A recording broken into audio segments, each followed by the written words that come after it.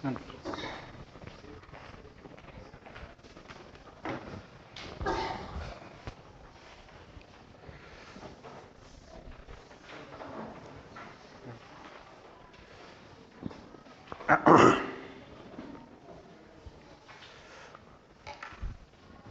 today and tomorrow we will discuss this year's economic survey as well as budget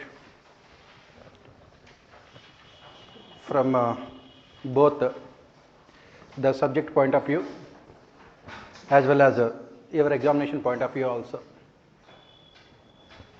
So before going to discuss about this economic survey and budget, let us first have a look at what are the problems that India faces, Indian economy faces at this point of time, and then see whether economic survey and budget have provided the solutions that are needed or not. That is what let us try to look at. So if you look at Indian economy at this point of time, what are the problems? Apart from the problems that we talk about due to the corona crisis, as the government keeps on saying all the time, it is a once in a century kind of crisis. So otherwise, what are the problems that our economy faces, which have been further accentuated by this corona crisis? And then what could be the solutions?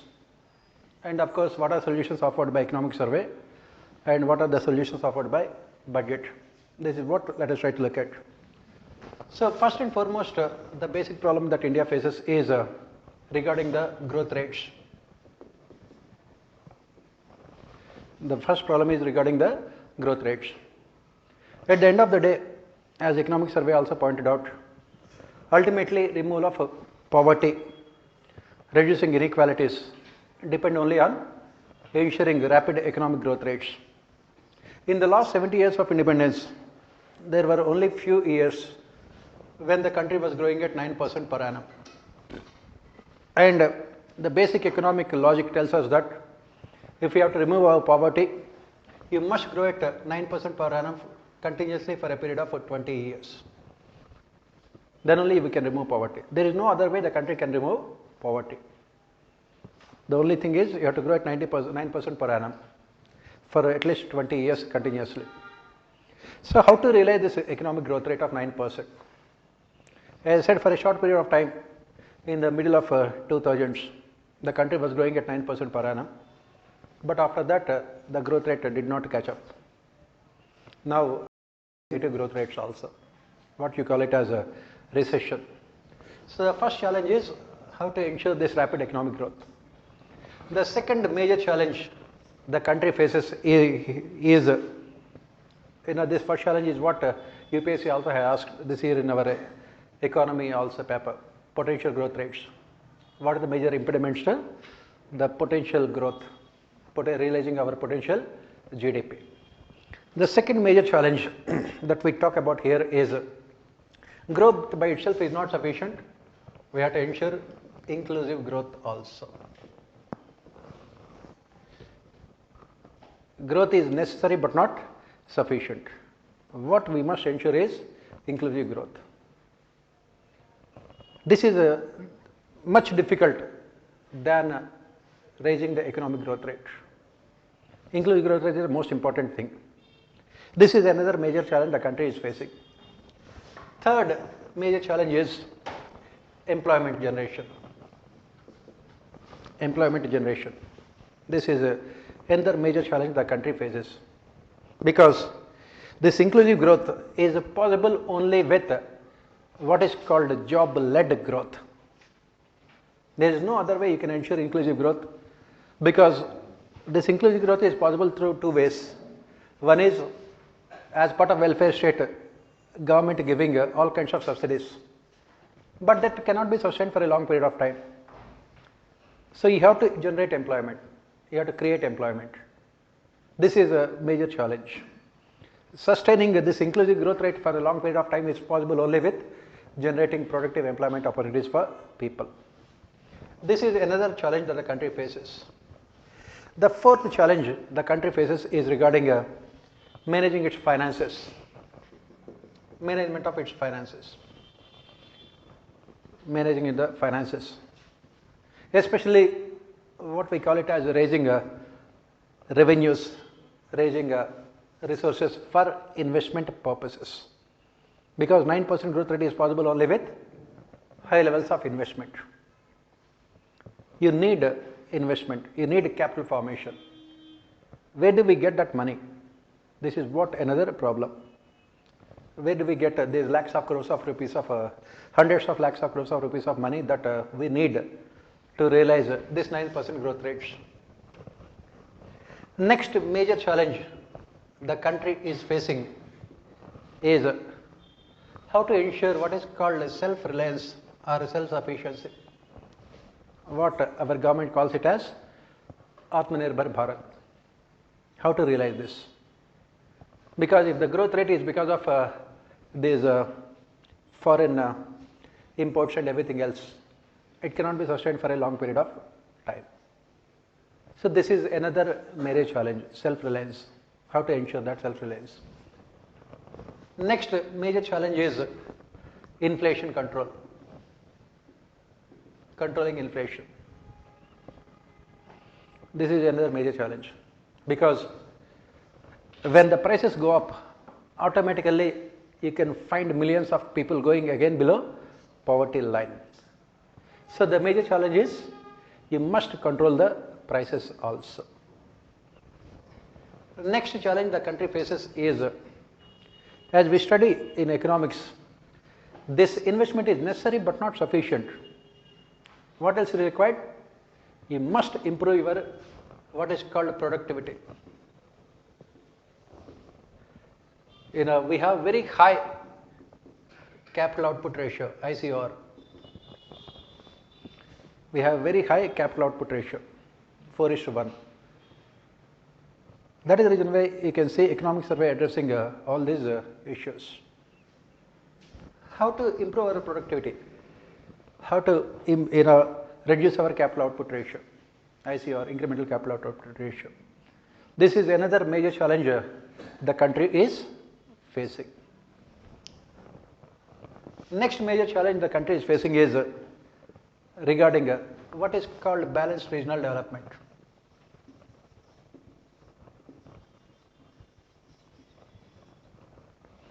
Regarding balanced regional development. This is another major challenge, because what are the growth that is taking place? It is taking place only in a very few regions of the country. It can result in regionalism, it can result in secessionism, it can ultimately lead to terrorism and balkanization of the country also.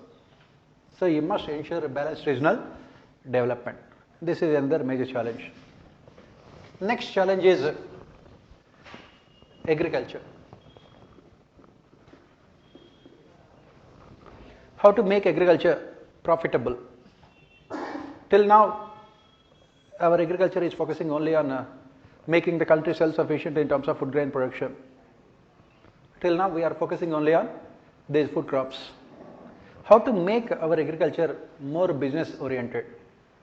How to convert our farmers into what we call entrepreneurs? That is what another major challenge that the country will be facing, because this job-led growth is not possible without making our agriculture profitable. Even though agriculture and private sector, agriculture contributes only around 13.5% to our GDP, but still more than 45% of our population depends on agriculture. This is another major challenge the country is facing. And finally, last but not least, the focus will be on human resource development. How can we transform our demographic bulge into demographic dividend? These are all the major challenges that we face as far as our economy are concerned. Let us see through our discussions whether our economic survey as well as budget have provided long-lasting solutions to these problems or not. all these problems, starting with ensuring ensuring high growth rates, inclusive growth, providing employment, managing your finances, then ensuring self-reliance, controlling inflation, and improving your productivity, ensuring balanced regional development, developing agriculture, and focusing on human resource development. These are the things we will have to look at. So let us look at all these things in a more detailed manner. As we study in our economics, we have 4 sector model, wherein the GDP or the income is decided by these 4 sectors. One is individuals, second one is private sector, third one is what is called government expenditure, fourth one is external sector.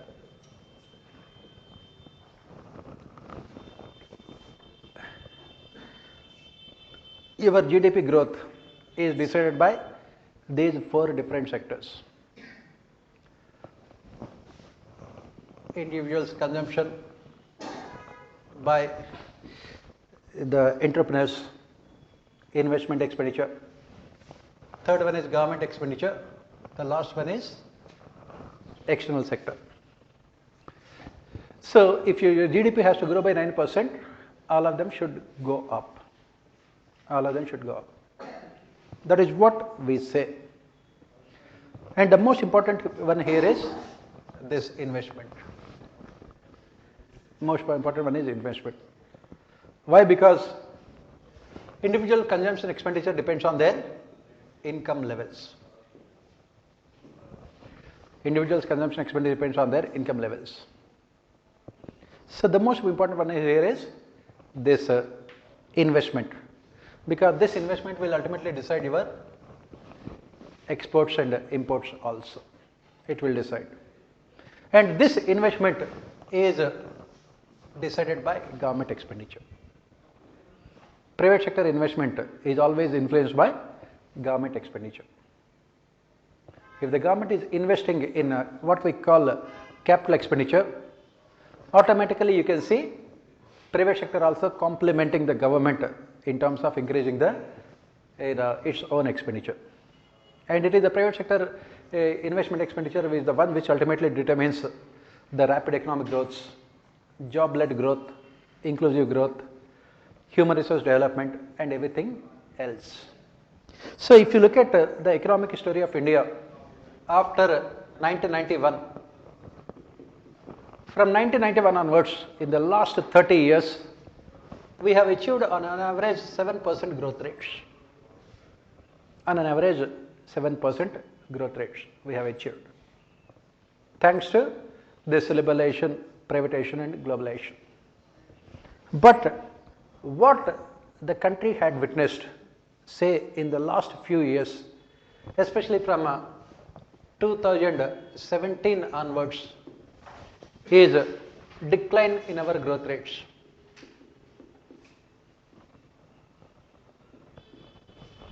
From 2017 onwards, decline in our growth rates. Gradually from 8.5%, it had come down to, before Corona, 3.5%. The last quarter growth rate during the last financial year, in 2019-20, the last quarter growth rate was 3.5%. That means Indian economy was already in recessionary mode even before Corona had struck. It was already in recession mode before the Corona had struck. The reasons can be many, but normally economists will cite 2 important reasons. One is demonetization. First one is demonetization. As economists predicted right from Manmohan Singh onwards, please remember Manmohan Singh first economist, then politician and prime minister. So Manmohan Singh had at that point of time predicted that this demonetization would reduce our growth rate by at least 1.5 percentage points. which is what exactly happened also. You don't need to be Einstein to predict these kind of things, because when you take out the entire cash in the economic system, automatically the system would collapse. So on top of it, we had the other shocks like GST, implementation of GST. GST was implemented without creating proper infrastructure. It has a lot of problems for small scale industries, small scale sector. Small scale sector simply had crashed because of this faulty implementation of GST. This also added to our declining growth rates. Then what are the other things that added to our declining growth rates? What are the problems? I said that unless what happened before Corona, it is not possible for us to understand the impact of Corona later. So what else had happened after that, apart from GST and demonetization? Another major thing that happened was collapse of our financial systems. Literal collapse of our financial system, especially banking sector,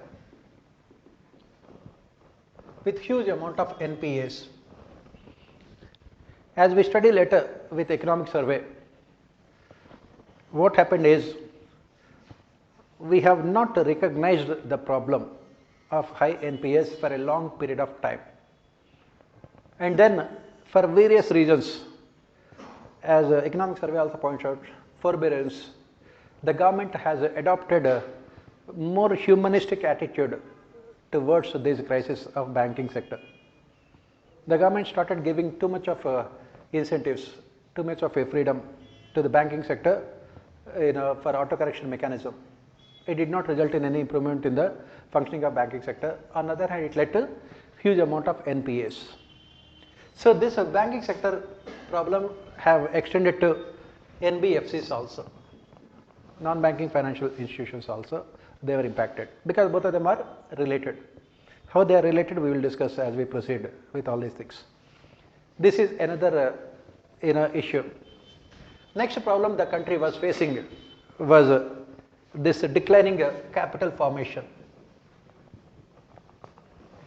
Investment is coming down continuously, capital formation, declining capital formation.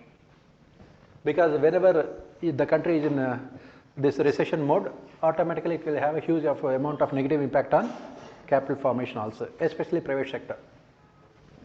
Next problem the country was facing was during this period the protectionist policies adopted by countries around the world, which had adversely impacted our foreign trade also, protectionist policies.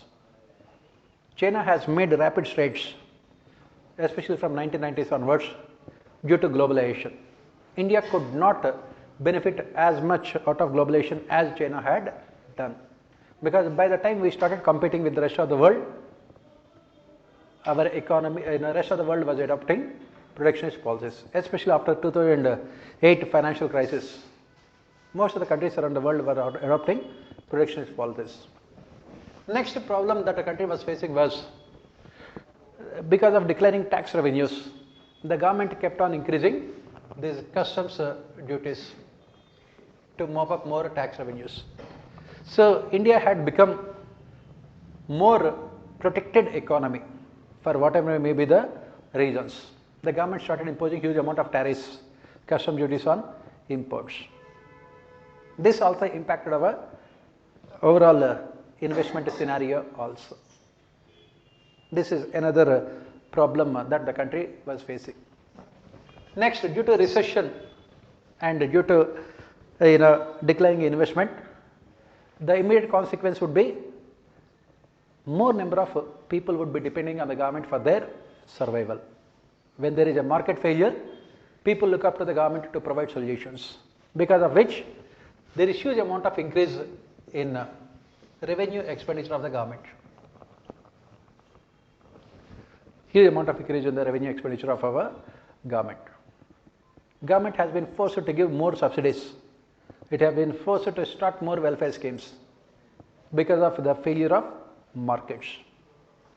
When your revenue expenditure goes up, automatically what happens?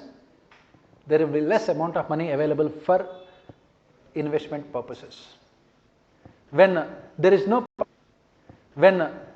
public sector investment, when there is no investment by the government, the investment by the private sector also would be less. So you are caught in a what is called a vicious cycle here. India was caught in a vicious cycle here. Declining growth rates led to declining investment. This decline in investment has created more problems for inclusive growth. The government was forced to increase its subsidies to protect poorer sections from the vagaries of market, and it has increased the revenue expenditure of the government. Along with political populism has made sure that there will be further decline in public investment, that is investment by the government in infrastructure and everywhere else. This again had a chain effect in terms of declining private investment. On top of it, the banking sector, with huge amount of NPAs, banks are not willing to provide fresh loans. When the banks are not providing fresh loans, automatically there will be less amount of investment also. So all this is what is called interlinked. Everything is interlinked. On the other hand, because of declining incomes, the consumption also has come down. So if you look at the four important sectors here: consumption, investment, government expenditure, export minus import. Automatically the consumption expenditure of the people will come down when their incomes go down. In recession, there is what happens. Investment is also coming down. Private sector investment is also coming down due to the reasons that we have mentioned. The government expenditure is going up, but is mostly into revenue expenditure. And of course, these exports and imports are coming down. If you look at economic survey, this year's exports are around 27 billion, I think, dollars. 270, around $270 billion, I think. Go back to 2011, they were more than $300 billion. Imports, $330 billion. So that means our external sector, which contributed maximum to our economic growth, when the country was growing at 9% per annum, has stopped contributing now. It has stopped contributing now. So how to revive the demand? How to increase the growth rates? How to reach 9% growth rate? As we have said, this is the basic question. Agriculture, the silver lining, as economic services, is agriculture is performing well. The government had learnt its lessons from demonetization. During demonetization, it was the agriculture sector that was badly affected. That is the reason why during the corona crisis, government made sure that agriculture sector would not be affected by this corona crisis, because of which the growth rate in agriculture sector is good this year. The only positive aspect of the last 1 year, the only silver lining is increase in the agriculture growth. But rest of all the sectors are literally down in dumps. So this is what the present situation. On top of it, inflation, which was under control, again is increasing, because whenever economic activity takes place, it results in more inflation. And then what did the government do? Because of a drastic decline in its revenues, because of drastic decline in revenues, the government started depending more on indirect taxes to mop up the revenues. And these indirect taxes are also coming down. So the government started depending more on this petroleum products to raise revenues, to cover up the deficits. And what happens here? When you increase the petroleum prices, what is the immediate consequence? What is the immediate consequence? When the petroleum prices go up, it will result in increase in transportation costs. Automatically, it will result in increase in transportation costs. When the transportation costs go up, what is the immediate consequence again? Inflation will be very high.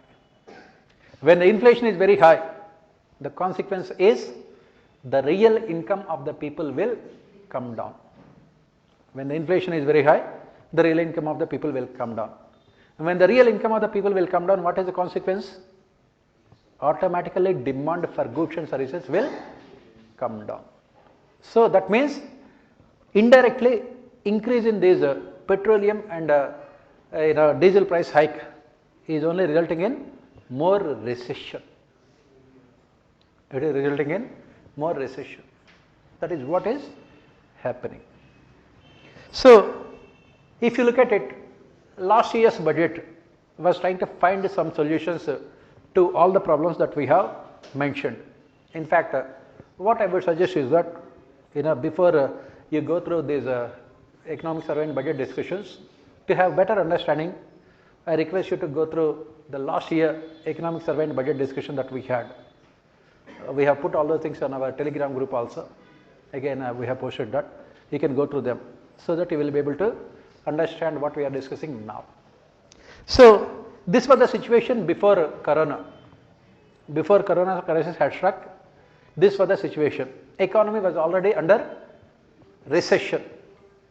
On top of it, whatever the reforms or the measures taken by the government have not been successful in taking the economy out of recession.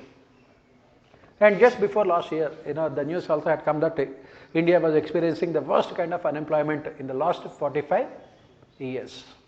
That means jobless growth. Worst kind of unemployment in the last 45 years. Why? Because if you look at the composition of our GDP, 55% of it comes, more than 55% comes from the service sector. And the employment potential in service sector is the lowest. For example, $1 billion is what you are producing. If it is in agriculture sector, it can provide jobs to thousands and lakhs of people. If it is service sector, it provides jobs only to few hundreds of people. That is where the problem is. Look at what are the revenues of Infosys? What are the revenues of the software companies, and how many jobs are they are providing? That is what we call, the basic problem here is that, as economic survey also points out, as we study also, whenever the productivity improves of your labor, when the labor productivity improves, what happens? What is the unwanted consequence of improvement in labor productivity? Unemployment also will go up, right? So, on the one hand, we are talking about improving our labor productivity, but it automatically results in unemployment, because automation, which we are talking about, which is taking place right now in the country, this automation takes away the jobs. So, whatever the economic growth that takes place, it will always be jobless growth. And these are all some of the paradoxes that we talk about in economics. We always want to improve our productivity. As I said, we must improve our ICO, or incremental capital output ratio, from 4:1 to 1:1. But if you improve that, automatically unemployment also will go up. So, how to improve productivity along with improvement in employment is the basic challenge. Either you can improve productivity, or you can talk about job-led growth. Can there be any compromise? The budget also did not come out with any specific solutions, because there is no compromise. There can be compromise, but it takes long period of time. That is where another problem here is. So, as I said, that our banking sector, even before Corona crisis, was experiencing huge amount of NPAs, especially public sector banks. It was more than 10%. And most of the public sector banks, along with the private sector, do not come out with proper details regarding their actual NPAs also. One of the chapters of economic survey talks about the major growth of our policymakers regarding international credit rating agencies. We will talk about the reasons why, in spite of the fact that India is the 5th largest economy, the credit rating agencies give us only BBB minus, BBB minus. We will talk about all the reasons, because Chief Economic Advisor, when he is writing economic survey, he has to talk from the perspective of the government. For us, we can always evaluate those things in a more unbiased, impartial manner. So, this is what the financial sector in a banking sector, because ultimately it is the bank sector which provides loans that are much needed for investment purposes. And this banking sector is in complete doldrums, which provides loans that are much needed for investment purposes. And this banking sector is in complete doldrums. Finance sector, NBFCs, they are collapsing like a pack of cards on a daily basis. Financial system is in complete crisis. Our secondary market in the stock markets has not been fully developed. Only 1% of the people in our country actually have traded in the stock markets. 99% of the people in the country are not at all concerned about what happens in the stock markets. If it goes 50,000 or 60,000, they are not that much concerned because they don't benefit out of it. Because we have not developed fully the secondary markets. Only primary markets are there. So this is where all the problems are. Agriculture, in spite of record output, food grain output, it is both a blessing as well as a curse. Because it is a blessing because because of this agriculture growth rate only, we are able to soften the blow that we have received through the corona crisis. And the curse here is that agriculture cannot go beyond that one. They cannot grow beyond that one. So whatever the growth rate the government is talking about has to come from secondary sector and tertiary sector. And the problem with the secondary and tertiary sector, especially service sector, is that it is capital intensive, it is not labor intensive. In the manufacturing sector also, only the small scale sector can be more job labor intensive.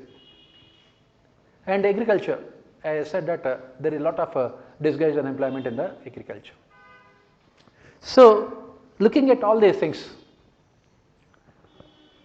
this is what the situation of the country before corona crisis.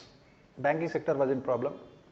The country was experiencing jobless growth, and the country was also experiencing recession. For almost 8 quarters, economic growth rate was coming down. The capital formation also had come down in the 8 quarters. And exports and imports also had come down drastically during this period. External sector is also not contributing much to the growth. And another major problem is finances of the government.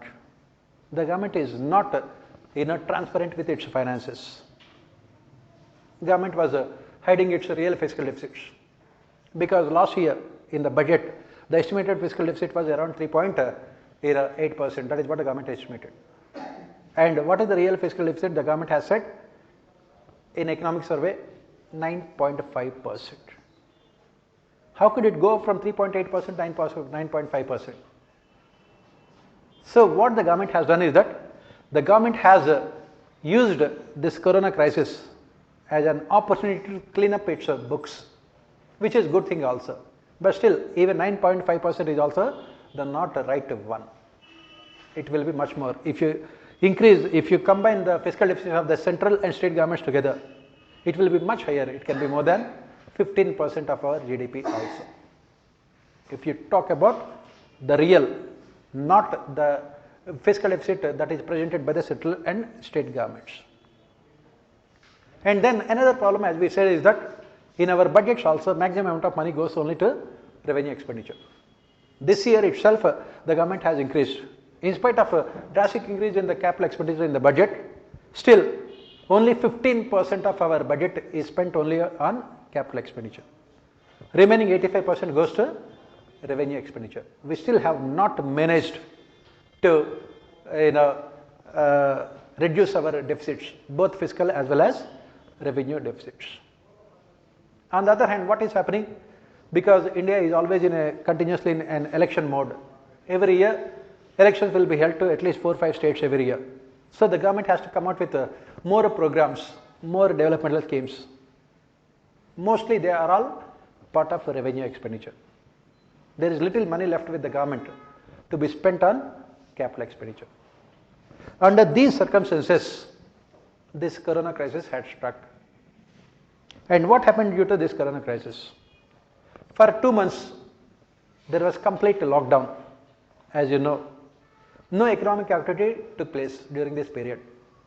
It was completely nil, because the most important aspect of this corona crisis is social distancing. And as economic survey also says, the only sector that has benefited out of corona crisis is agriculture, because social distancing norms are not that much important for agriculture. Whereas industry and service sector, where the social distancing cannot be maintained, have suffered the most. So obviously, as you know, during the first quarter, our growth rate had come down by 23.5%. Of all the countries in the world, major economies, India was the one which had worst decline in growth rates because of harshest lockdown, that the strictest lockdown that was imposed anywhere else in the world. There is no country in the world that had imposed the kind of lockdown that India has done for more than 2 months. So government comes out with so many reasons, saving lives as well as livelihoods. We will discuss those things also. And then what happened? Slowly the government started economic activities by easing the restrictions, which helped us to reduce the backlog, reduce the deficits. In the second quarter, the deficit was around 7.7% in the second quarter. The government is saying that in the third quarter, it can be in the positive also. The growth rate can be positive also. Overall, the government is saying that in this financial year, the country would be experiencing a negative growth rate of about 7.7%. That means compared to last year, our GDP would come down by 7.57%. So, what does it mean? What is the impact? Let us try to see that. What does it mean?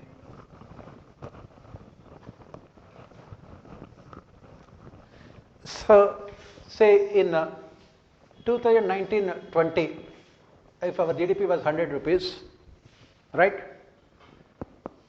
When you say that your GDP is going down by 7.8%, then 2020-21 it will be 92.8%, something like that, 92.8 rupees.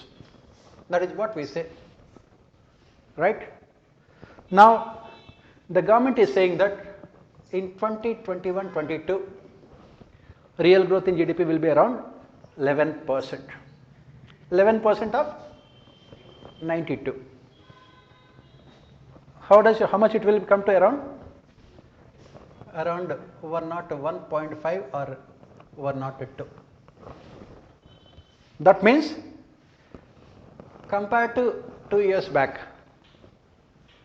the real growth rate in 2 years' time is 2%. Right? 2 years back, real growth rate is 2%. On the other hand, even if you assume 5% growth rate, in 2 years it will be 10%. That means here the deficit itself is more than 8% in 2 years. Are you getting the point here? Had there not been any corona crisis, let us assume that the country would have grown by 5%. We are not talking about more. 5% per annum. That means if it is 100, it will be, here it will be 105. Right? And on 105, another 5% means? So it will be around 111, something like that. Right? So you are only 102 here. So as you can see here, how difficult it is to revive economy in the long term. So 2 years have been completely lost. Let us assume all this assumption, we are making this assumption on the basis of the assumption that the government has said that the real growth rate this year will be 11%. The critical assumption here is that, as a budget and economic survey says, the real growth rate would be 11%. What is the guarantee that it will go up by 11%? Nobody can give any guarantee. Let us assume that then also in 2 years you are growing at only 2 to maximum 2.5% per annum. We are talking about the impact of corona here, right? You take other developing countries here. Whenever you are talking about your policy effectiveness, what you have to do? You have to compare it to other countries. In other countries which have experienced the same corona crisis, especially we are talking about developing countries, we are not talking about developed countries. Developed countries will not have huge amount of growth rates. Average growth of developed countries will be only maximum 2% countries. Developed countries will not have huge amount of growth rates. Average growth of developed countries will be only maximum 2% or 2.5, 3%. They cannot grow beyond 2% because they are already fully developed. Whereas a developing country like India always starts with a small base. That is the reason why our growth rates can be very high also. So, if you look at other developing countries which are in the same level, same position as that of India, and those which have also imposed lockdown, in this 2-year period, in India, as we have said, it will be around 2 to 2.5% real growth rate. In case of other developed countries, it will be between 3.5 to 4% in those 2-year period. That means they will be growing at double the rate compared to India. What is the reason why? Because India has imposed very strict lockdown. Very strict lockdown. The 2 months of harsh lockdown had such a huge negative impact on our growth. In other countries, they did not impose that kind of strict lockdown. For 2 months we have closed everything. Apart from watching Ramayana and Mahabharata, we did not do anything. For 2 months. Right? We did not do anything for 2 months. The rest of the world did not impose that kind of strict lockdown. What are maybe the reasons, whether it is successful or not, that's a different thing. But this lockdown has such an impact that it will take years for you to recover your economy. So you have to move from this 2% to 9%. Basically talking about the kind of economic challenges that the country faces. Not only this, as I said, the lockdown, the most adverse impact is on the growth rates. What were the other adverse impacts of lockdown? Not only this lockdown has further accentuated what is called income inequalities. It is said that the rich billionaires in our country, during this lockdown period, they have added 15 lakh crores of rupees to their revenues. Rich people have become richer. 15 lakh crores of rupees. And then on the other hand, when you look at the poor people, millions of people have lost their jobs. Millions of people have lost their jobs due to lockdown. Millions of them have lost their jobs. Obviously, when you don't have job, you will go below poverty line. Millions of them have lost their jobs. That means, what happened here? Rich people have become richer and poor people poorer. Millions of people have lost their jobs. And what is the guarantee that when will they get their jobs back? It is anybody's guess. When they are going to get their jobs back. It is anybody's guess. Because getting the job is not as easy as losing the job. Losing the job is very easy. The contractor will say that you have been thrown out. That's it. But getting the job back is very difficult. So the challenge here is how to mitigate the sufferings of these people.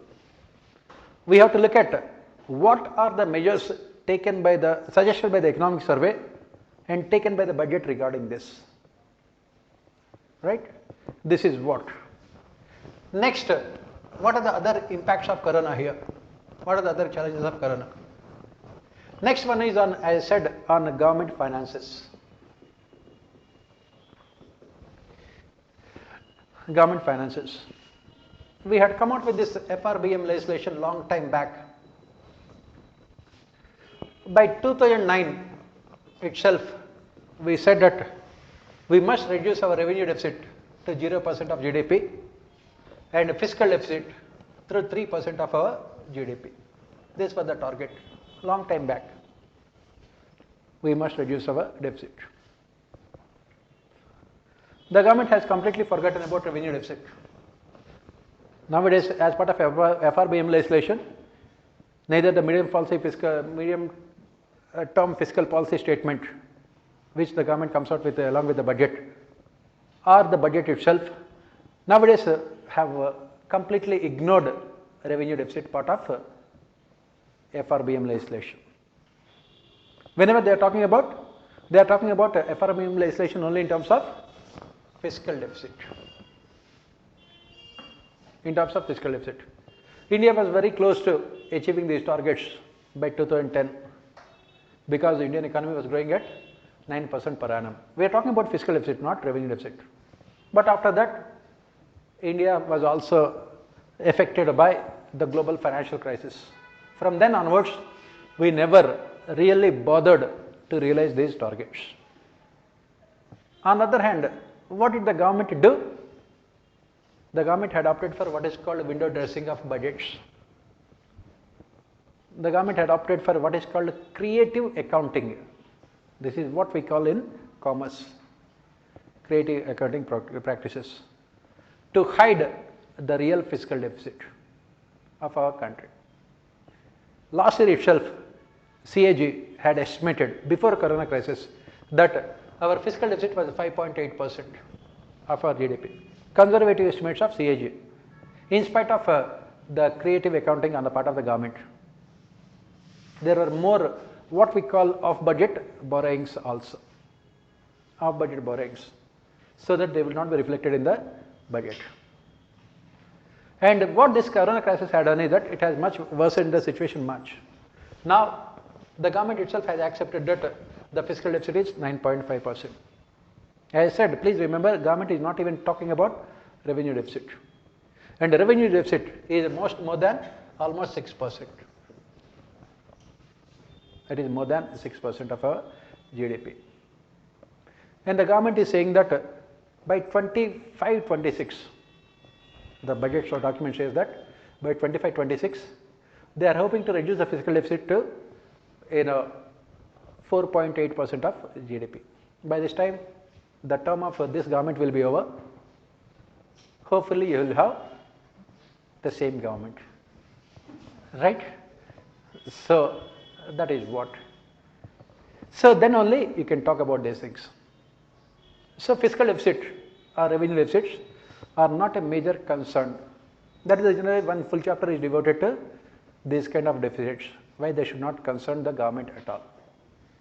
So this is another major challenge. Huge amount of disturbances in government finances. Not only the finances of the central government, the finances of the state governments are also adversely impacted. And what is the consequence, as I said, of these things? The government has to raise revenues. It has to raise revenues, otherwise they would collapse. So in revenues, as you know, you have tax revenues and non-tax revenues. In tax, you have direct taxes and indirect taxes. Direct taxes are always related to your GDP. You can increase your direct taxes only when the GDP goes up. What you call it in economics, tax buoyancy. There is no question of direct taxes improving to a great extent in the near future. Then what is the only way in which the government can improve its revenues? Through indirect taxes. Even indirect taxes are also aligned to your GDP. You will get more imports, you will get more customs and excise duties, you will get more VAT, more GST only when there is more economic activity, right? But the problem here is that economic activity is coming down. So what is the other way of raising your revenues? If there is no tax buoyancy, what is the other way of raising your revenues? By increasing the tax rates. That is what the government had opted for, increasing the tax rates. During the Corona crisis also, the government had increased these taxes on petroleum products. It is a soft target for any government, whether it is central government or state governments. This is what they have done. And when it comes to non-tax revenues, what are the major sources of non-tax revenues for the governments? Basically, there is a sale of public sector enterprises, assets, other assets of the government. What you call it as disinvestment and privatization. Sale of assets like land and other things. This is the major source of other things. This is the major source of indirect tax revenue, non-tax revenues for the government. So the government has no option but to depend on these things to mop up the revenues which are necessary for developmental purposes. But unfortunately again, they also depend on market conditions.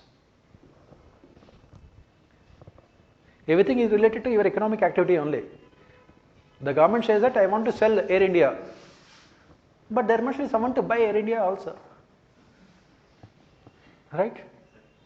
Similarly, government says that I want to sell this BPCL, I want to sell IOC, I want to sell LIC, I want to sell India, But who will buy? That is the problem. The government says that the market value of say BPCL is say 100 rupees.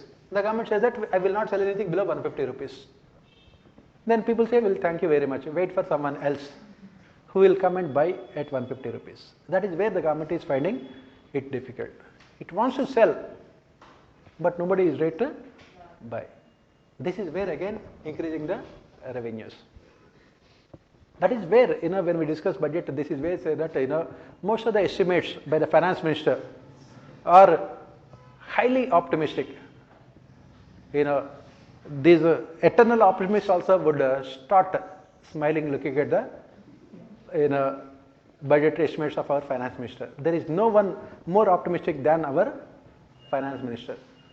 She sits on the top of Everest mountain and say that I will jump into Pacific Ocean and I will come out also. That kind of optimism that we see in her. That is the kind of optimism that we see. So this is what, what the corona crisis has done is that it has put the government revenues in jeopardy. There is no other way. And what is the other way of raising revenues? Through loans. What we call it as debt or fiscal deficit. But that will also be problematic. You cannot buy more than what you cannot take loans more than what you can really afford. It will have a huge amount of adverse impact also. That is the reason why, as you can see here, economic survey was trying to touch all these problems that we are mentioning here. It was trying to provide direction to the government. So this is what. And then, what else corona has done? What else corona has done? I said that another thing that corona has done is, it has shown to us the consequences of criminal neglect of two important things. One is health, second one is education. For 70 years, we have focused only on physical infrastructure, but we have criminally neglected these two things, health and education. Economic survey comes out with some beautiful statistics here when it comes to health. In terms of the health expenditure of the state governments in India, it has taken around 189 countries in the world. It has given rankings. Our Indian states come at 179 out of 189 countries in terms of health expenditure. As we study, the basic issue here is that health is never an electoral issue in India. So health is never given importance. Education is also the same thing. It also talks about the same thing. And this corona crisis had literally made India completely naked in front of the rest of the world in terms of our health infrastructure. What is the reason why we have imposed this strict, harshest lockdowns the world has seen? Because we don't have any health infrastructure. What is the reason why other countries in the world did not impose this kind of strict lockdown? They had health infrastructure to face these kind of challenges. Since we did not have infrastructure, we have no option but to impose this kind of strict lockdown. That is also made us realize, we also realized the fact that we need to spend on these two things. One is health, second one is education. This is what Corona crisis also had taught us. Another challenge that we are facing as part of Corona crisis. Next important challenge of this Corona crisis is regarding the finances of the state governments. State governments' finances have almost collapsed. Almost every state government finances have collapsed. Whatever may be the state in India, their finances have collapsed. Why? Because almost every state government depends solely on tax revenues.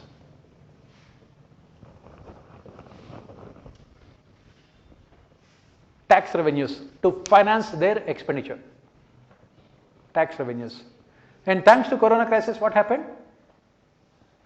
Tax revenues had come down to almost zero levels. And what is the consequence?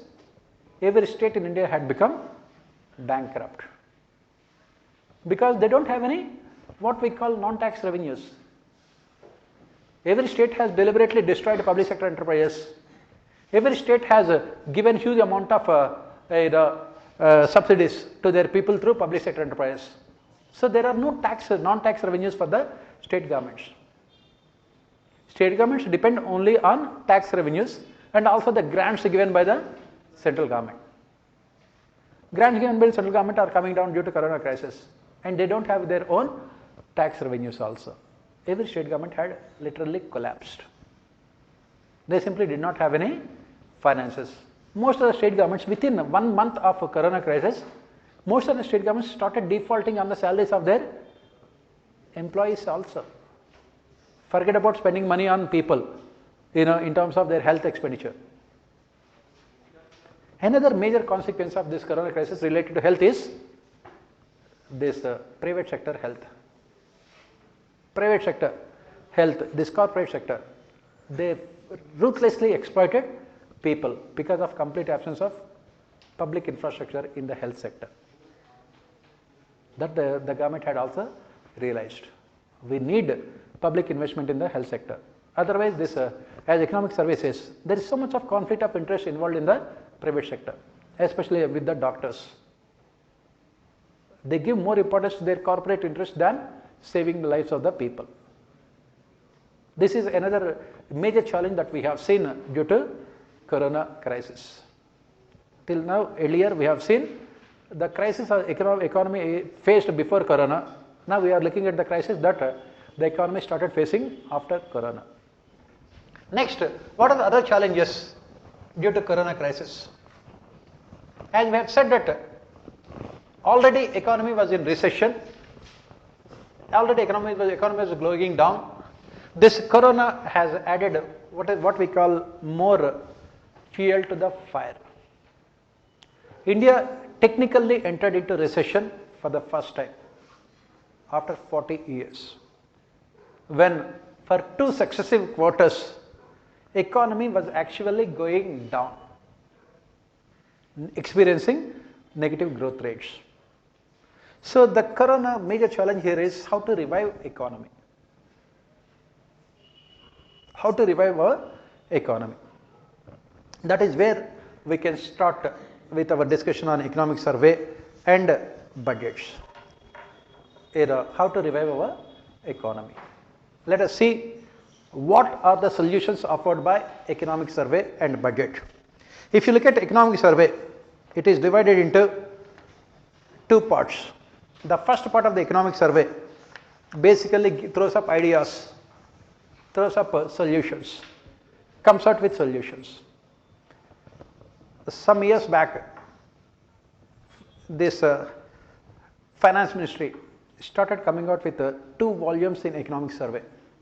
The first volume basically talks about creative solutions, It looks at economy from a macro perspective, and it throws up ideas which can be used by the budget makers. The chief economic advisor becomes very crucial here, because he, along with his team of research scholars, conduct extensive research and come out with what is called creative solutions. They look at economy from a very what is called impartial, unbiased manner, because they are not politicians. They don't have to be taking political sides. They can come out with solutions which are strictly based on what we call economic rationality. So let us see what this year's economic survey talks about all these things. But in the last few years, what we have seen is that even economic survey also, instead of being an independent autonomous document that would give us clear picture about what is happening in the country, it also started being a mouthpiece of the central government. So we look at each and every chapter of economic survey, what they have said, what is reality, and what are the solutions also we will talk about it. Because we don't have to go blindly by what economic survey says. We will take their facts, but we will do our own analysis. And we will come out, we will see their solutions, and we will also see whether those solutions are effective or not. The first part of economic survey is more important for us. Second part of economic survey is nothing but giving a factual statement of what happened in the economy in the last 1 year. In the last 1 year, what happened? Nothing. So, in the last 1 year, nothing has happened. So, the second part of economic survey has 560 pages. We will print those pages and we will keep those pages with us. Right? That is what. Otherwise, what happened in the last 1 year? Like you people, nothing. So, that is what. So, let us look at economic survey chapter by chapter. We have seen the problems before Corona. What are the problems after Corona? And let us see what economic survey has to say about those problems and what are the solutions provided by economic survey. And we will also see whether the budget has accepted any of the solutions or not. And finally, we will do the analysis, what can be done. So, the first chapter of economic survey basically talks about the Corona crisis. So, what is the most important word used by economic survey here is humane response to Corona crisis.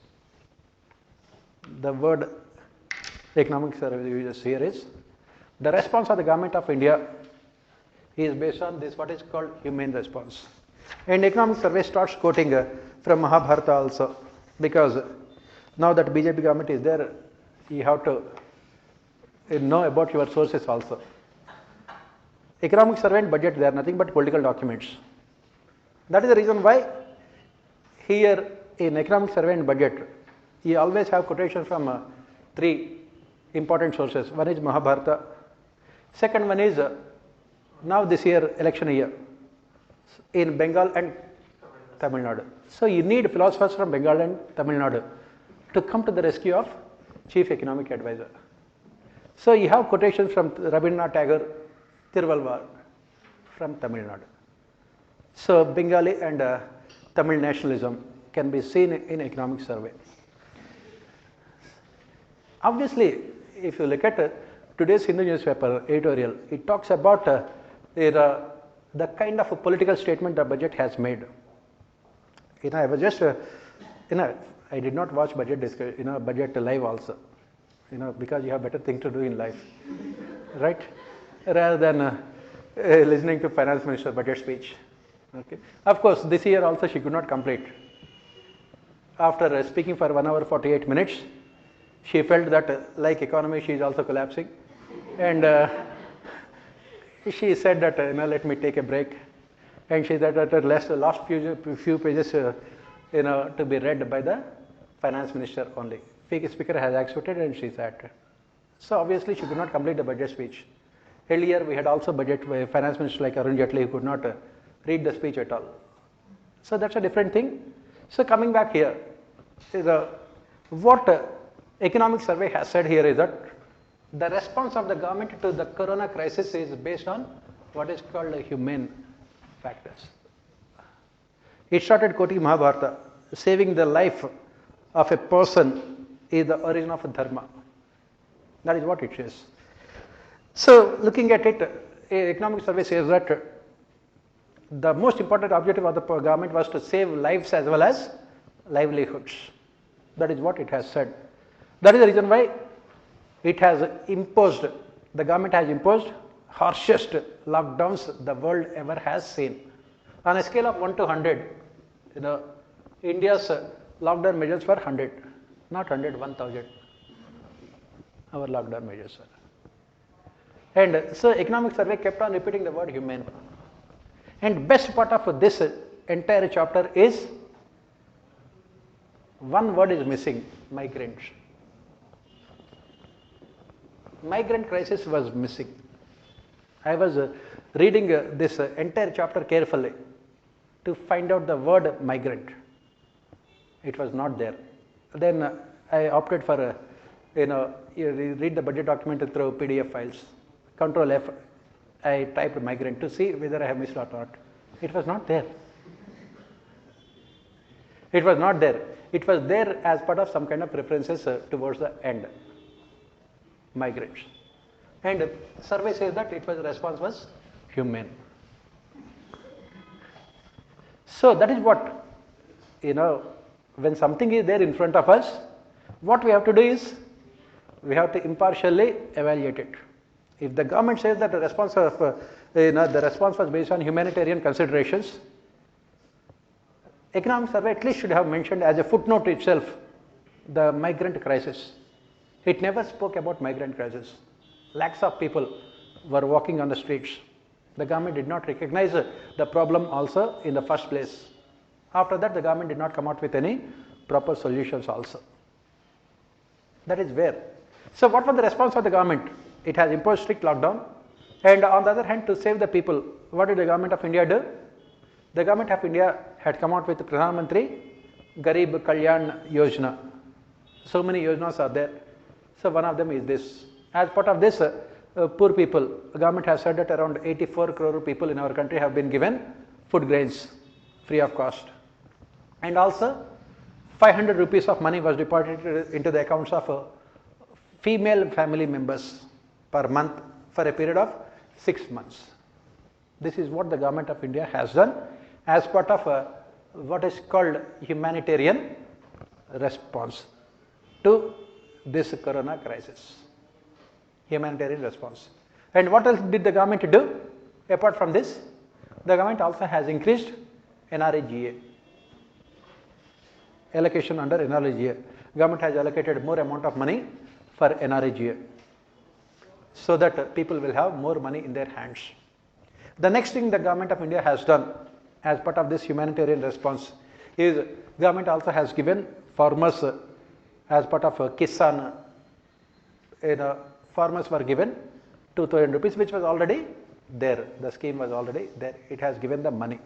So this was the response of government of India to this corona crisis. If you look at this response of government of India, the government of India has said that they were adopting fiscal measures and monetary measures to help the people. The government of India has said that they had come out with a package of 20 lakh crores of rupees. Around 20 lakh crores of rupees.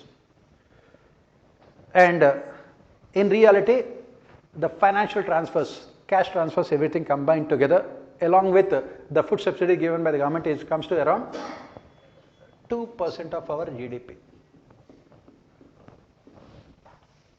2% of our GDP. This is what we say. Ultimately, everything comes to around 2% of our GDP. Actual amount of benefits people have received. Out of this 2% of GDP, most of the money went to people in the form of a kind, not in the form of cash. That means in the form of food subsidies, not in the form of cash subsidies. Cash subsidy, direct cash transfers, as we have said, is only 500 rupees. And also this PM Kisan, which otherwise was there earlier also. NREGA, government has increased allocation for NREGA.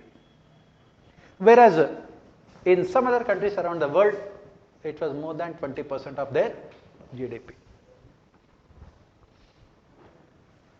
And in countries like Japan, it was more than 20% of their GDP also. Recently itself, if you happen to see Joe Biden government, it has decided to transfer $1,200 into the accounts of every American citizen. $1,200. Earlier itself, Trump also had given $1,200. Trump had already given $1,200. Added to that, Biden also was giving $1,200. Trump also had given $1,200. Trump had already given $1,200. Added to that, Biden also was giving $1,200. Wish we were American citizens. You know? Yes. And of course, our Prime Minister promised that he would transfer 15 lakh rupees into our accounts long time back in 2014. Right? Those 15 lakh rupees by this time with the interest comes to around 20 lakh rupees. We were waiting. And how much he had given? 500 rupees. Right? In America, it's $1,200 means 1,40,000, more than 1,50,000 rupees. Right? This is where economic survey talks about the humane response of the government. On the other hand, as I said, apart from lockdown, the government also took other measures because we did not have any health infrastructure. The government started importing all the other equipment and other things also. But overall, what can we say about the response of the government, about the response of our central government? Recently, an Australian think tank had measured the countries along with their response to the corona crisis. And India had come, India's rank was, I think, 86 out of 98 countries. So this is the other side of the story. Economic survey says our response was based on human consideration, ethical consideration, saving the lives. India has third largest in terms of people who died of corona, and of course the number of people who are affected. Thanks, God also here, because India has not experienced the second and the third wave of corona as such. This deadly strain of UK and South Africa and Brazil, it has not come to India. Imagine what would have happened to the country. That's a different thing. So this is what basically the first chapter talks about it. And the first chapter talks about giving all the reasons why this kind of harsh lockdown was imposed. They spoke about the Spanish flu exactly 100 years back, and how the countries around the world have tried to contain the Spanish flu. Economic survey also quotes some research scholars who said that India has been able to save so many lives and so many livelihoods also, everything. So you don't have to take them with even a pinch of salt also, because salt also is increasing the price nowadays. So we cannot afford to have that pinch of salt also for these kind of comments of economic survey. And economic survey also has said that the government has used this crisis as an opportunity to introduce structural reforms. So the government had taken the ordinance route of structural reforms. It talks about labor reforms. It talks about Atmanirbhar Bharat 1, 2, 3, 4. The government is already talking about 500, 600 Atmanirbhar Bharat also. Atmanirbhar Bharat 1, 2, 3, 4. And then it also talks about agrarian reforms. It also talks about reforms in the small scale and manufacturing sectors. It also talks about reforms in terms of FDI, easing of restrictions on FDI. So survey says that the response of the government is basically in terms of these structural reforms also. Now, looking at these things, what is the conclusion that we can draw from all these things? So first and foremost is that definitely we have been able to contain the spread of corona. In some places like Delhi, already as you can see, Delhi has already achieved what is called herd immunity. In people of Delhi, we cannot call them as herds, we can say donkeys. We have achieved donkey immunity, right? Right. So, whatever may be the reason, we have achieved. The only way India could escape corona is because of what we say, our high levels of immunity. Because we live in so much of poverty, sorry, of course poverty is there, pollution. We live in so much of pollution that even corona could not do anything to us. For a change, corona had accepted the defeat, saying that you are more dangerous than me. Corona has. That is the reason why corona started looking at other lesser mortals, people of UK and USA. They give so much of importance to all these stupid things like sanitation, cleanliness and all these things. Now they are paying a huge price for it. What those countries have to do now? Drastic decline in their health budgets, increase pollution levels so that they can develop immunity. This is the lesson developed countries can learn from India's fight against corona. They can learn a lesson or two from India. So we have achieved all these things because of our high immunity levels, thanks to our unbearable pollution. Even corona also could not. It has to die because of our pollution levels. So that is the only reason why we have, when the government says that we have controlled corona, I said we can take that statement with all the salt in the oceans around the country.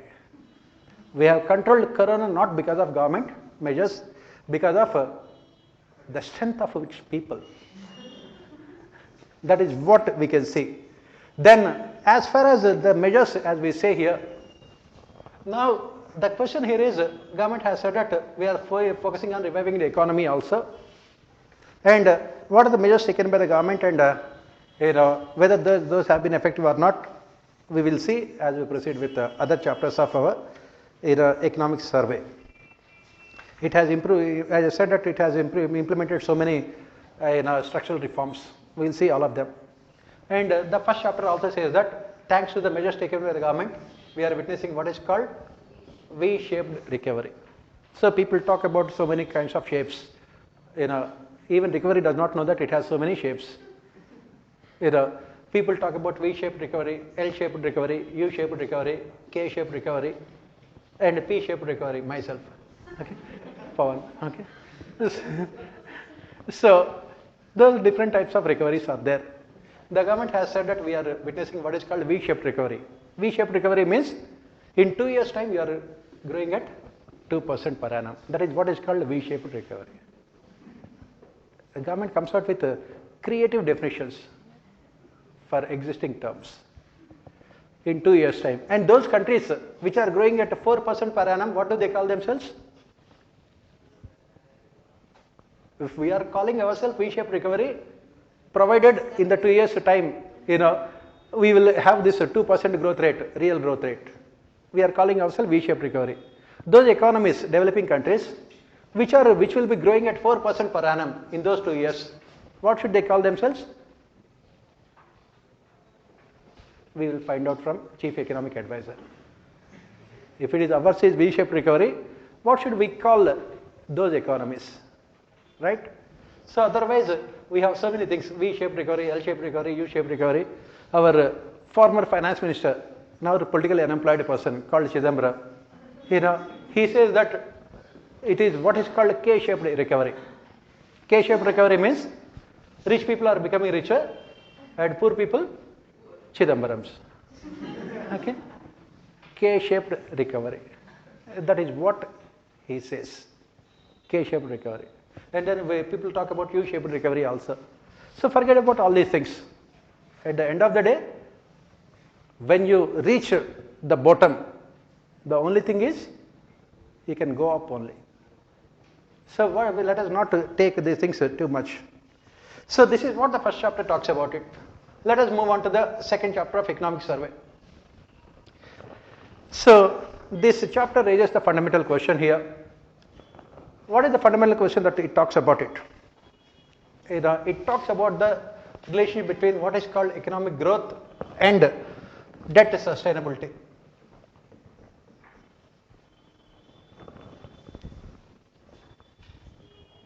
It talks about the relationship between economic growth and debt sustainability.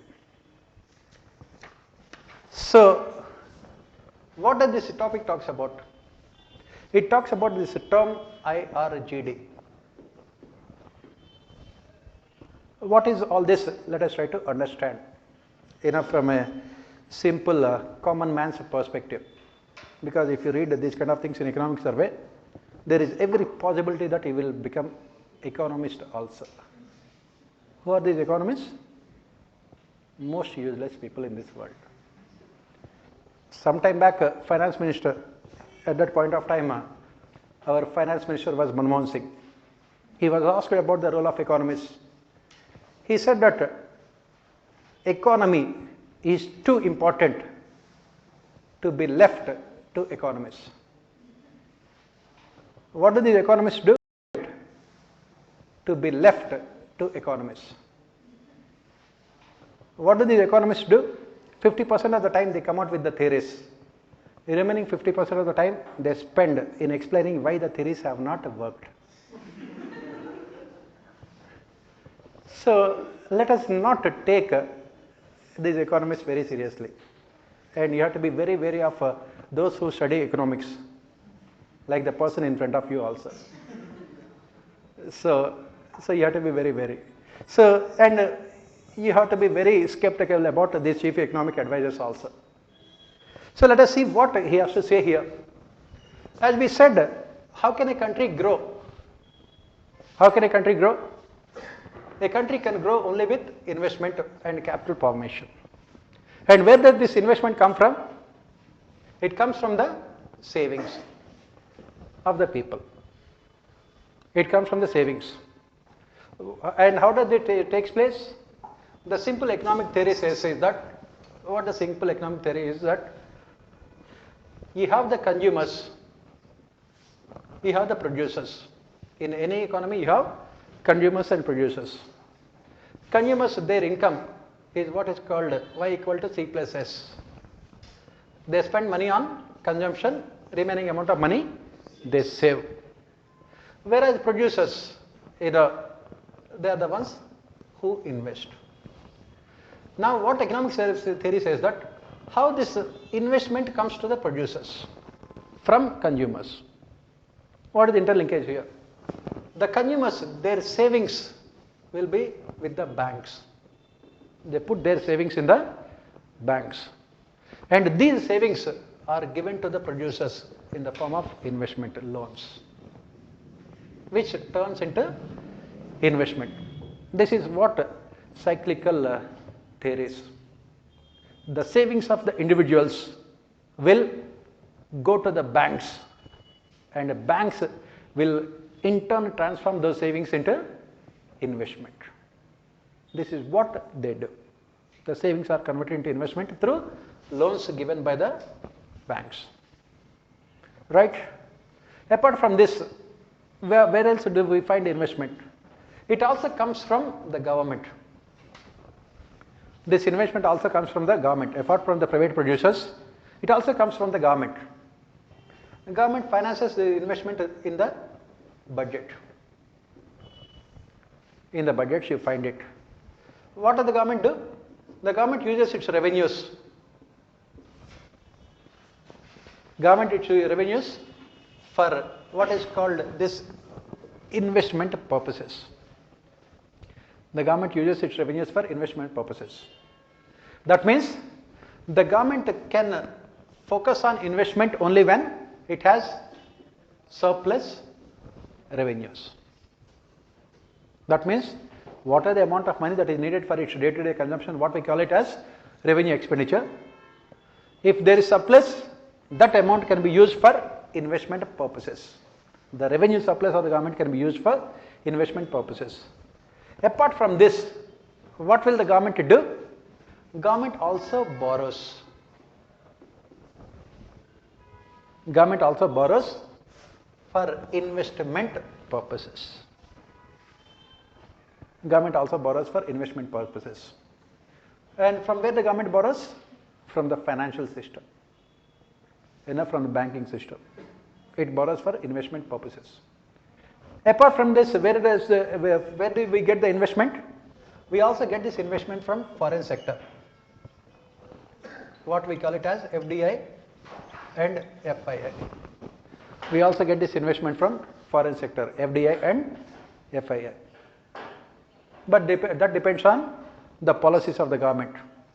Especially after liberalization, privatization, globalization from 1991 onwards, we are getting FDI also. But the amount of FDI that India attracts is very less compared to other developing countries. So mostly investment has to come from what is called internal sources.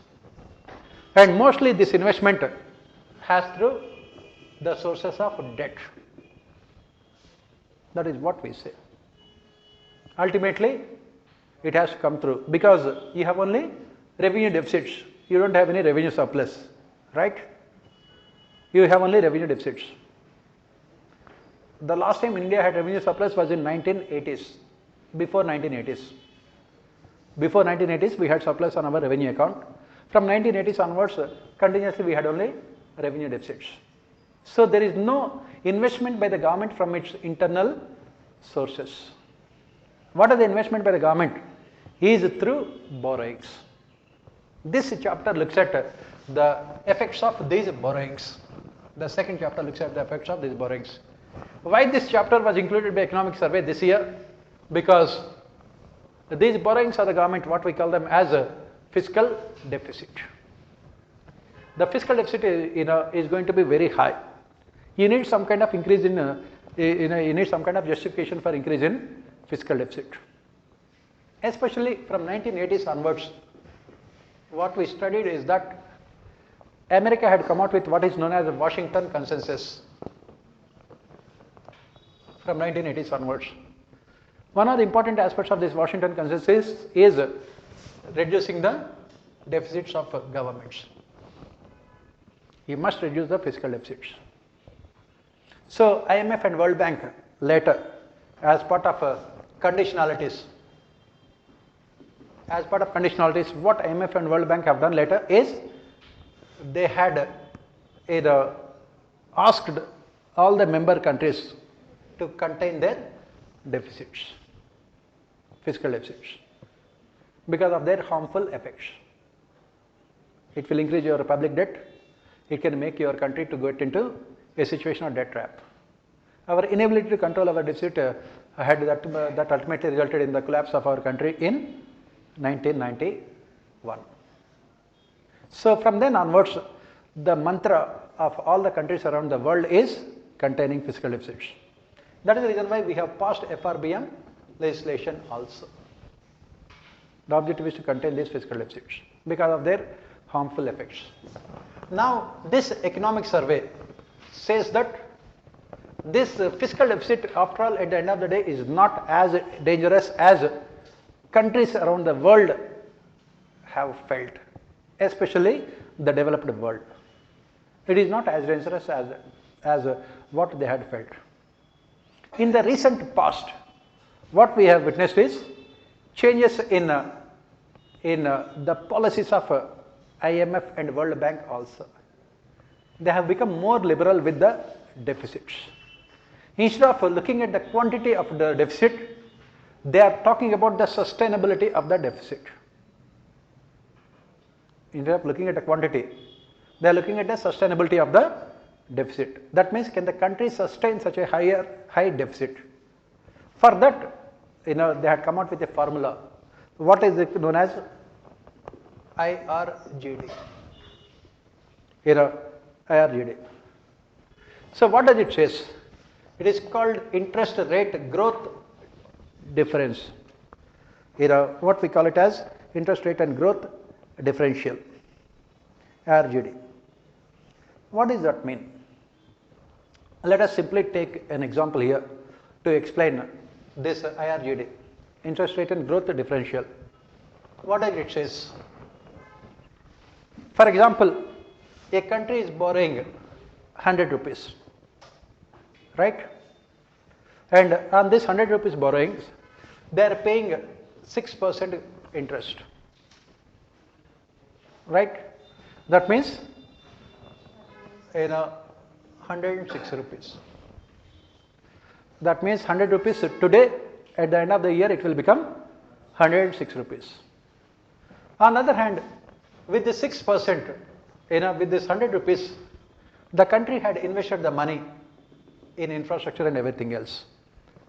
And the growth rate is, say, let us assume 8%. For accounting purposes, 8%. That means it will be 108 rupees. Right? So basically here, what is the interest amount that is going out? 6 rupees. And what is the return? 8 rupees. So what you are doing right now is using this return to repay the interest. And this 100 rupees will be carried forward to the next financial year. This 100 rupees principal will be carried forward to the next financial year because you have to repay the loan amount after, say, 20 years. Financial year because you have to repay the loan amount after, say, 20 years. When you are taking long-term loans, 20 years or 30 years. After 20-30 years, what happens? This 100 rupees, the nominal value of 100 rupees now, after 30 years it will be, what will be the nominal value? Thanks to inflation, it will be only 20 rupees or 30 rupees. So you will not be paying 100 rupees also. Are you getting the point here? Today you are taking loan of 100 rupees. After 30 years, what is the value? Of the same nominal value is different from real value. Real value is determined by inflation.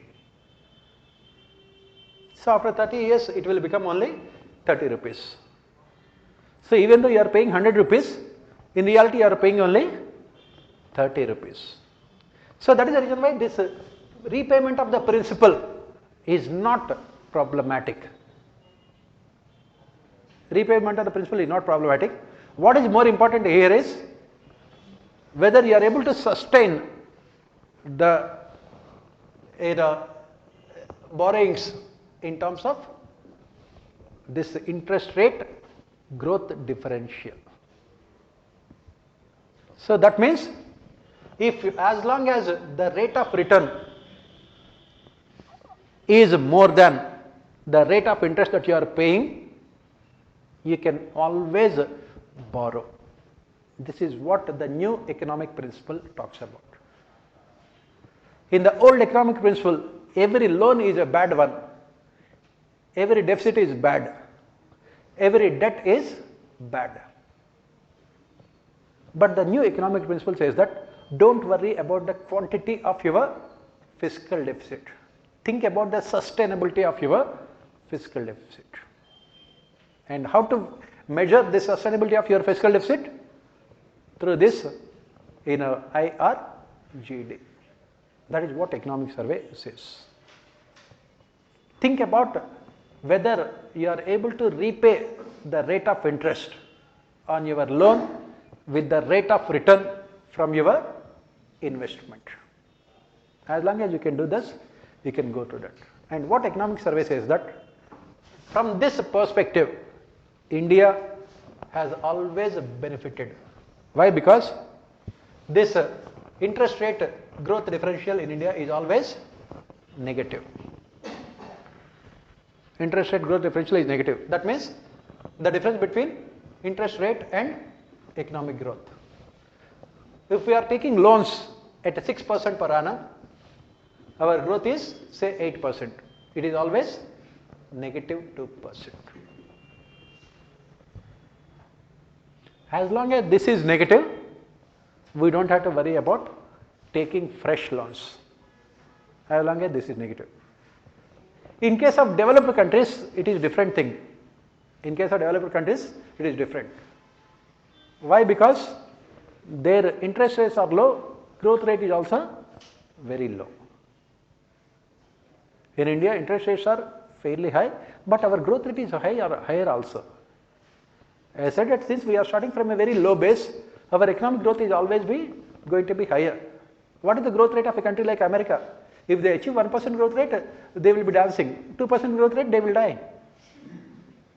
3% growth rate, they cannot think. So we don't have to worry. Whereas countries like India have this advantage. Since we are starting from a very low base, our growth rates can always be very high. That is where economic survey says that countries like India have this kind of advantage. So what is the entire essence of this chapter is that the government should not shy of increasing its fiscal deficits. The government should not unnecessarily worry about higher fiscal deficits. We should not unnecessarily worry about higher fiscal deficits. This 5%, 6%, 7%, don't worry about it. What you have to look at is this interest rate and growth differential. As long as the interest rate in your country is less than the economic growth, real growth we are talking about, you can keep on happily taking more loans. This is one thing that it talks about. What are the other things that economic survey talks about here? The next thing it talks about here is, as part of this, it talks about the correlation between this deficits or debt and economic growth. The correlation between that. It talks about the correlation between the debt and economic growth. It talks about this correlation. So what is the correlation that we talk about here? It says that this higher debt can result in higher economic growth. The more debt you take, you can increase your growth rate more. Why? Because if you are taking more loans, you can invest in those loans, and this investment will give you further growth also. On the other hand, economic survey says that the reverse is not true. The causal relationship cannot be reversed. If your economic growth is low, it does not mean that your debt burden will be low. If your economic growth is low, it does not mean that your debt burden can be low. On the other hand, if your economic growth is coming down, what happens? Your debt burden mostly will be high only. You don't have to worry about these things. That is what economic survey says. So what is ideal for India? To have low growth rates and high debt, or to have high debt and high growth rates? Obviously the first one is a better option for India. That is what economic survey says. Now in fiscal policies, we talk about expansionary fiscal policies. That is what we say, expansionary fiscal policies. When we talk about these policies, we say cyclical and counter-cyclical policies. That is what, see, pro-cyclical and counter-cyclical policies. In economics, we call them as pro-cyclical and counter-cyclical policies. What do you mean by pro-cyclical policies? We know about economic cycles, right? What do we say here? It starts with boom, recession, then depression, then recovery, which again leads to boom. So what are these cyclical policies, pro-cyclical policies? Pro-cyclical policies means if economy is experiencing boom, you further expand your fiscal policy. What you opt for is expansionary fiscal policies. You opt for expansionary fiscal policies to further increase your growth rates. That is what is called pro-cyclical policies. That means you are going with the economic cycle, right? This is what we have opted for during the phase of our 9% growth rate. We have opted for pro-cyclical policies. When the country was achieving 9% growth rate, what we have done? We have opted for this expansionary fiscal policies. wherein the banks have been asked to lend more to the investors, so that the economic growth rate can increase from 9 to 10, 10 to 11. That is what we call pro-cyclical policies. And what do we mean by counter-cyclical policies? For example, economy is experiencing depression. That means economic growth rate is coming down, investment is less, unemployment is more, inflation is less. That is what we say in a depression. At this point of time, what we opt for is counter-cyclical policies. Counter-cyclical policies. That means when everything is going down, you have to counter this cycle. How? Through expansionary fiscal policies. Counter-cyclical means you have to go against the prevailing situation in the economy. What is the prevailing situation in the economy? What is the prevailing situation in the economy? Depression. That means growth rate is coming down, unemployment is high, investment is low, consumption demand is less, inflation is also less. Everything is going down. That is what we say recession as well as depression. So you have to adopt a fiscal policy which can counter this situation. So in counter-cyclical policies, we again opt for what is called expansionary fiscal policies. Why we are talking about this? Because at present the government of India, as a part of Corona, opted for counter-cyclical fiscal policies. And what happens in these counter-cyclical fiscal policies? What happens in counter-cyclical fiscal policies? What happens here is the immediate outcome is increase in the deficits and the debt of the government. The immediate outcome is increase in the deficits as well as debt of the government, public debt. Increase in the deficits and debt of the government. Right? That is where we talk about IRGD. That is where we talk about IRGD. When your debt levels are going up, as part of counter-cyclical fiscal policies, you don't have to worry about these macroeconomic parameters like fiscal deficit, high fiscal deficits. What you have to worry about is IRGD. As long as your IRGD is negative,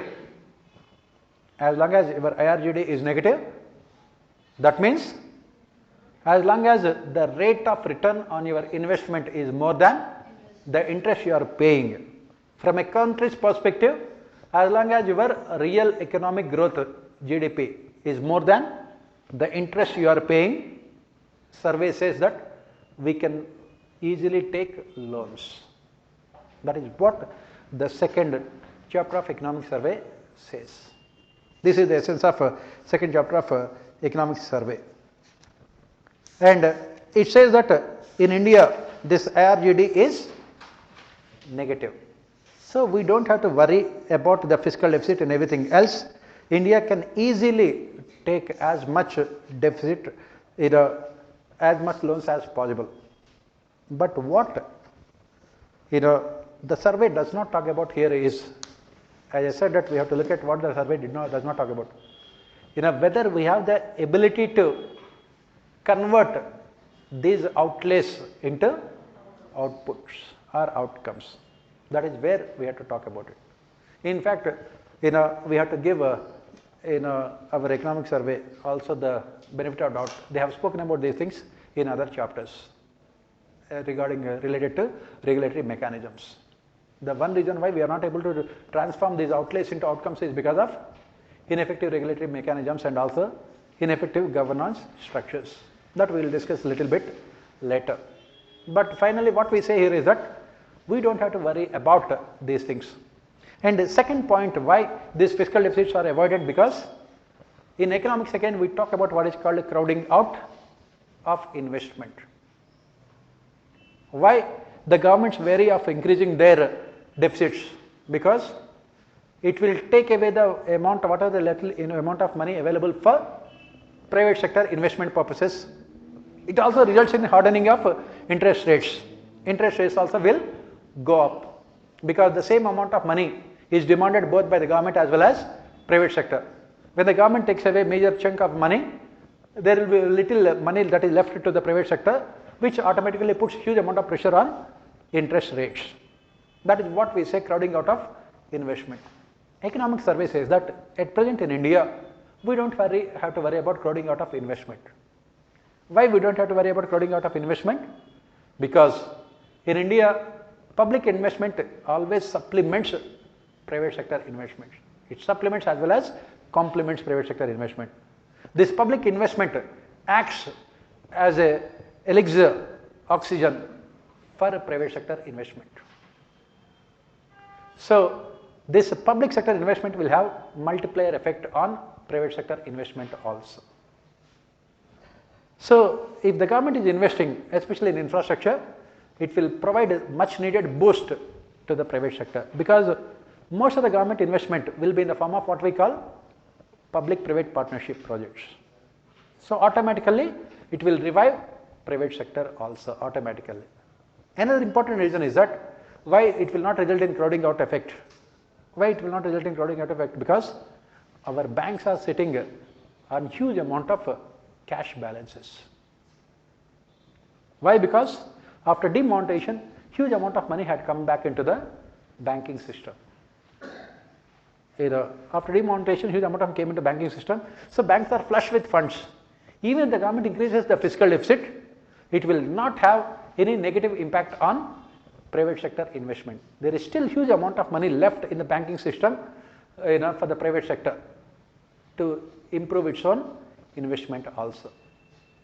And one, as I said, first one is public sector investment will be a catalyst for private sector investment through multiplier effect. Second one is our banking sector, thanks to the demonetization, it has huge amount of cash balances and this money can be used by the private sector for its investment purposes also. It will not result in a hardening of interest rates in the monetary system also. So finally, if we take into consideration both the things, as you can say here, it is better for India to have expansionary fiscal policy. That is what this year's budget also has done. But we will have to see when we look at the budget, whether was it really as expansionary as the government wants us to believe or not. We will look at the budget figures also later. So this is what second topic chapter says. And another thing here is that the component of foreign debt also. That also really matters in public debt. In India, this external debt is very, very less. And economic survey again gives here one example here. What are our foreign exchange reserves at this point of time? It is around $560 billion. And what are our imports? 520. Our foreign exchange obligations. Foreign exchange obligations means interest payments and imports and everything else is only $520 billion. So economic survey says that on foreign exchange front also India has to absolutely not have any kind of worries. We have only surplus. We have foreign exchange reserves to support our imports for the next 18 months. During the corona crisis, huge amount of foreign investment had come to India. So on the internal debt, there is no problem. On external debt, there is no problem. So the government can be aggressive in terms of its debt options. That is what economic survey says. The second chapter. The third chapter talk about, as we said, credit rating agencies.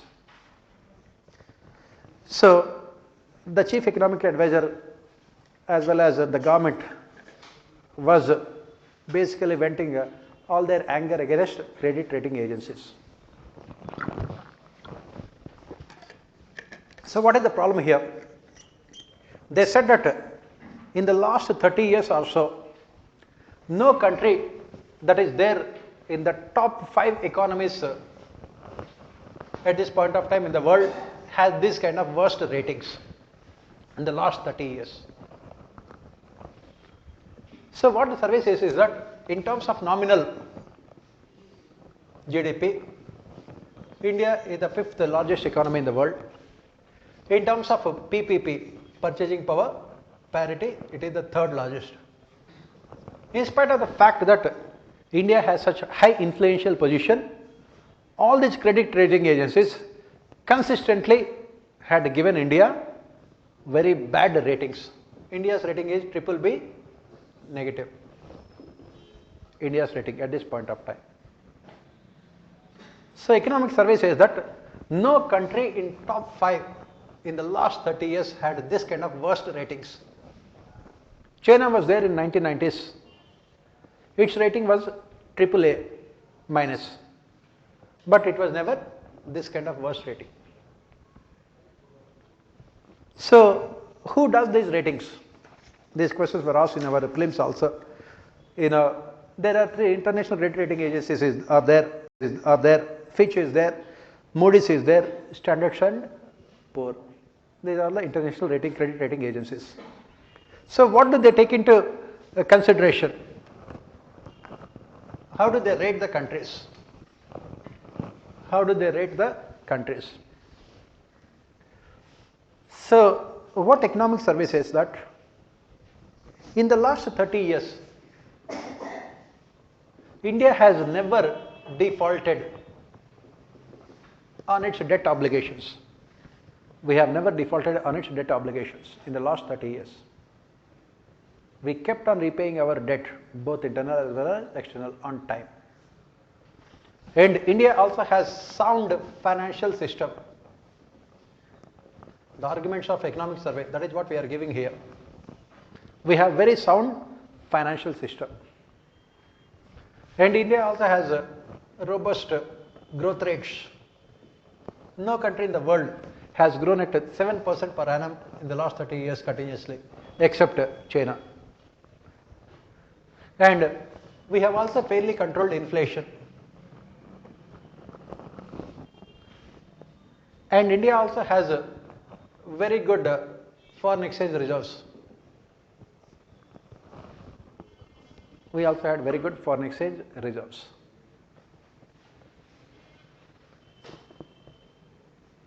And in terms of GDP, we are the 5th largest economy in the world. On top of it, we have rule of law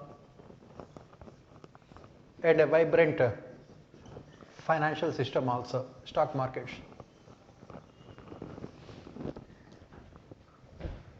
We have everything going for us. In spite of all these things, why we are getting this BBB minus ratings? That is what economic survey says. Why are we getting this kind of ratings? That is what economic survey says. Why? Why are we getting these ratings? Everything is good. And survey also says that we have been able to fairly control our fiscal deficits also. We are good in terms of control of our fiscal deficits also. Why these rating agencies have such an inherent bias against India? That is what the survey says. Why these ratings matter? These ratings matter because of 2 important reasons. They will decide the availability of credit. Second, they will also decide the cost of credit, borrowings. BBB minus means you will have to borrow from the international markets at higher rates of interest. It becomes difficult for you to borrow also. That is the reason why economic survey says that in the last 30 years, no country which is in the top 5 in terms of GDP has this worst kind of ratings. They say that this is cheating. When we are doing so well, all those international credit rating agencies are jealous about India's growth. They wanted to downgrade India's growth. That is the reason why they are coming out with this kind of credit rating agencies. This is what survey says. And then they say that India must be given very good ratings. We must be getting at least AA, if not AAA plus ratings. That is what. Now let us look at the other side of the argument. What is the reason why credit rating agencies has given as only BBB minus rating? Let us look at the argument. Economic survey, please remember, does not present the arguments of credit rating agencies. It only talks about why we should be given at least AA, 2A plus. It never talks about why we are given BBB minus. Let us look at the arguments from the side of credit rating agencies. Why? Credit rating agencies, they say that the ratings will not depend on GDP. They say that we are not concerned about the GDP. They will not depend on GDP. They will not depend on growth rates. Then what are the factors that decide the credit rating agencies? First one is these fiscal deficits and revenue deficits. Because if you are borrowing only to finance your revenue expenditure, your country will get into a debt trap. You will not be in a position to repay the loans. So with high fiscal and revenue deficits, you will get into a situation of debt trap. With high fiscal deficit and revenue deficits. And what is the problem with India? India has not been transparent with its deficits. India has always been hiding its deficits. In the last few years, deliberately as well as consciously, every government has started hiding its deficits through off-budget borrowings and also postponing the expenditure to the next financial year. Our fiscal deficit, it talks about the fiscal deficits of the central government, but not of the state governments and central government combined together. Credit rating agencies will take into consideration both the things, because states are not part of Pakistan, they are part of India only. So you have to take their fiscal deficits also. Government says that our fiscal deficit is only 3.8% of GDP, but in reality, the combined fiscal deficit of central and state combined together will be more than 15% of GDP. Where is 3.8% and where is 15%? That is where the problem is. We are not transparent with the deficit. Second one is, rule of law is there, but the question here is, what about the functioning of institutions? This is very important. Functioning of institutions is more important than having institutions. You have regulatory mechanisms, regulatory authorities. Unfortunately, in India, all these regulatory authorities have been a failure. All these regulatory authorities have been a failure. We have not been able to prevent scams in the financial sector. When these non-banking financial institutions with more than 1 lakh crores of rupees of capital have collapsed, can you expect these rating agencies to give best rating? DFI, DFL, and so many NBFCs have collapsed. And recently only Lakshmi Vilas Bank and this PMC Bank have collapsed. This is where another reason. Next problem is NPAs of our banks. Our banks are never transparent with their NPAs. If we come to know about the real NPAs of our banks, everyone will die of heart attack. So that is the reason why our banks, not only for their own health, but for the overall health of our people, they will not disclose NPAs. They will not disclose those people who have repeatedly loan absconders. There is no transparency in our financial system. That is what credit rating agencies say. They say that please show some kind of transparency in your financial system. Let your banks come out with real NPS And let them also come out with the tough measures to tackle these loan defaulters. That is what credit rating agencies say. They say that you improve those things, we will improve your ranking. Next thing the credit rating agencies say is that here they look at purchasing power of people also. India is fifth largest country in terms of GDP, but in terms of per capita GDP, what is India's position? Slightly worse than sub-Saharan African countries, not better.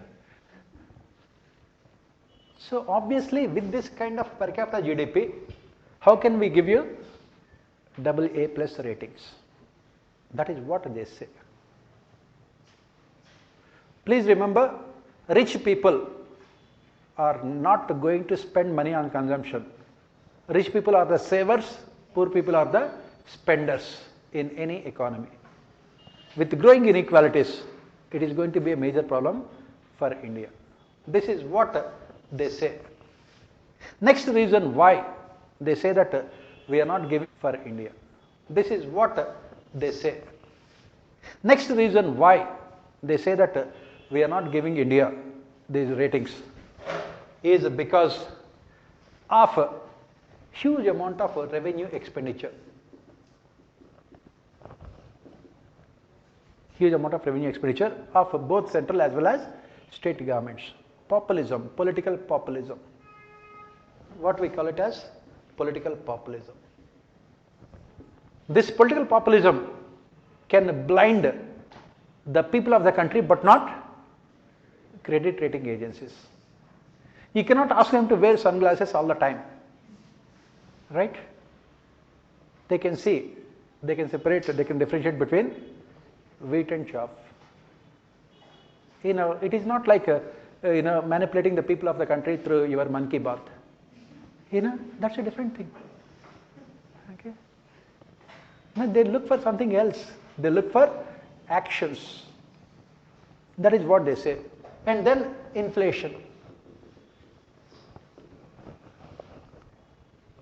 In India is still very high compared to the global levels. Inflation in India is very high, especially food inflation, commodity prices. It is still very high. Consumer price index. They say that these structural weaknesses in Indian economy is the reason for this BBB negative ratings. And government says that these are the reasons why you should be given at least AA plus. You can decide who is right and who is wrong here. You can decide who is right and who is wrong. So this is what the second chapter, the next chapter talks about. Let us look at the other chapters.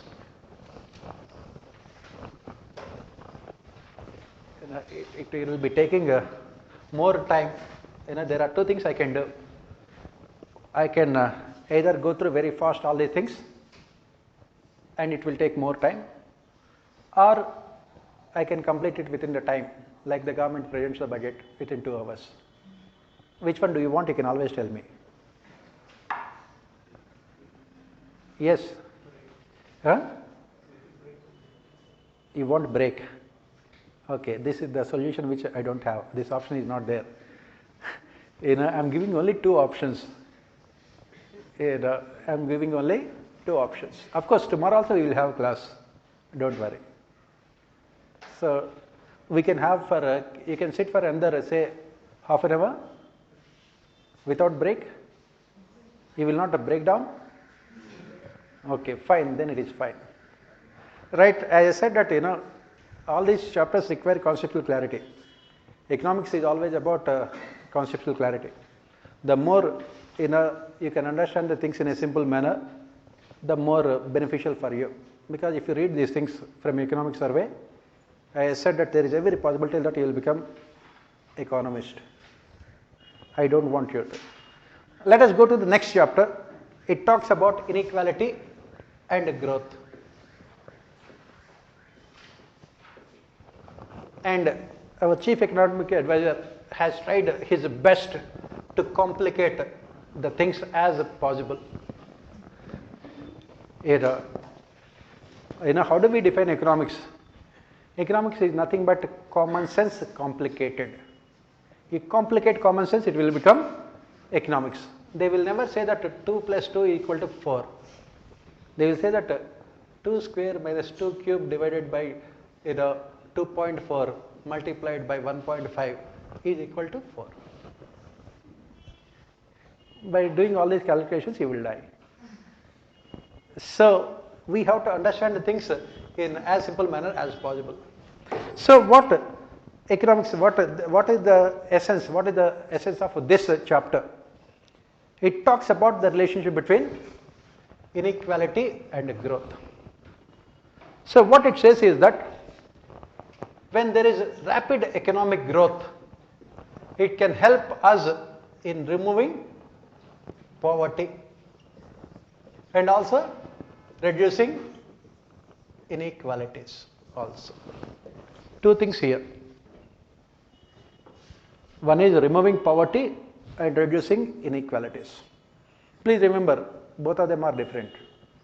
Removing poverty is different from reducing inequalities. Both of them are different. So what the survey says here is that, as we said in the beginning, if you have to remove your poverty completely, you have to grow at 9% per annum for 20 years continuously. There is no other way. You have to grow at 9% per annum 20 years continuously. There is no other way. That is what also survey says.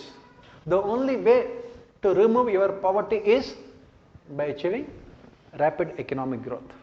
There is what is called positive correlation between economic growth and your ability to remove poverty. Now, inequality is something different. What is inequality? What is this inequality? Inequality, basically we talk about in terms of differences in the standard of living of the people. What happens with economic growth? What happens with economic growth? The inevitable outcome of economic growth will be increase in inequalities. Inevitable outcome of economic growth will be increase in inequalities. What do we mean by that? It means rich people become richer. Poor people become relatively poorer. So here we talk about two things, absolute poverty and relative poverty. Absolute poverty and relative poverty. What economic survey, this chapter says is that through economic growth we can remove absolute poverty even though relative poverty levels might be going up. We can remove absolute poverty even though relative poverty levels might be going up. So what does this absolute poverty means? Absolute poverty means not having access to basic needs of life. Not having access to basic needs of life. And that is the reason why the last chapter of economic survey talks about this. It comes out with a new index, basic needs index, basic necessities index. What are the basic needs of our life? Either housing, drinking water, sanitation, power, cooking fuel. These are the things which are needed. So what we are saying here is that if you are ensuring economic growth, if we are ensuring economic growth, rapid economic growth, we can provide all these things to our citizens. It does not mean that our relative poverty levels will be going down. Both the things are different. As India's greatest philosopher, Rahul Gandhi, once said, poverty is nothing but a state of mind. It is nothing but a state of mind. If you think you are poor, you are poor. If you think you are rich, you are rich. It is nothing but state of mind. That is where we talk about relative poverty. So, relative poverty means Mukesh Ambani thinks that he is poor when he makes a comparison to Jeff Bezos, the richest person. Right? That is what is called relative poverty. And when you people compare yourself to Mukesh Ambani, you are not even coronavirus also. You cannot even touch, you cannot, bacteria and virus also. That is what we say relative poverty. That means when economic growth takes place, thanks to capitalism, when the growth takes place, inevitably inequalities also will increase. Rich people will become richer, and in comparison poor people will have less amount of comforts and luxuries compared to the rich people, because their per capita incomes are not going at the same rate as that of rich people. That is where we talk about relative poverty levels. So what economic survey says here is that this economic growth might accentuate these inequalities relative, but most critically it helps in removing absolute poverty. Most critically it helps in removing absolute poverty. And it gives lots of examples. In the last 30 years, it gives lot of examples of all the state governments. It gives examples of, as I said in the 10th chapter, we'll talk about these things in a more detailed manner. How we have been able to lift so many people above this absolute poverty levels, thanks to 7% growth rate the country has achieved in the last 30 years. And what we have to accept is that this corona crisis again has made sure that most of these people who have been lifted out of poverty again went back to poverty, thanks to the corona crisis. Why? Because during this corona crisis, as we discussed, the income of rich people has gone up by 15 lakh crores of rupees. On the other hand, millions of poor people have lost their jobs. So on a war footing, what the government of India must do is, it must focus on increasing growth rates. And the saddest part is that last year and this year combined together, in 2 years combined together, your annual growth rate will be only 2%, 2 to 2.5%. That means the sooner we can reach 7% growth rates, 5% growth rates. Even by 2025 also, realistically, we can have around 4.5 or 5% growth rates. The sad part is that, even with 5% growth rate also in the next coming 5 years, both absolute poverty as well as relative poverty levels will be going up only. That is where inclusive growth really matters.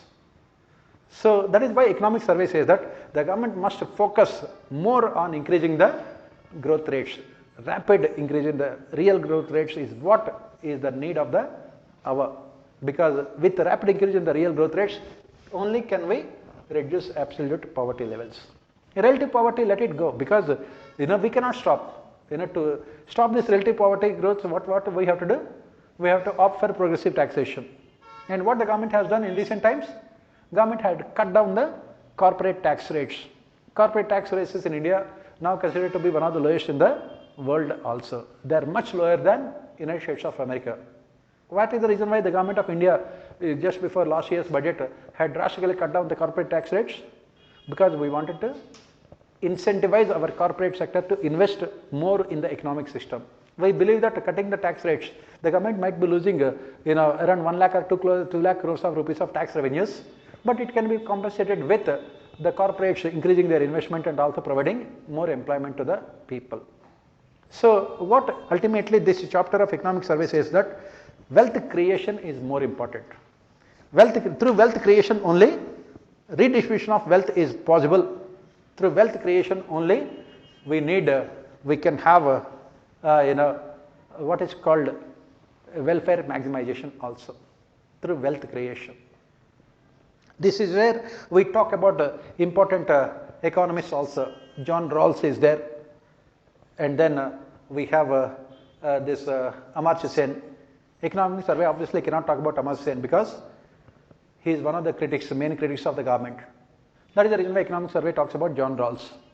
We talk about his distributive justice.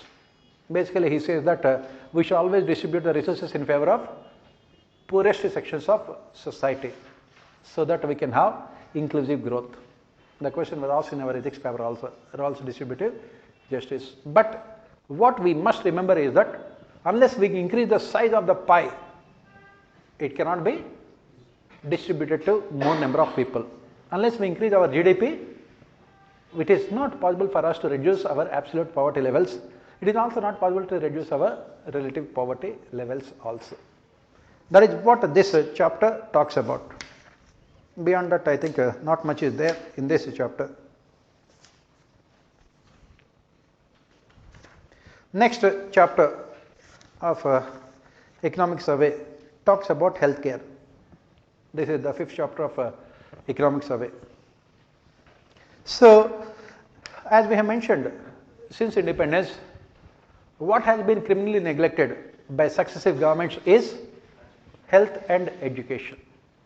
During the planning period between the centralized planning process between the first 5-year plan 1951 to the end of the 7th 5-year plan 1990. So, all these 5-year plans focus more on physical infrastructure. They focused on agriculture, initially irrigation, later, then on industries. They focused on physical infrastructure, they focused on transportation, communication. What has been completely neglected is health. Health has been neglected. Health along with education. That is the reason why we have not been able to transform our demographic bulge into demographic dividend. That is what we say. And this corona crisis, what they have proved is beyond a doubt is the criminal neglect by successive government regarding the health. So, what happened because of this complete absence of government public health facilities? The ordinary citizens of our country have been forced to opt for private health care facilities. That is where Economic Survey talks about so many problems here. What are the problems with the private healthcare services here? In the private healthcare sector, there will always be what the survey calls it as conflict of interest, especially among the health professionals, the doctors. What is the conflict of interest here? They are supposed to help the patients in curing the diseases. But the conflict of interest here says that these doctors more often than not take the side of the pharmaceutical companies and big corporate management rather than the side of the patients. So, what do they prescribe? They prescribe mostly extremely costly procedures and also very costly medicines which may not be required for the patients. Since the public health infrastructure in the country is a complete failure, people have no option but to opt for private health care, even in rural areas also. As we study regarding the health, India suffers from 5 different problems: awareness, accessibility, affordability, all these problems that we find in the health sector. People are not aware about the problems, especially people in rural areas. They don't have access to health sector. They don't have access to health professionals. They don't have access to hospitals. Then cost, affordability. It is extremely costly. Since the government has conspicuously withdrawn itself from the health sector. After liberalization, what happened? After 1991, before 1991, the planning period had completely ignored health sector. After 1991, in the name of liberalization, in the name of what is called neo-liberal state, the government had completely withdrawn from the health sector, giving complete freedom to private sector. And what it has done? It has created regional differences. Maximum health facilities are available to people in urban areas. It has created income differences. Most of the health facilities are available only to rich people. And this health has become an extremely costly affair. Even poor people also, because of the absence of a public infrastructure in the health sector, They are forced to spend huge amounts of money on private sector healthcare facilities. That is what economic survey this chapter talks about. And all this had become major problematic during the corona crisis. As I said, the economic survey also points out one of the important reasons why we had imposed this strict, very harsh lockdown was because of complete absence of healthcare facilities in terms of technology, in terms of manpower, in terms of machinery, in terms of infrastructure. That is one of the reasons because of which again the country is facing so much of problem in terms of reviving its economic system also. Healthcare. The government has made half-hearted attempts, but that were not successful. These half-hearted attempts were not successful. On the other hand, when it comes to health sector, we talk about two important failures here. One is complete deliberate criminal negligence by the central government as well as the state governments in terms of providing basic minimum health facilities to the citizens. As we discussed, India's health budget is one of the lowest in the world. Even in the before corona, our health budget was only 99,000 crores. On the other hand, interest payments and defense budget was at least 5 times more than the health budget. And at the state level, as we have discussed earlier also, at the state level, as part of the rankings, the state governments, India's rank is 179 out of 189 countries in terms of the priority given by the state governments for the health. One of the important reasons why, because is, as we have said, it is because of this health is not being an electoral issue that would decide electoral outcomes. So one, as I said, major issue is complete absence of both the central and state governments. Another thing that we have to remember here is that in case of the health sector, it is part of state list as part of a division of subjects between the center and states. So the role of the central government is very limited. It is only the state governments which have to spend more amount of money on health sector also. So first problem, as we have said, is both criminal neglect both by central and state governments. Second problem is failure of regulatory mechanisms in the private health sector also. In the private health sector, in the private sector, what we have seen is corporatization of health services. And this is the worst effects can be seen during the corona crisis, wherein the government has repeatedly said that the entire treatment for corona cannot be more than 12,000 rupees. Whereas in the private sector, even in tier 2, tier 3 cities also, they charged from the patients per day more than 1 lakh rupees.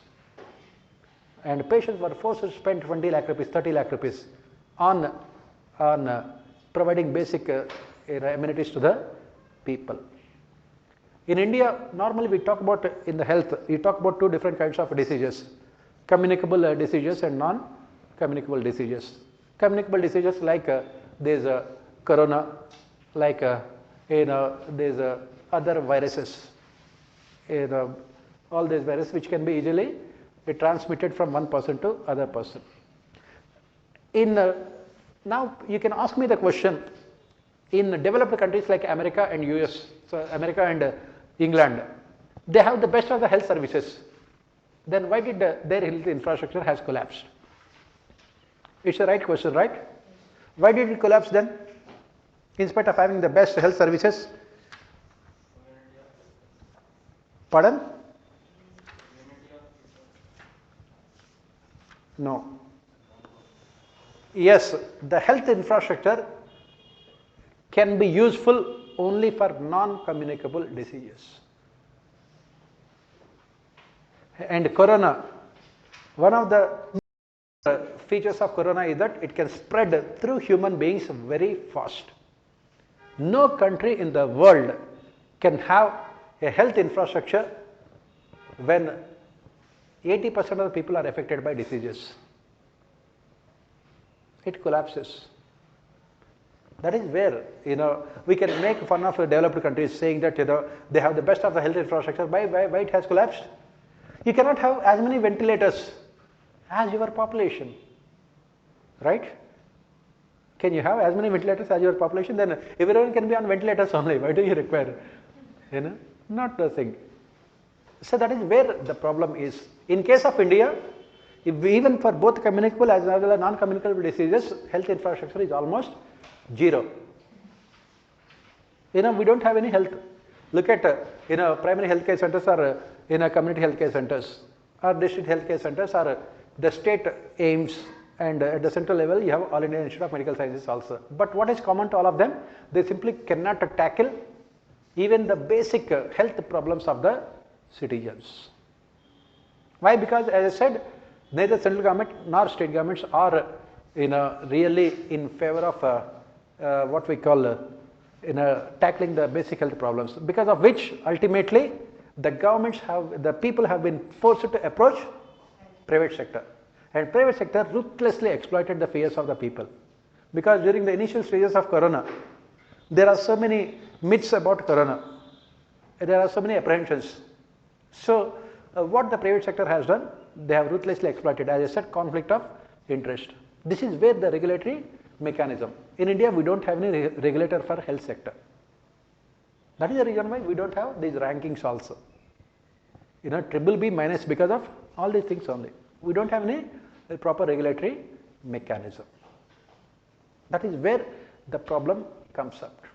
That is what exactly economic survey also. But economic survey has cleverly sidestepped this major issue during the corona crisis, that is ruthless exploitation of patients by private sector, especially the corporate sector. Even the tier 2 and tier 3 cities also, they were charging more than 1 lakh rupees. The complete failure of the governments. Why? Because politics are involved again here. Most of these corporate hospitals are the ones who fund political parties at the time of elections. Economic survey does not go deep into all these things. So it has restricted itself only to asking the central and state governments to spend more on health sector. We must spend at least 3% of our GDP on health in the coming years. And what the budget has done, that also we will see later. I think let me stop it here for today. I can see a lot of very unhealthy faces. So let me stop it here, and tomorrow we look at the remaining 5 chapters, because they do not take much of time. Remaining 5 chapters. The first 5 are important. Remaining 5 chapters did not take much of time. Then we will look at the state of Indian economy from the second economic survey point of view. Then finally we will look at budget. There is not much to discuss in budget. Please don't have any very high expectations from budget, not from me. Don't have any expectations from budget, right? We will try to analyze the budget also. So tomorrow we will meet at the same time, and we will continue with these discussions. Tomorrow hopefully will be the last class. If it is required, I don't think it is required. If it is required tomorrow, we can complete it after taking some break in between. Tomorrow itself we will complete, right? So tomorrow, and what I will be doing is that I will also give you some important points about economic survey as well as budget.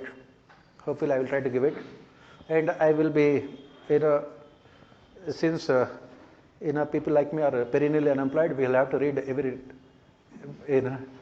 so I have marked important lines also from budget. This is what normally every year I do. I will give it that one. You can also take that one, important pages, and important pages as well as important lines also, because you have to read everything. I don't have any option.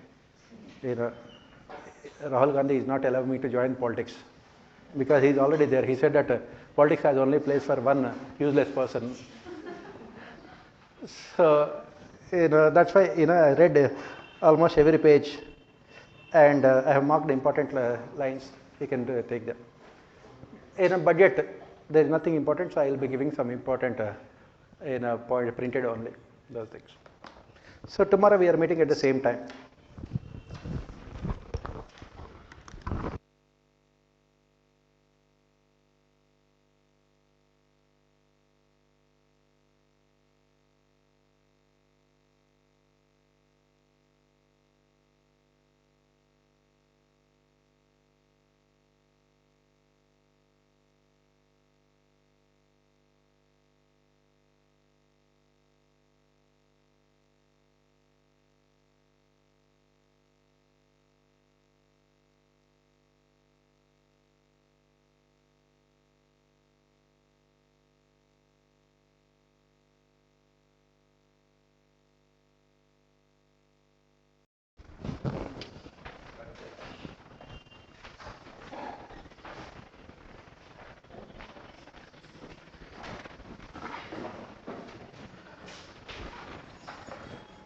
So yesterday we have seen the first 5 chapters of economic survey.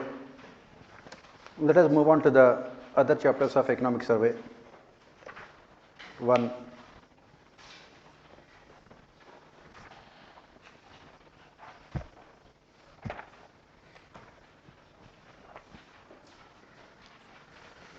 The next one talks about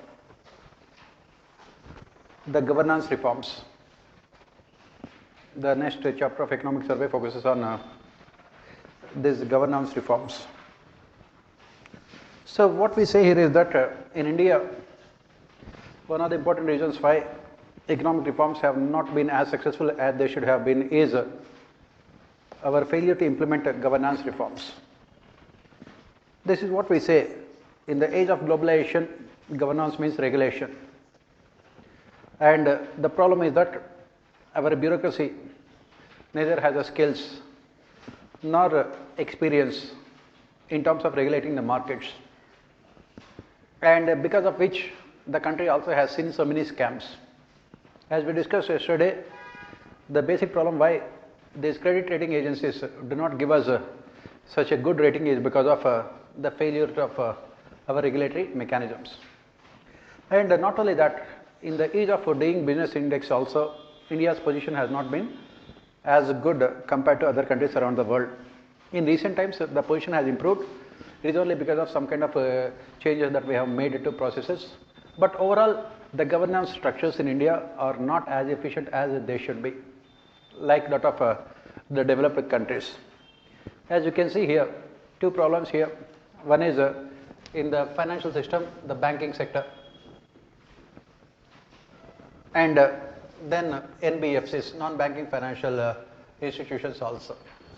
Both of them have their own problems. In banking sector, it is high levels of NPAs. In the NBFCs, they are collapsing regularly. And in the banking sector also, we have seen collapse of so many private sector banks. So economic survey says that the failure of our regulatory mechanisms is because of various reasons. First and foremost, of institutions.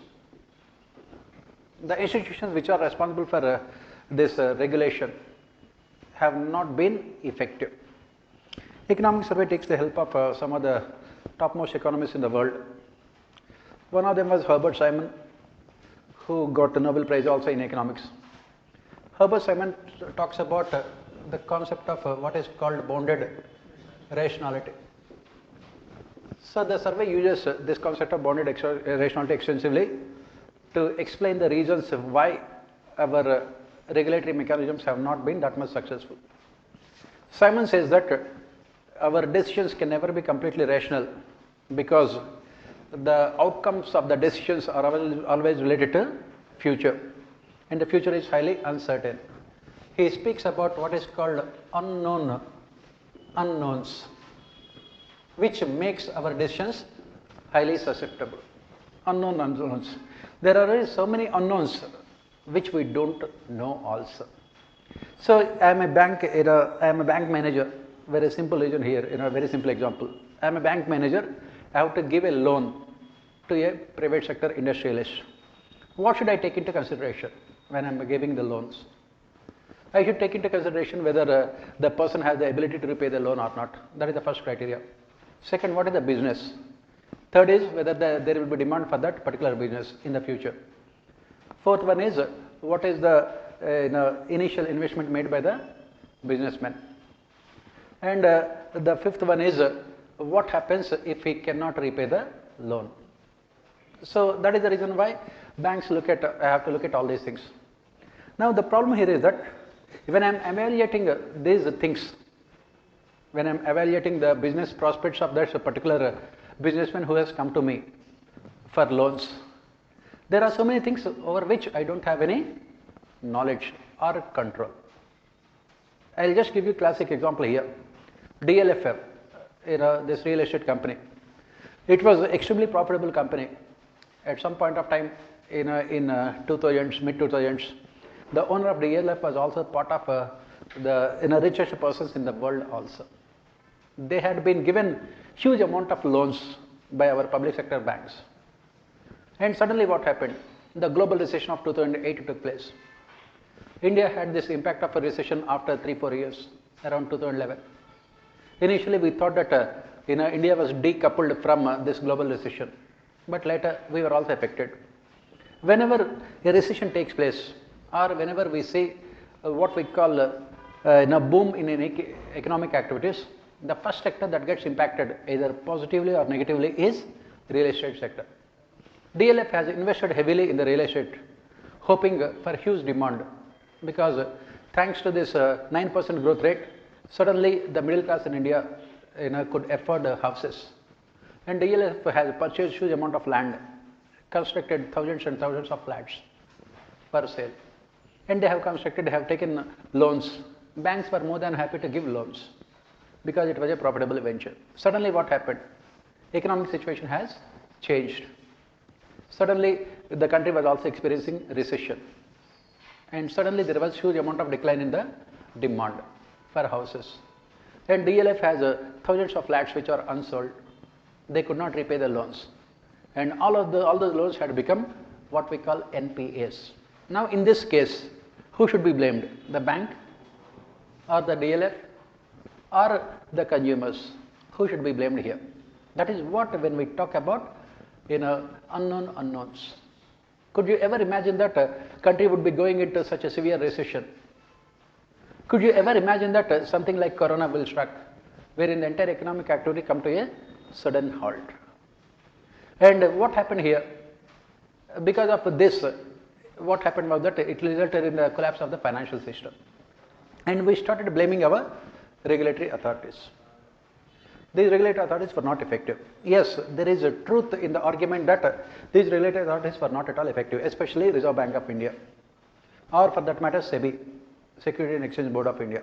If you happen to see today's newspaper, SEBI has banned this owner of the Future Group for insider trading. Insider trading is a normal activity in India. Every owner of a big company always indulges in insider trading. And something like this is found out only once in a while. But again, the problem is that the regulatory authorities have not been effective at all. When the regulatory authorities were not effective, what did the government do? Government had come out with more rules and regulations to make them effective. This is what we study, ex ante and ex post. Ex ante and ex post. So what did the government do to make regulation effective? The government focused on ex ante part. Ex ante means before the event takes place. The government has ignored ex post accountability. That is what exactly economic service is. So when these have failed, when the regulatory authorities have failed, what was the response of the government? To come out with more rules and regulations. It has made India over-regulated market. On top of it, already we have in our bureaucracy, so many rules and regulations. India is a country with so much of complicated rules and regulations. As we study here, the more these rules and regulations, the more discretionary powers of officials. There is always positive correlation between the discretionary powers of officials and rules and regulations. As the essay also that was asked this year, simplicity is the most important form of sophistication. The more complicated the rules and regulations, the better the chances for violating those rules and regulations, because it gives more discretionary powers to officials. So what happened? In the name of solving the problem, we have only complicated the problems. We have included more rules and regulations. And Indian bureaucracy, what is one of the typical characteristics of our bureaucracy is that they don't want to take any chances. They are risk-averse behavior. So when the bureaucracy is framing the rules and regulations for the functioning of the regulatory authorities, they wanted to frame rules and regulations for every possible situation that they can ever think of. So then what happened? There will be more rules and regulations.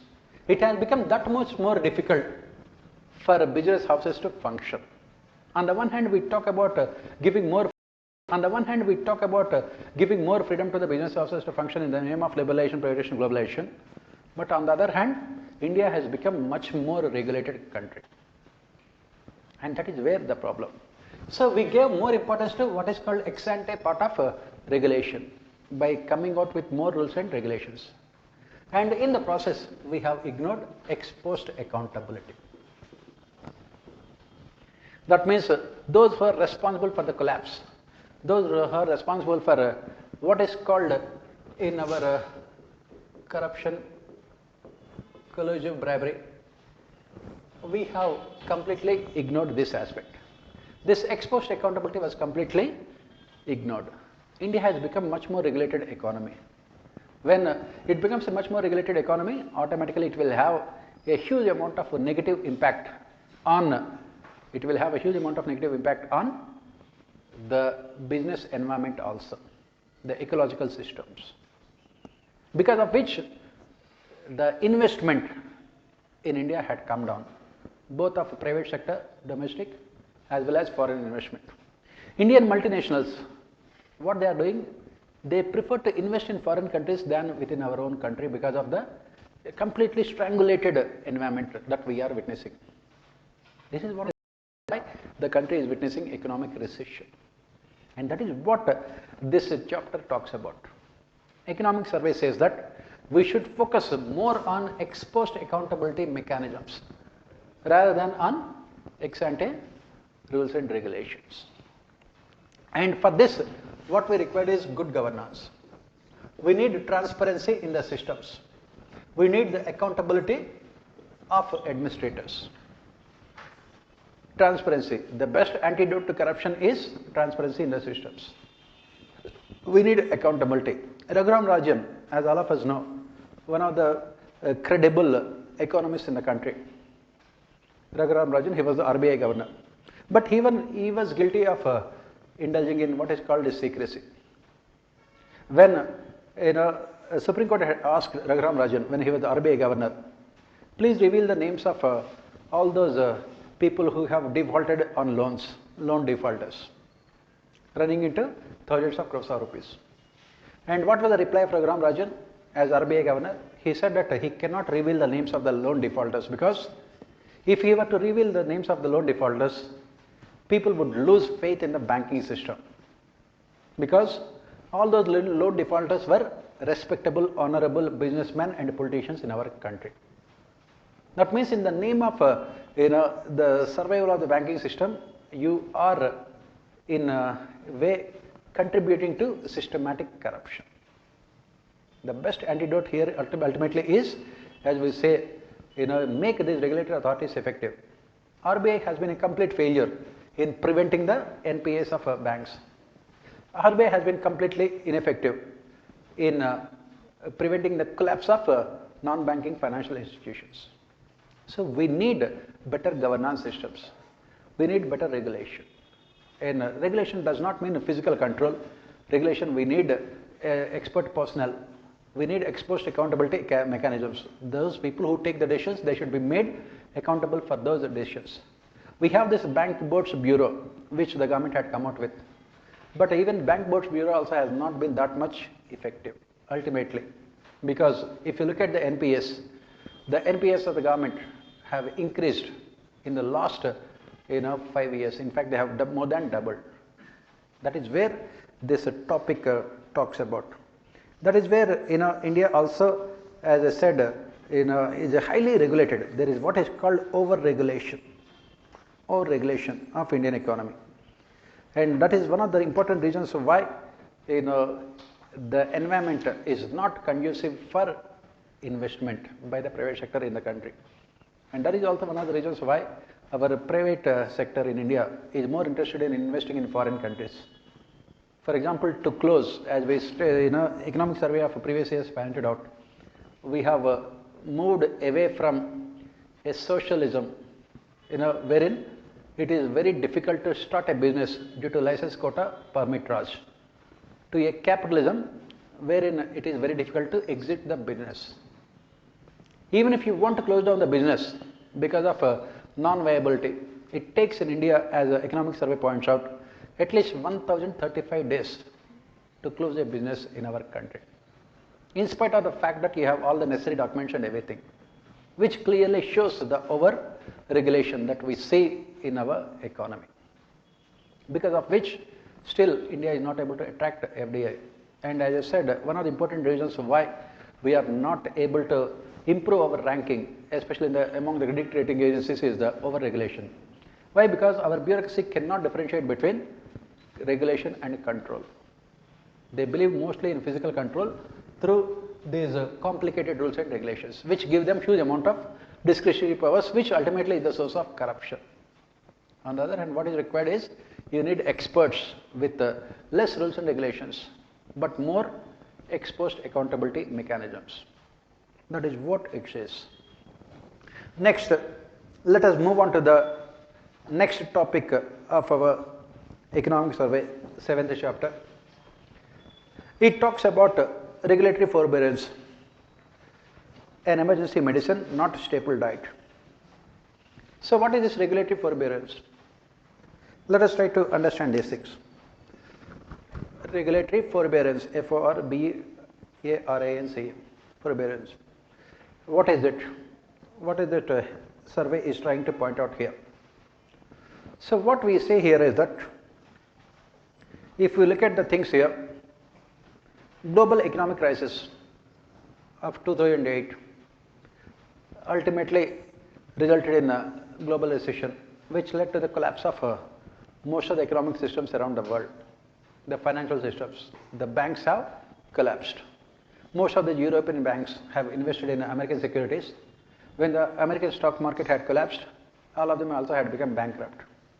That is when the question of having efficient control over the banking system had come up. Even the Basel III norms also have not been that much successful. And what did these banks have done? They had come out with various measures to protect the interests of the depositors. Because the thing here is that bank as an institution is the third party here. I am putting my money in the bank, and bank is using my money to give as a loan to some other person. As long as I am investing my own money, then I will be taking the risk, right? But in case of bank is not taking any risk because it is investing the money of people.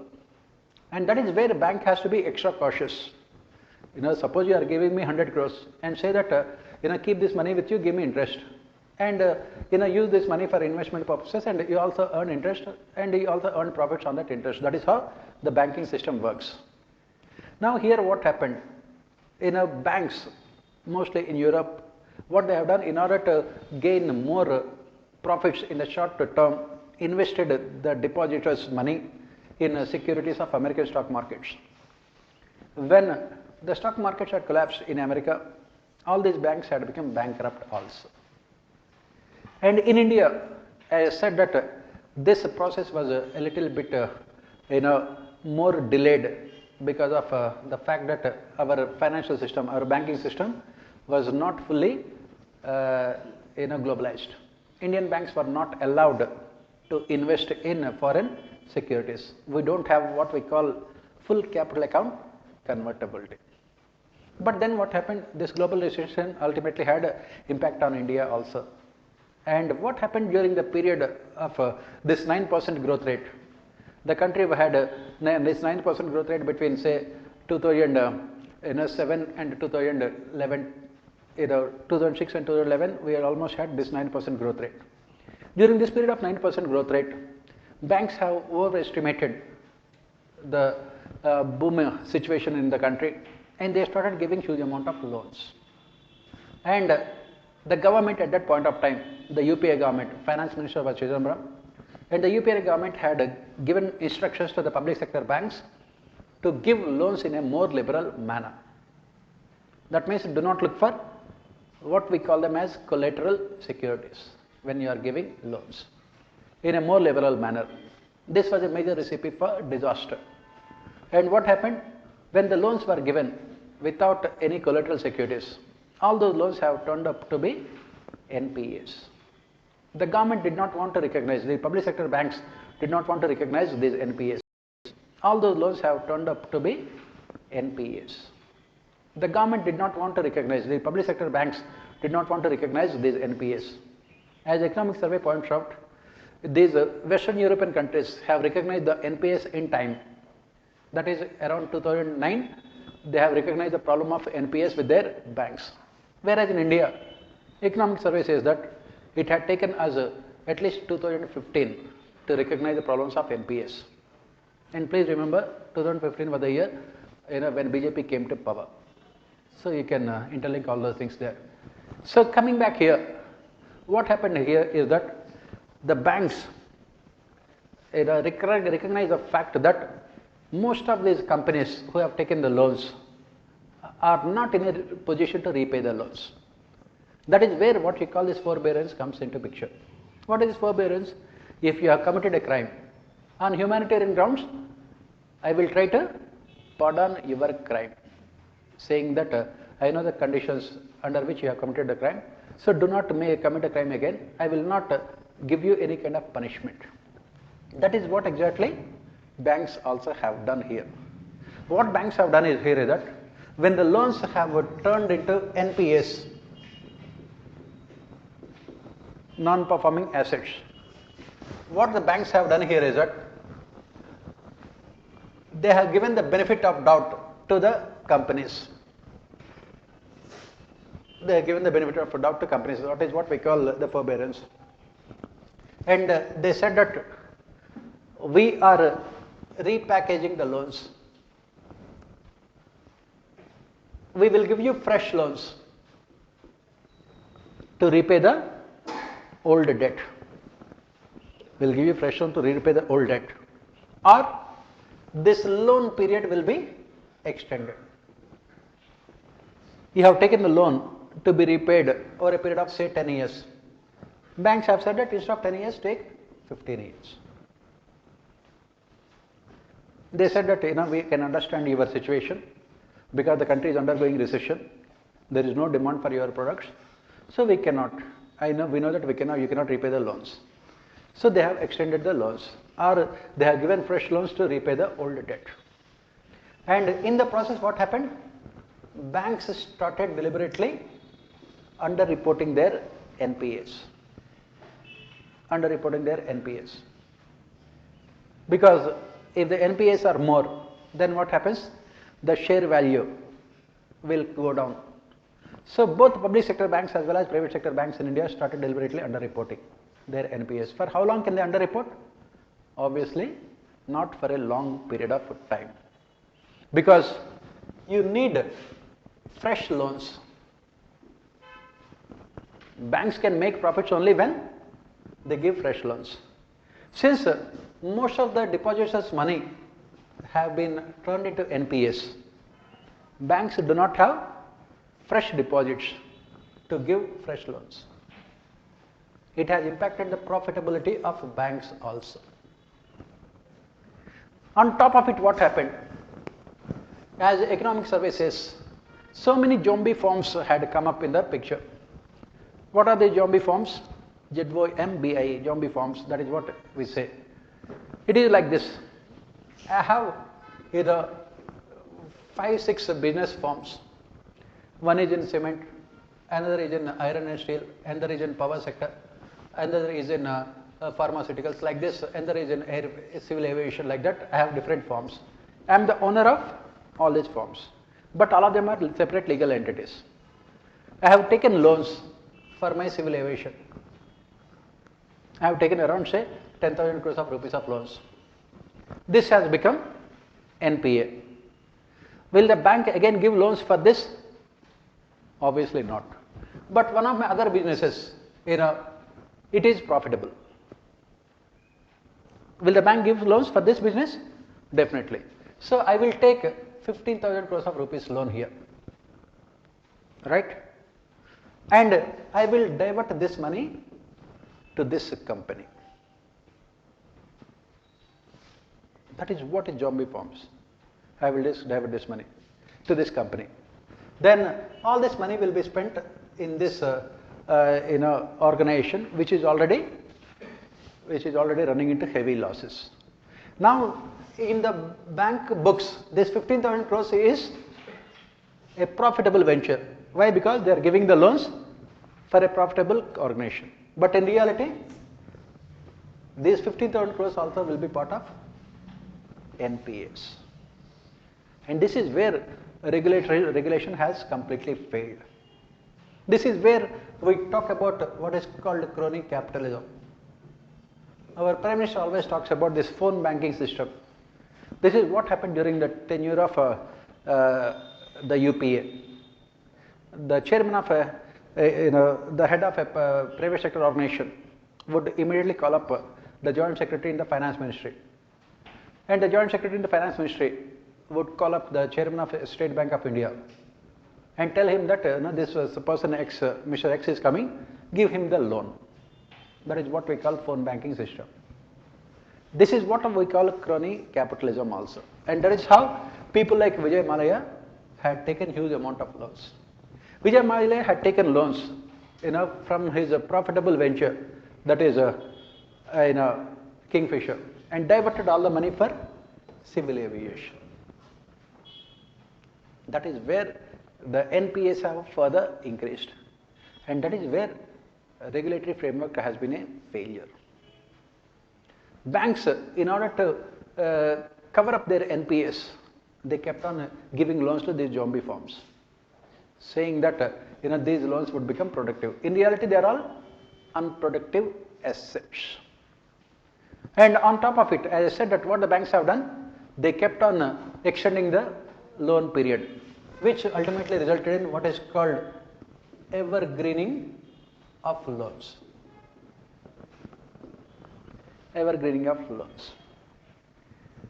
Now, what economic survey says is that this kind of regulatory forbearance can be used only as a short-term measure.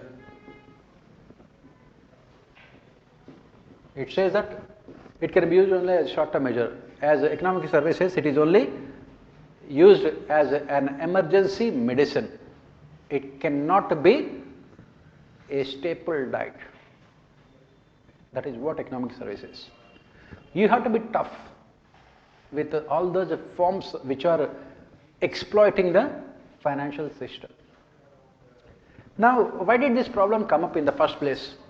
Let us look at a little bit more theoretical aspects here. Why did this problem come up in the first place? In 1960s and 1970s, when the government realized that we need a huge amount of investment, in 1960s and 70s, when the government realized that we needed a huge amount of investment to be invested in infrastructure and industries, what we have to remember is that this investment in infrastructure will be for long term. You have to invest for 10 years, 15 years. So the government had created what we call as DFIs, Development Financial Institutions. They had created DFIs. One is ICICI, then IDBI, IFCI. They were the institutions that the government has created. Industrial Credit and Investment Corporation of India, Industrial Development Bank of India, Industrial Financial Corporation of India. And what do? They provide long-term loans to industries. And what about the banks then? These commercial banks are expected to provide short-term and medium-term loans, not exceeding say 7 years or 5 years. Why? Because commercial banks attract deposits from the consumers, from the depositors, and the maximum duration of these term deposits is only around 7 years. That means if I put today 1 lakh rupees in the bank, after 7 years bank will give me 2 lakh rupees. Whereas industrial sector, especially infrastructure industry, requires 20-year loans. Right? Industrial sector requires long-term loans. That is the reason why the government of India has created these DFIs. And commercial banks were asked to give loans only for short-term and medium-term purposes, with not exceeding 7 years, because the loan period should be in consonance with the deposit period also. Otherwise, most of the loans would turn out to be should be in consonance with the deposit period also. Otherwise, most of the loans would turn out to be, most of the deposits would be NPAs. That is what it has done. Then what happened after liberalization, privatization, globalization 1991? The government of India had discontinued with the DFIs. And most of the DFIs were converted into commercial banks. We had ICICI had become a private bank. So is the case with the IDBI. And IFCI, it was dismantled itself. Now what happened after that? These industrialists now depending only on banks for long-term loans also, because there were no financial institutions that could give them long-term loans. Then what happened? There is mismatch between the tenure of the deposits and the tenure of the loans. Tenure of the deposits and tenure of the loans. And obviously, it resulted in a negative balance in the books of commercial banks. Negative balance in the books of commercial banks. And commercial banks started putting pressure on these companies to repay the loans. Commercial banks, they started putting pressure on the companies to repay the loans because of they must ensure that both of them coincide. And these industries do not have the money to repay the loans. Why? Because they have mostly long-term loans. Now they are asked to repay the loans within 7 years or within 10 years, whereas they have taken loans for 15 years or 20 years. What they have done? What these banks have to reduce their NPAs also. They are putting pressure on industrialists to repay the loans. What did the industrialists do? These industrialists had approached NBFCs. They had approached the NPFCs, non-banking financial companies. They took the loans from NBFCs. They took the loans from NBFCs, and these loans were used to repay the loans of commercial banks. So for a short period of time, what happened in our banking system? NPAs had come down. And what happened later? These NBFCs had collapsed. Because what do these NBFCs do? They are betting nothing but mutual funds. We buy the mutual funds and other financial instruments, and that money will go to the NBFCs and they will give that money to other lenders and they will earn. They are just like a banking system except that they are not commercial banks. The difference between a bank and a NBFC is that NBFC cannot attract deposits like a commercial bank, otherwise they perform almost all the functions of a commercial bank. And the problem is that these NBFCs also had taken only short-term deposits and they are giving long-term loans. And there is a mismatch which led to the collapse of NBFCs. So the banking sector crisis ultimately resulted in crisis in the non-banking sector also. And most of these NBFCs had collapsed in recent times. And overall, the financial system had been in a very bad shape. Added to that, Corona crisis. And this Corona crisis had added more to the NPAs of banks. And NPAs of public sector banks right now, they are saying that it can be anything between 11 to 13%. It can be more than that also. Along with that, non-banking financial system also had collapsed. That is where now we talk about improving the effectiveness of our regulatory authorities. So economic survey says that it is high time we cannot show our unending patience with these investors, these industrialists, because most of them have misused. That is the reason why you can see the government had come out with so many laws. If your project becomes unviable, it should be closed down, and the assets should be sold, and banks should be allowed to recover the money. And that is the reason why the government had come out with this insolvency and bankruptcy code to stop the evergreening of loans. But that is necessary but not sufficient. Why? Because this IBC, the process is also very cumbersome, complicated. And we have to solve the other major issue, that is how to provide long-term loans. Because we have discontinued with these institutions. That is the reason why if you look at the budget, as we discuss the budget later, the government had come out with two important solutions to overcome this problem. The first solution is Government of India had come out with what is called a bad bank. And second one is government has said that they will come out with a development financial institution. And both of them were suggested by economic survey. So this is what about the chapter here regarding this regulatory forbearance. Then 8th chapter talks about innovation. As we discussed yesterday again, the investment is necessary but not sufficient to ensure rapid economic growth. Apart from the investment, what is required? You must improve your incremental capital output ratio.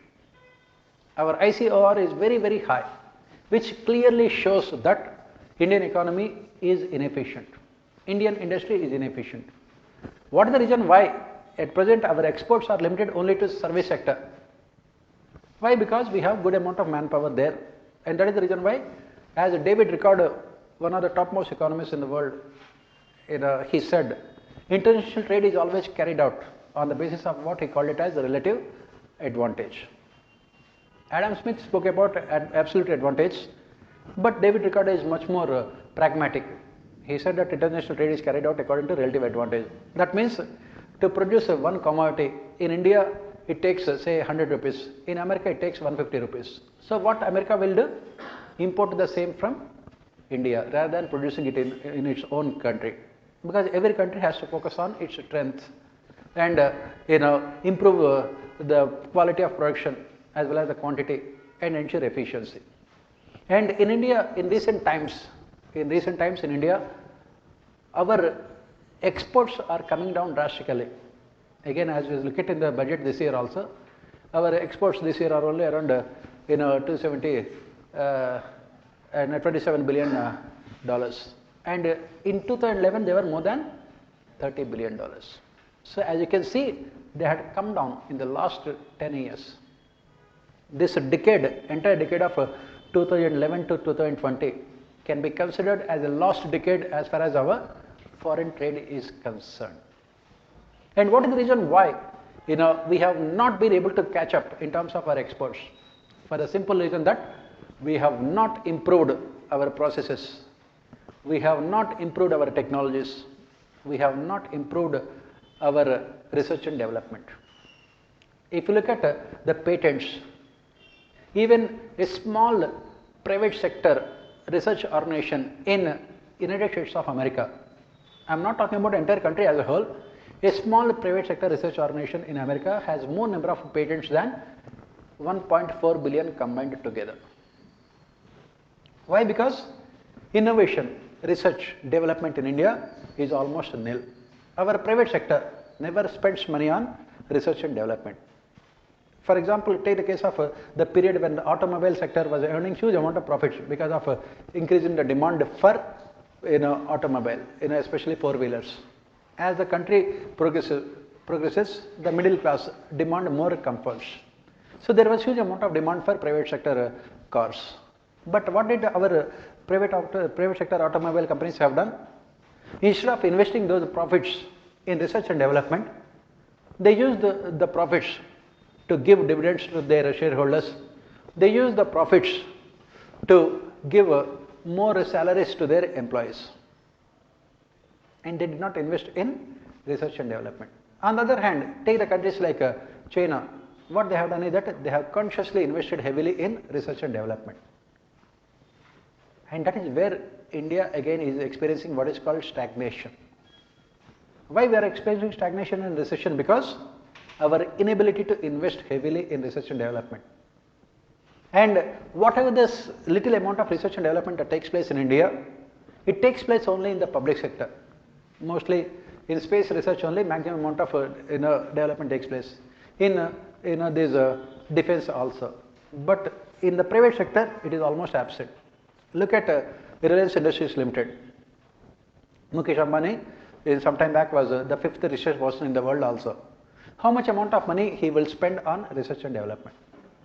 Compared to how much amount of money he will spend on research and development? Compared to the amount of money spent by multinational companies in America. In India, our businessmen, when they have surplus money, they spend money on marriages and birthdays.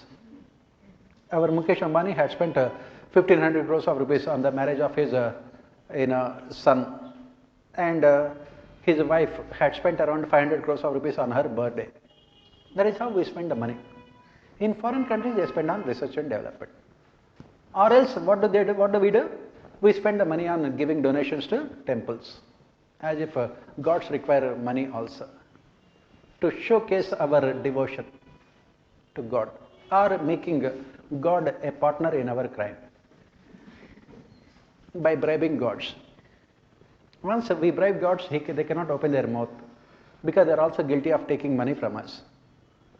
They become partners in our crime. And that is how our businessmen do. None of the big companies in India spend a sufficient amount of money on research and development. Take the case of 5G technology. It was the China which had become the leader in the 5G technologies. Take the case of artificial intelligence. It is China which had become. Now that is the reason why India can never achieve this 9% growth rate in the near future. To achieve this 9% growth rate in the near future, what is required is, we need to spend huge amount of money on research and development. And the economic survey says that for the first time in the last so many years, India had become top 50 countries in the world in terms of innovations. And how many countries were taken in this ranking? 50 countries only. So, once a young boy, he goes to his father and says that I got second prize in the competition. Father felt very happy and asked him, how many people participated? 2 people. So that is what India is also. Economic survey, when it talks about all these things, you can take all these things with a lot of pinch of salt. It says that among the emerging economies, among the developing countries, India is the best. That means we are the best among the beggars. That is where the problem is. And in India, maximum amount of spending on research and development is done by the government. So finally, this chapter says that we need more investment by the private sector. And how can we encourage the private sector to invest more? Give them tax benefits, create a conducive environment, ensure better linkage between the academic research organization and private sector, encourage public-private partnership. That is what we say as part of this chapter. Next chapter is about we don't have to take this one seriously, but let us look at this also. Next chapter is about this our Prime Minister's pet program, Ayushman Bharat's Jan Arogya Yojana and health outcomes. So there is not much to discuss in this chapter. Basically, economic survey says that this flagship central scheme of the government had drastically improved health outcomes. Ayushman Bharat's Jan Arogya Yojana, Jai. And it says that Jai Ho. Economic survey says Jai Ho. Okay. So it basically says that because this is an election year, you have to target opposition parties. Economic survey, these people have conducted a research, and they said that those states which had joined this program, please remember these centrally sponsored schemes are voluntary. The state governments can either become part of the schemes or choose to be not part of these schemes. And economic survey says that states like West Bengal, which have not taken this scheme, have performed poorly compared to other states which have accepted the scheme. So beyond that, not much can be read from this chapter. So we don't have to worry too much about this. Then the last chapter of economic survey talks about what is called the bare necessities index. Last year, economic survey had come out with this Thalynomics. That means what is the cost of providing food to a person On the basis of this Tolenomics economic survey this year had come out with what it called it as a BNI, Basic Necessities Index. As we know, United Nations, in order to accurately estimate the level of poverty as well as the extent of poverty, had come out with what is called MDPI, Multidimensional Poverty Index. This MDPI takes into consideration education, health and standard of life. In education you have 2 parameters, health 2 parameters, standard of life 6 parameters, combined together 10 parameters. On the basis of these 10 parameters they would see 2 things: what is the level of poverty and what is the extent, what is the degree of poverty.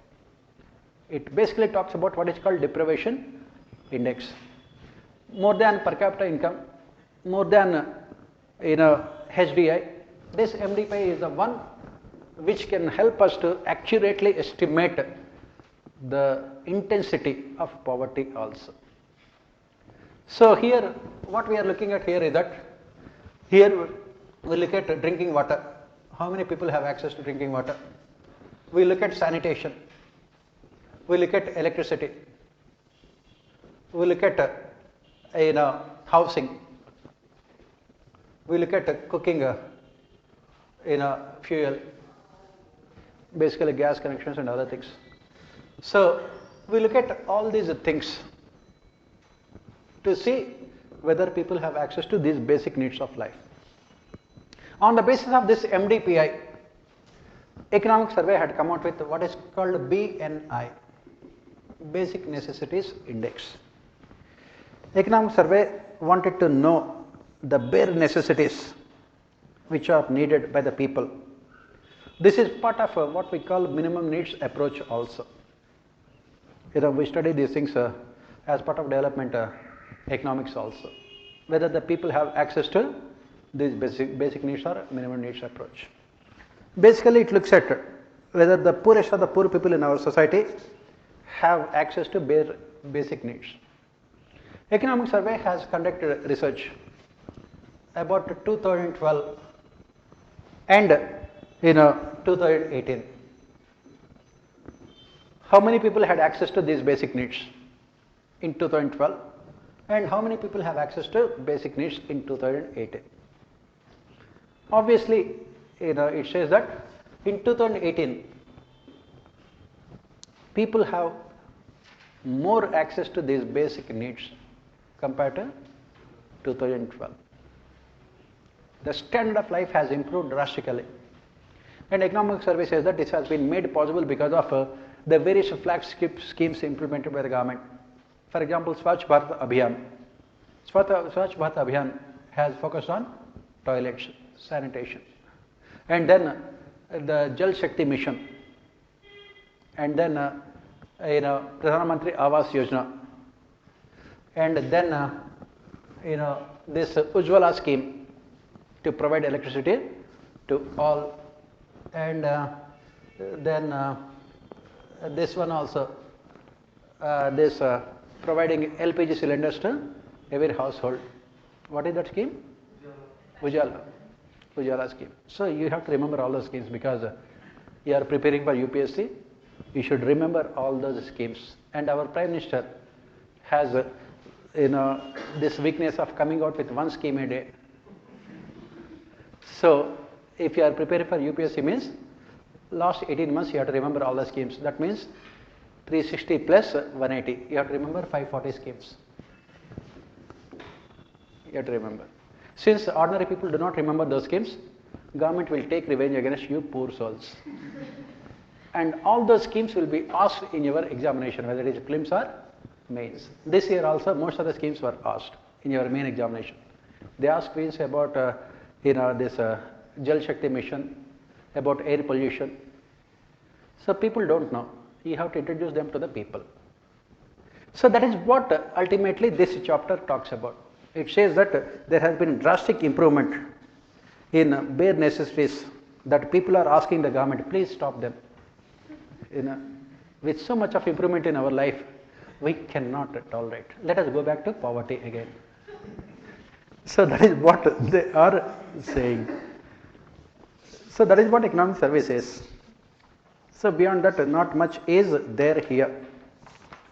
So this is what about the first part of economic survey. Part of economic survey. As I said, that the second part of economic survey mostly talked about the present status of Indian economy, right from fiscal position, monetary position, inflation, agriculture, industry, infrastructure, environment, employment, and foreign sector, external sector, and then social sector. The second chapter talks about all these things. The thing here is that in the last 1 year, thanks to Corona, not much has happened in all these things. What we can say safely is that in the last financial year, it was only the agriculture sector, primary sector, which had witnessed positive growth rates. Whereas if you look at all other sectors, they only witnessed negative growth rates. Where it is manufacturing sector, the secondary sector, or the service sector, the tertiary sector, both of them witnessed negative growth rates. And another thing that economic survey says is that last year, whatever the economic growth that had taken place, it was driven mostly by government consumption. Private consumption had come down, private investment had come down. It was mostly driven by government consumption. It was also mostly driven by net exports. For the first time after so many years, the country had surplus on current account. That means our exports were more than the imports. It does not mean that our exports have increased. It only means that our imports had come down drastically. Why our imports had come down drastically? Because there was no economic activity in the country for a long period of time. That is the reason why our imports had come down, and we had surplus on current account. After 17 years, after 17 years, a survey says that we had surplus on current account. And another important positive outcome during this period was our FDI also has increased, foreign direct investment. As you can see here, only Mukesh Ambani has received more than 5 lakh crores of rupees of FDI, only one industry. People madly invested in Mukesh Ambani's Reliance Industries Limited, in all his companies, Reliance Jio and all other companies. And all these top businessmen in the country, as we have said, their incomes had gone up by 15 lakh crores. And most of them have got the money from foreign countries. Our FDI had increased during this period. Why? Because in the foreign countries, all those investors, they do not see anything for themselves in their country. So they started investing in developing countries. One of the important reasons why we can see now that our Sensex also had gone beyond 50,000. That is why we call it as senseless index. When people are losing employment, when there is so much of severe corona crisis, when the economy is going down by 24% in the first quarter, Sensex has touched 50,000 also. So Sensex cannot be the barometer as far as the functioning of the financial system is concerned. Then, and another thing that economic survey says is that inflation also had come down in recent times, especially food inflation.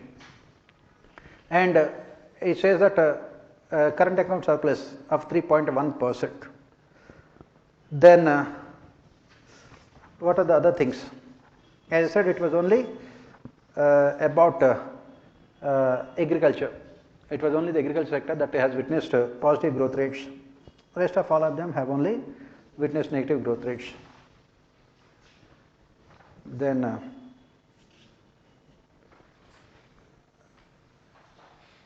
not much is there in this part. Anyway, I will give you these things. What are the major reforms initiatives that the government had introduced during this period, during the corona crisis? As we have said, first one is this Pradhan Mantri Garib Kalyan Yojana. Then Atmanirbhar Bharat, then agrarian reforms, there are 3 agrarian bills, then labor reforms, then productivity linked investment scheme, PLI scheme also, especially for textile sector and other small scale and cottage industries. These structural reforms were introduced during this period. On the other hand, what are the other things here? As part of this corona crisis, as we have said, it has further increased inequalities in the distribution of income and wealth. Most of the poor people, most of the middle class people have lost their jobs, especially in urban areas. Urban unemployment is at the highest level, along with the failure of health infrastructure in the country, along with education also, because due to corona crisis we could not have any physical classes, because of which online education had become the only way to teach our children. But unfortunately in India what we have is what is called a digital divide. Mostly people from rural areas could not access these online classes, and as pointed out by Oxfam report, it would take these again years and years to bring those children back to the school. That is what those reports say. So this is what economic survey had to say. Let us move on to the budget part.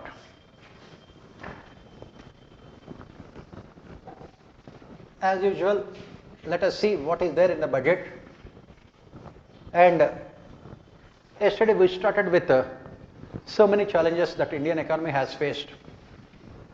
Let us see whether the budget provided answers to those challenges or not.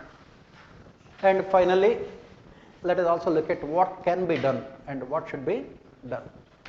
That is what we will proceed. We will not go too much into the statistics. That's not important for us. So, when Finance Minister presented the budget, she had said that the budget is based on 6 pillars. That is what she said. 6 pillars. What are those 6 pillars?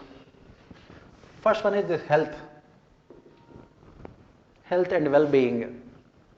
That is what she says. The second one is infrastructure,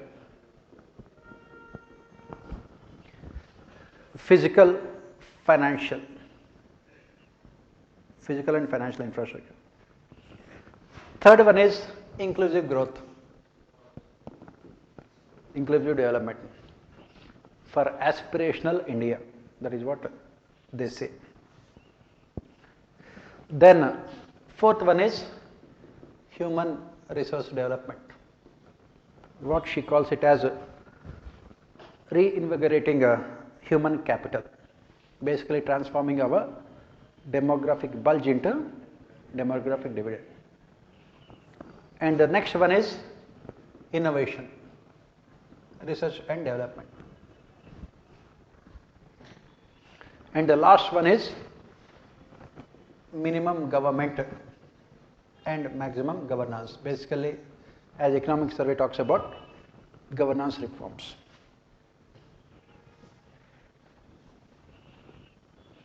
So survey says that these are the 6 pillars of the budget says that these are the 6 pillars of our budget. So if you look at the previous budget, we should always start from previous budget. In the 2020 and 2021 budget, that is last year's budget, from 1st April to 31st March this year, the estimated expenditure was around 30 lakh crores.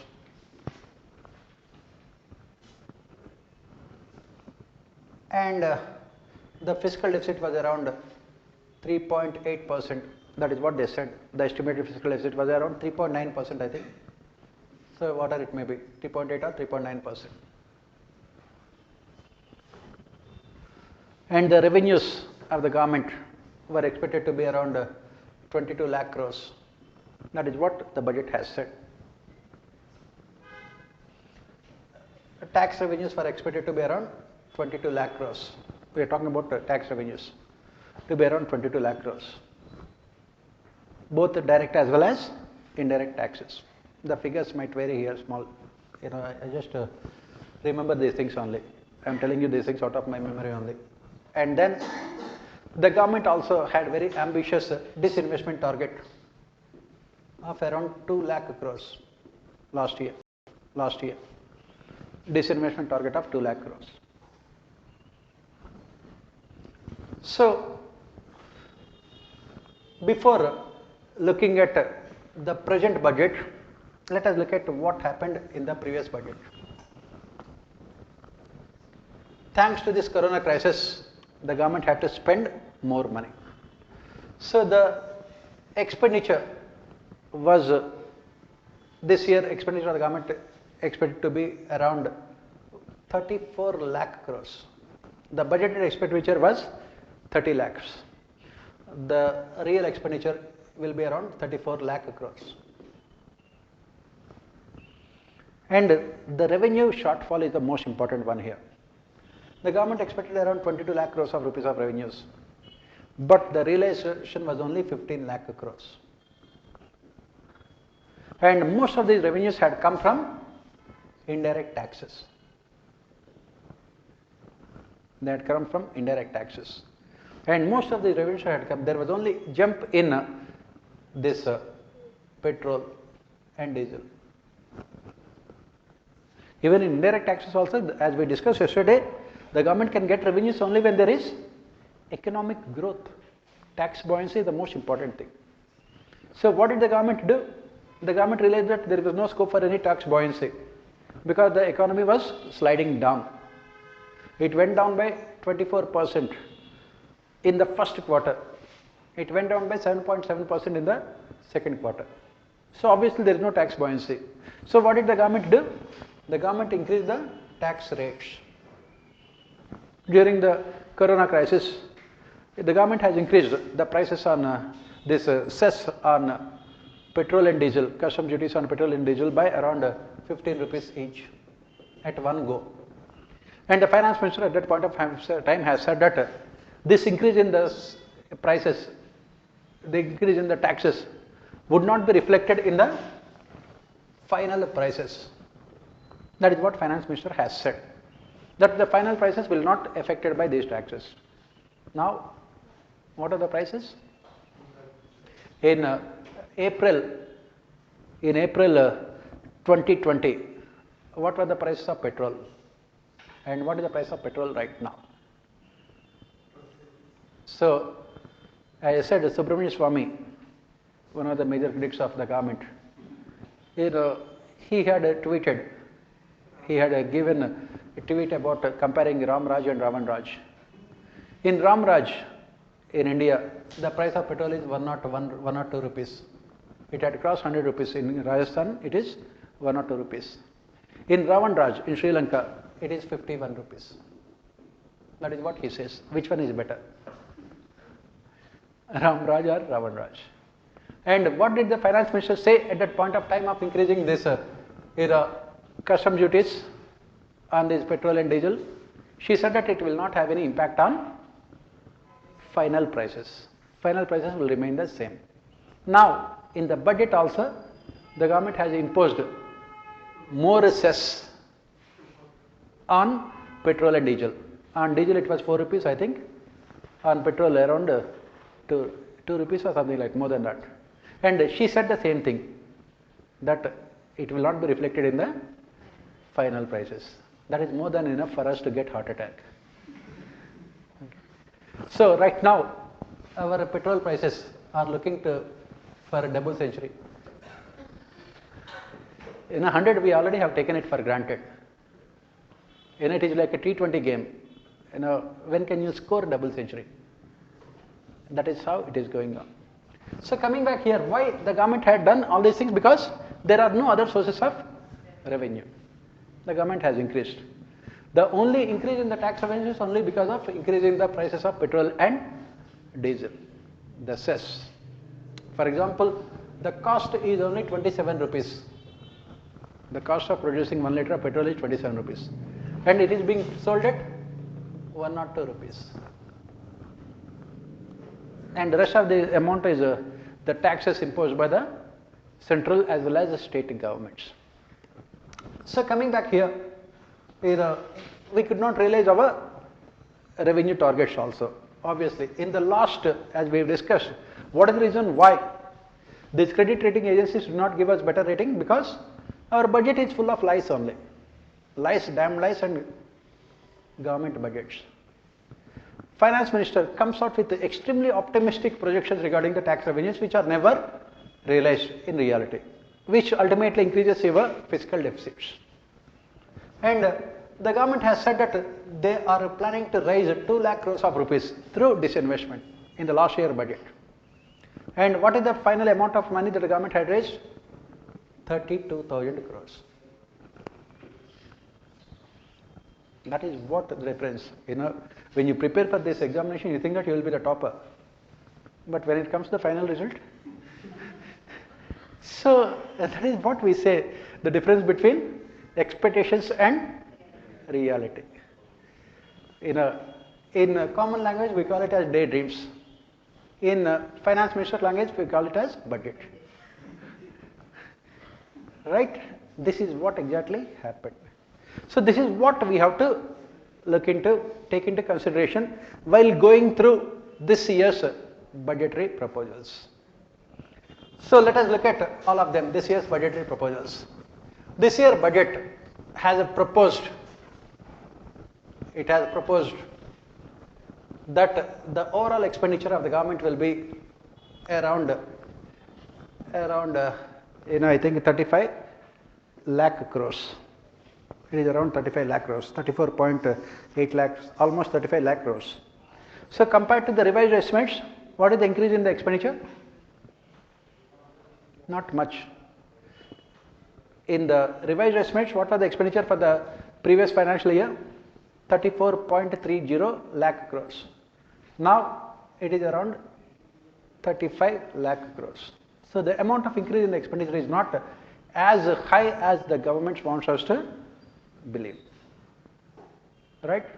This is the first thing that we have to remember. Next,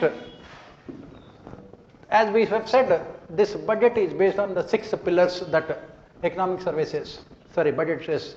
Let us look at all of them. Health and well-being. Last year, health sector was given 94,000 crores. This year, the government says that it is 2,23,000 crores around. Government says that increase in the health expenditure is up to 137%. This is what the budget says, showing its commitment to the health of the people, health and well-being of the people. Now, where is the problem here? The problem is always about the details. The devil, as we say, always lies in details. What is here? This 2,23,000 crores consists of around 35,000 crores that the government is spending on COVID vaccine, corona vaccine. Right? And then the government has expanded the definition of health to include everything in health. Preventive measures also. So the government has said that what is the amount of money they are spending on drinking water is also part of health. Tomorrow they will say that what are the amount of money we spend on your breathing air is also part of health. Thank God they are not taxing it. They are already taxing it. That's a different thing. So it includes this money spent on drinking water. And if you look at the budget, the amount of money given to this Ministry of Health has come down drastically, has come down in absolute terms in this year's budget compared to last year's budget. In last year, they have spent around, I think, 78,000 crores. In this year's budget, it has come down to 73,000 crores. The actual amount of money given to the Ministry of Health. So when the government says that we have increased our health expenditure by 137%, it is just like saying that our financial package is 15% of GDP, 20% of GDP, like that. Actual amount of money we have spent is only less than 2 lakh crores, less than 1.5% of GDP. It is mostly about making up the statistics, window dressing of the budgets. And what budget also has said is that the government has said that they have come out with a budget also has said is that the government has said that they have come out with a new program also. They have come out with a new scheme also in the budget, a centrally sponsored scheme. What is the scheme? They call it as Pradhan Mantri Atmanirbhar Swasth Bharat Yojana. The government has said that this scheme will be launched along with the Jai will always be there. Jai, which we have discussed earlier. Jai Ho. Along with that, we add one more Ho to Jai. That is what the government has said. They will come out with one more scheme. And this scheme, Pradhan Mantri Atmanirbhar Swachh Bharat Yojana, it focuses on improving the health infrastructure, especially primary healthcare centers, community healthcare centers, and district healthcare centers. Definitely, this is a very good initiative on the part of the government. If they spend a lot of money on improving the health infrastructure in rural areas, that would have been the best thing. Again, as I said, the government has also included the amount of money they are spending on providing drinking water as part of health and well-being. They also included the amount of money they are spending on clean air as part of health and well-being. The government is spending on around 200 crores of rupees on providing clean air or improving the air in around 42 urban centers. That is also part of this health and well-being. So combined together, all of them, it is 2,20,000 crores, 137% increase. So this is what the thing one. Second one, as we have discussed, is this improving physical and financial infrastructure. Let us see what the government is doing for that one. As I said, during the corona crisis, the government had come out with a production-linked incentive scheme.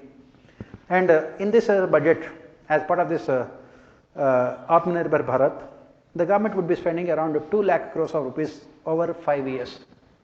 It will be spending around 2 lakh crores of rupees over 5 years on this production-linked incentive scheme. Basically, the objective is to provide a cutting-edge technology and also improve the productivity. As we have said, India has to improve its ICOR. That is why this is. And then the government also is spending a lot of money on national infrastructure pipeline projects. Around 1 lakh crores will be spent. This is what the government has said. And as part of this scheme, the government is also monetizing most of the assets. Monetization of most of the assets. For example, most of the roads are constructed in this the BOT mode. Then the government will transfer these assets to the private sector. And the government will earn money, monetization of the assets. The money will be again used for improving further infrastructure. That is what the government has said. Similarly, the government will be spending a lot of money on highways, especially the budget has spoken about giving money to different highways. And of course, again, when the decisions are taken, always the political consideration will be there. Maximum amount of money was allocated for those states which are going to polls. Similarly, railways also were given huge amount of money to improve their infrastructure, capital spending. And similar, in the same manner, urban infrastructure also was given more importance, especially to improve metro rail network in most of the urban cities. But we don't require all these, what you call, the details are not needed for us. The government is spending money on power infrastructure, ports, shipping and waterways, petroleum, natural gas, and also financial capital, also improving the functioning of our stock markets. And government also had given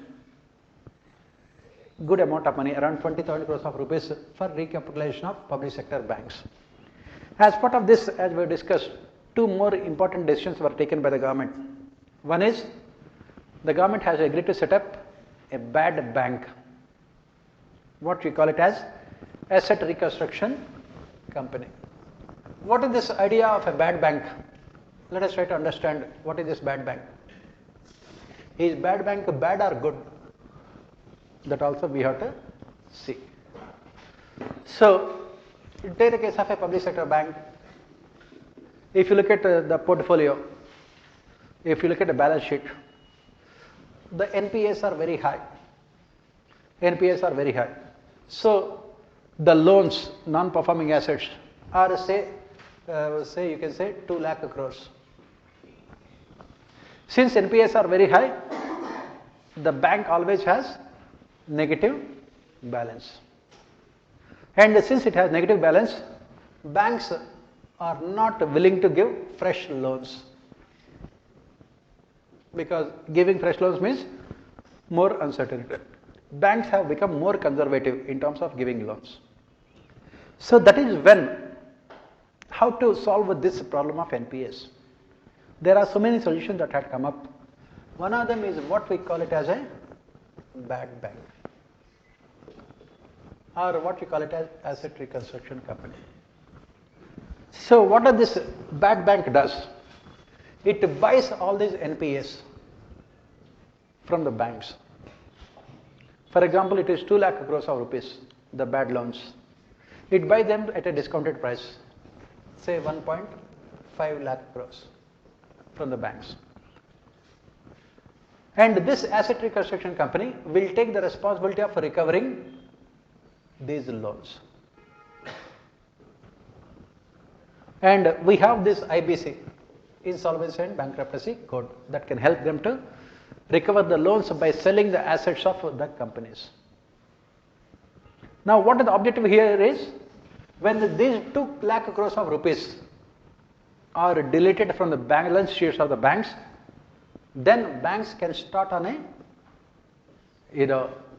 what is called a fresh, what you can call it as a clean slate. Then banks can give more loans that can help them in recovering and reviving the economic activity also.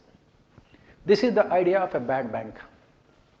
Take all the NPAs of all the banks, both public sector as well as private sector banks, sell all those NPAs to this bad bank at a discounted price. Let this bad bank take the responsibility of recovering the assets by selling them, recovering the loans, so that the banks can start on a clean slate again, so that the banks will have more amount of money. On top of it, what the government has done, government is also opting for what is called recapitalization of banks.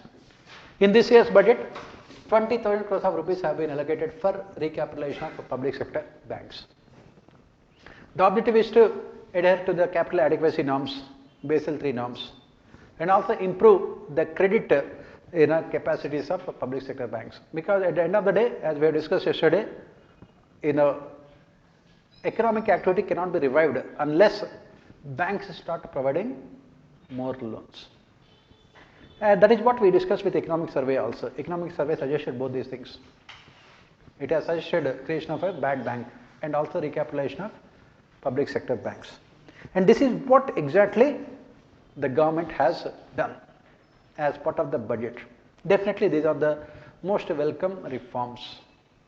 Next thing budget has done is that to protect the deposits of the depositors, the government also has come out with this depositor insurance scheme, and it has amended this depositor insurance scheme to cover more number of deposits. Because as I said that there is so much of uncertainty when the bank is giving a loan. What are the chances of the person who is taking the loan repaying the loan with the rate of interest? Very less, thanks to the recessionary tendencies, thanks to crony capitalism, thanks to bad management of banks. So that is the reason someone has to protect the depositors' interest also. It is the people's money that is being used by the banks to give loans. That is the reason why the government had come out with this depositor insurance scheme last year, And this year the scheme has been extended to more number of depositors also. This is also another important measure taken by the government. Next, what are the other measures taken by the government as part of this infrastructure push? The next important reform that has been undertaken by the government this year in this year's budget is the government has again opted for disinvestment. The government had set a target of around 1.7. Government had set a target of around 1.75 lakh crores through disinvestment. 1.755 lakh crores. It has said that this is the amount of money we are trying to raise through disinvestment. And compared it to that previous year, the government had set a target of 2 lakh crores and they realized 32,000 crores. Now this year, the government went a step further. It has said that it will not only disinvest, the government also has said that they would privatize at least 2 public sector banks. And they would also issue IPO for LIC. And they would also opt for strategic disinvestment of BPCL, Air India, Shipping Corporation of India, Container Corporation of India, IDBI Bank. They had identified so many public sector enterprises for disinvestment as well as strategic sale. This is also another reform measure that the government has undertaken. Definitely you can say that the government has done a good thing here. Privatization, very important. Next, the third pillar of the budget is inclusive development for aspirational India. Equity, that is what we say. Economic growth is necessary but not sufficient. So what did the government say as part of this equity? It does not have much as such except repeating what it has said earlier. Basically the government has said that equity is possible only with the development of agriculture. Agriculture contributes maximum to the employment. More than 45% of our population still depend on agriculture for their survival. If you have to ensure equity, you must focus on agriculture sector, inclusive growth. So the government has said that as part of inclusive growth, they have given MSP, which is 1.5 times more than the cost of production, as suggested by Swaminathan committee. But there are so many differences over the calculation of MSP by the government. Even Swaminathan himself has said that the way the government is calculating MSP is different from what he has suggested. And the government also has said that as part of this equity, they wanted to make agriculture a proper business activity. That is the reason why the 3 agrarian reforms were introduced. The 3 agrarian reform bills were introduced. It is basically related to allowing the corporates to buy the products. It is basically related to dismantling this monopoly of APMCs. And it is also related to this MSP also. MSP was not that much a problem, but again, at the end of the day, these 3 agrarian reforms were hotly contested. There are so many reasons. It will take a lot of time for us to discuss what are the problems with those agrarian reform bills. Briefly, I will just tell you, because you need to also have a good idea about why farmers are agitating. First of all, they are agitating for MSP. MSP was never legally binding on the government. That is what we have to remember. In 1960s, when the country was facing severe food crisis, we were thinking about introducing green revolution, and to encourage farmers to produce more, the government had come out with this what is called MSP, minimum support price, saying that whatever may be your output, we will buy it at the price. Over a period of time, the MSP kept on increasing. After BJP came to power in 2014, what they have done is that they have not increased the MSP for a long time. On the other hand, they have decreased the MSP also, because here when it comes to agriculture, there is always conflict between the producers and consumers. For any other product, there is no conflict here. But when it comes to agriculture only, the conflict always there between the producers and consumers. Can the government allow the prices of food grains to go up, spiral out of control? Not at all. No government can afford high levels of food inflation. So that is the reason why the government always keeps this MSP at very low levels, so that the food prices also are very less. And then, for a long period of time, the BJP government had not increased the MSP. The real MSP was coming down, because when you don't increase the nominal ones, the real prices will always come down. Agriculture had become unprofitable. As we say, terms of trade had become negative for agriculture. What do we mean by that? The output price is less than the input cost. If I am investing 100 rupees, what I am getting is only 90 rupees. 10 rupees is the loss. It had become unprofitable. So after a lot of hue and cry, the government was forced to increase the prices. And the government has said that we have increased the prices, and it is 1.5 times that of the cost of production. Now, as part of these reform bills, what it says is that there will be an agreement between the corporate and the service provider.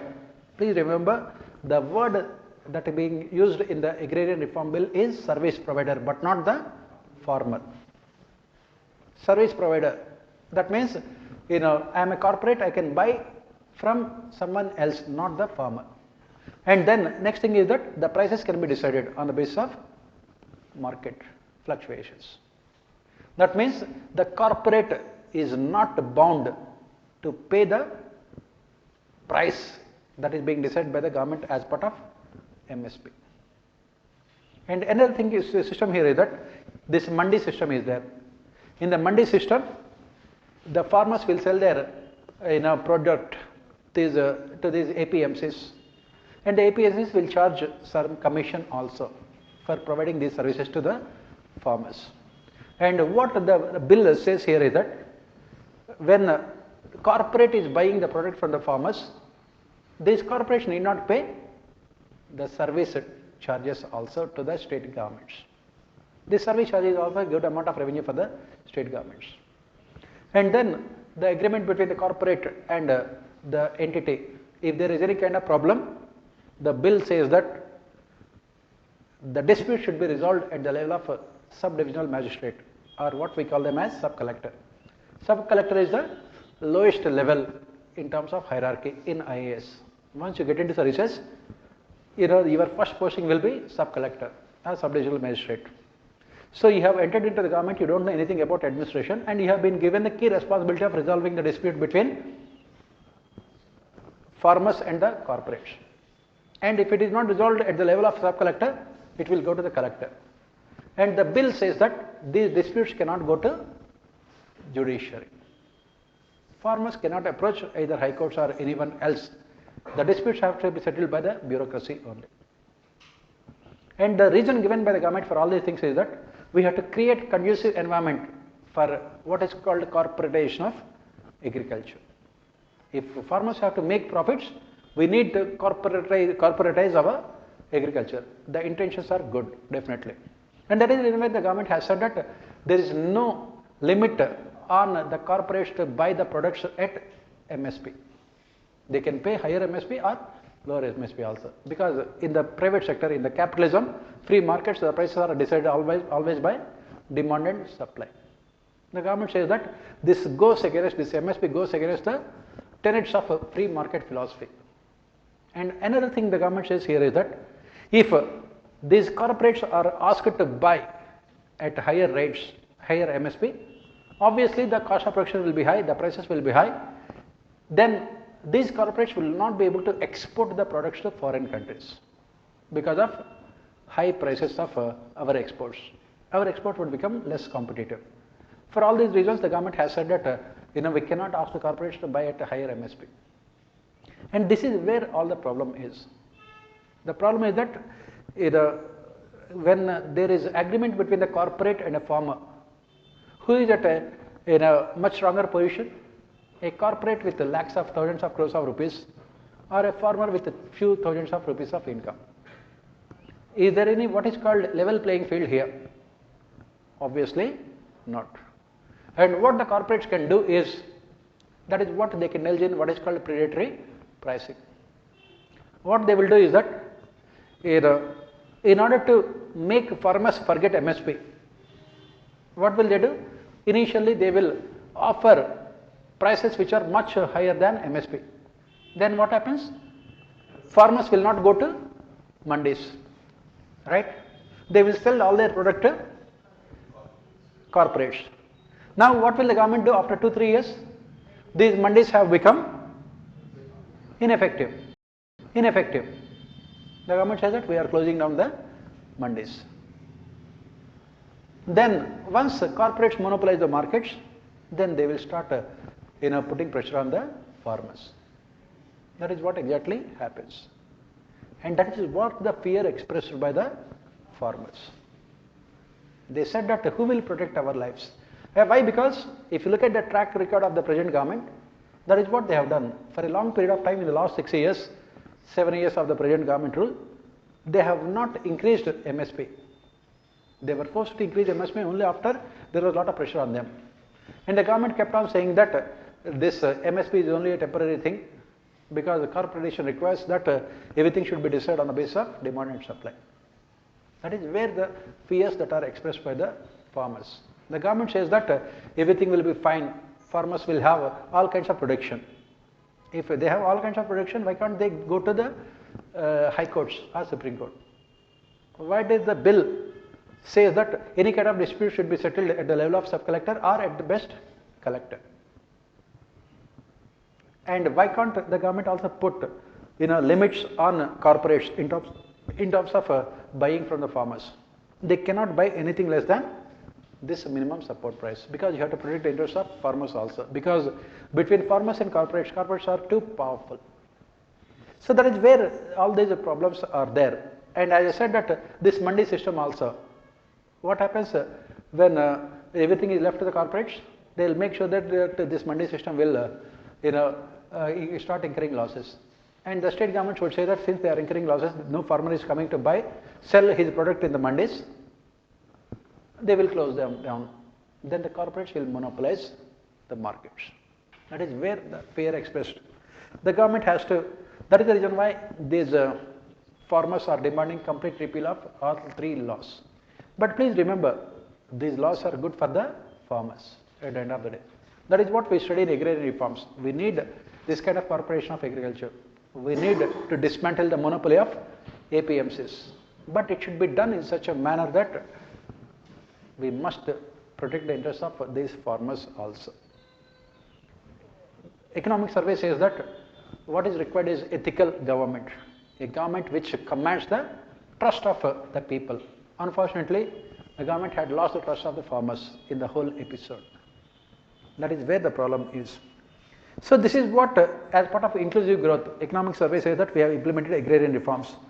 The government also has said that as part of this inclusive growth, survey also says that we have implemented one nation, one ration card scheme, so that the migrants can always get the food grains wherever they are. This is another thing. And not much is there. The government also has said that they are implementing labor codes to protect the interests of labor. But the labor says that these labor codes will not protect their interests. On the other hand, it will give more freedom to the corporates. This is what next fourth pillar, as budget says here, is reinvigorating human capital, basically focusing on human resource development. The government has said that as part of this, they are implementing the national education policy. They will be implementing the national education policy, which the government had come out with last year. The focus will be on school education. The focus will be on higher education. Focus will be on this education of scheduled castes and scheduled tribes.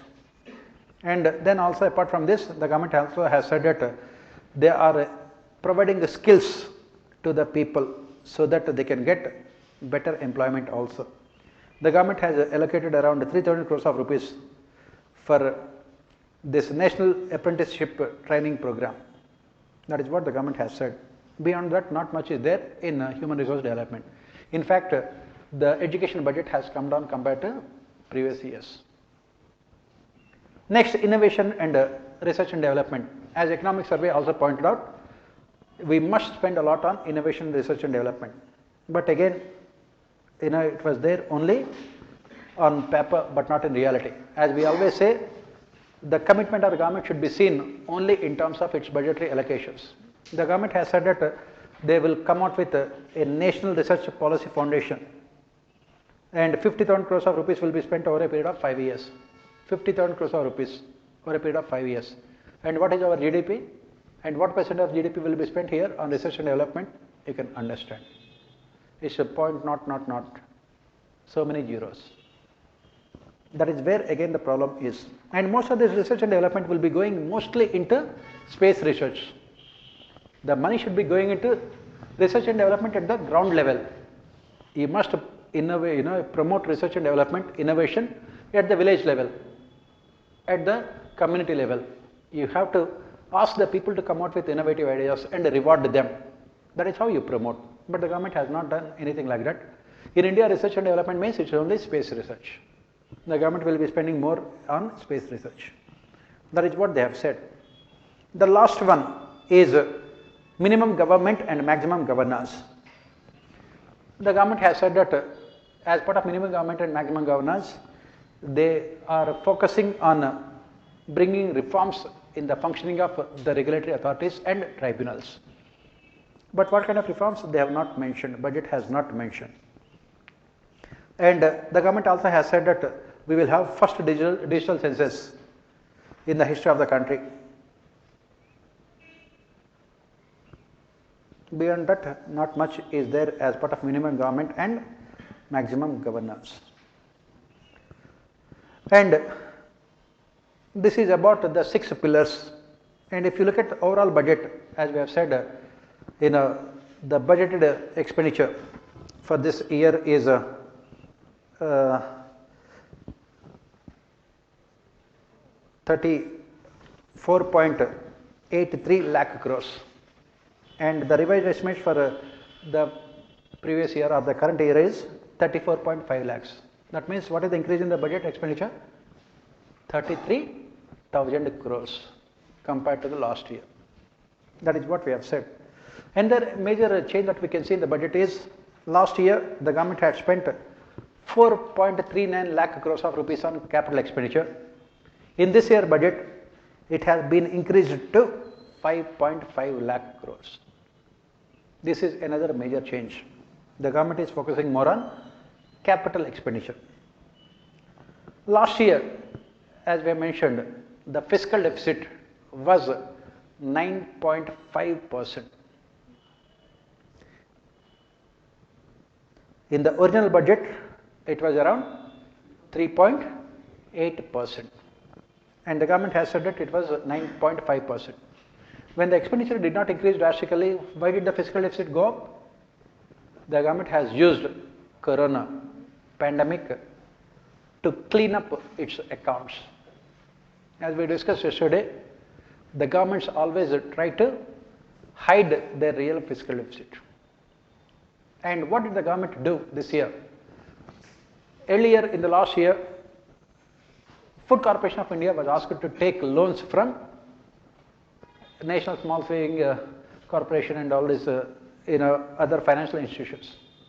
So the government has repaid all the loans of Food Corporation of India.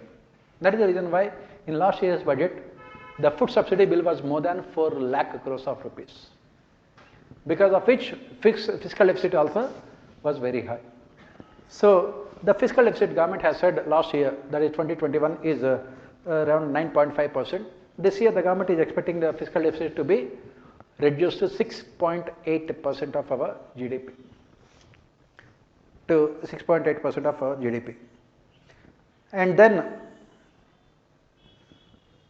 the government is expecting the growth rate, GDP growth rate, to be around 11%.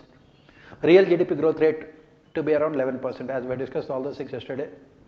And with an inflation of around 4.5%, the government is expecting increase in the tax revenues to be around 15.5%. The government is expecting the increase in tax revenues to be around 15.5%. On the basis of that, the government has said that fiscal deficit will be 6.5% of GDP, along with 1.75 lakh crores of rupees that the government is expecting from disinvestment and monetization of assets also. And the government also has increased the contingency fund from 500 crores to 30,000 crores. 500 crores to 30,000 crores. Then the central government also has accepted the recommendations of 15th Finance Commission. 15th Finance Commission has said that the state government should be given 41% of the share of all the tax revenues. 15th Finance Commission has said that the state government should be given 41% of the share of all the tax revenues. The government has said that they are implementing the recommendations. There was some controversy regarding the 15th Finance Commission, the terms of reference. 15th Finance Commission has said that the census of 2011 would be taken into consideration while deciding the shares of the states. And the states, especially South Indian states, have strongly opposed it, saying that we will be losing out. So, in order to address the concerns of the South Indian states, 15th Finance Commission has included one more parameter to decide the devolution of tax revenues, what you call horizontal tax revenues between the states. And it has included this what is called the performance, fiscal performance, and it had given a weightage of 12.5% to fiscal performance.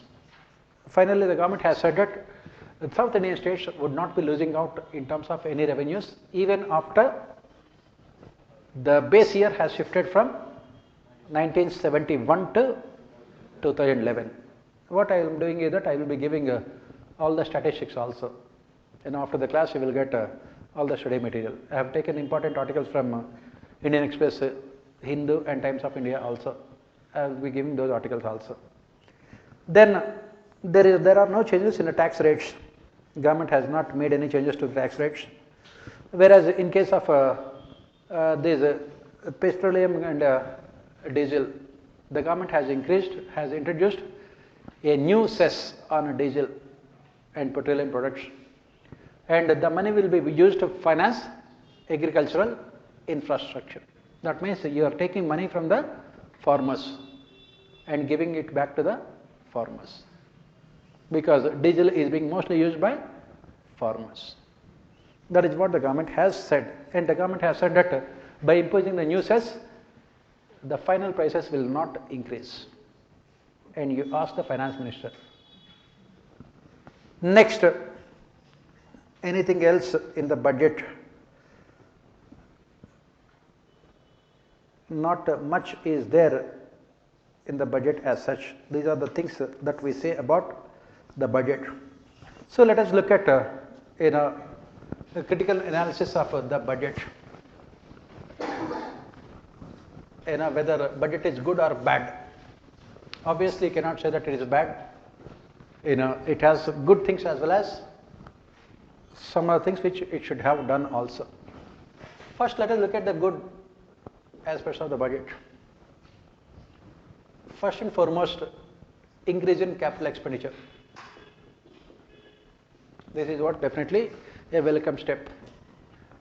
Capital expenditure has gone up. Second,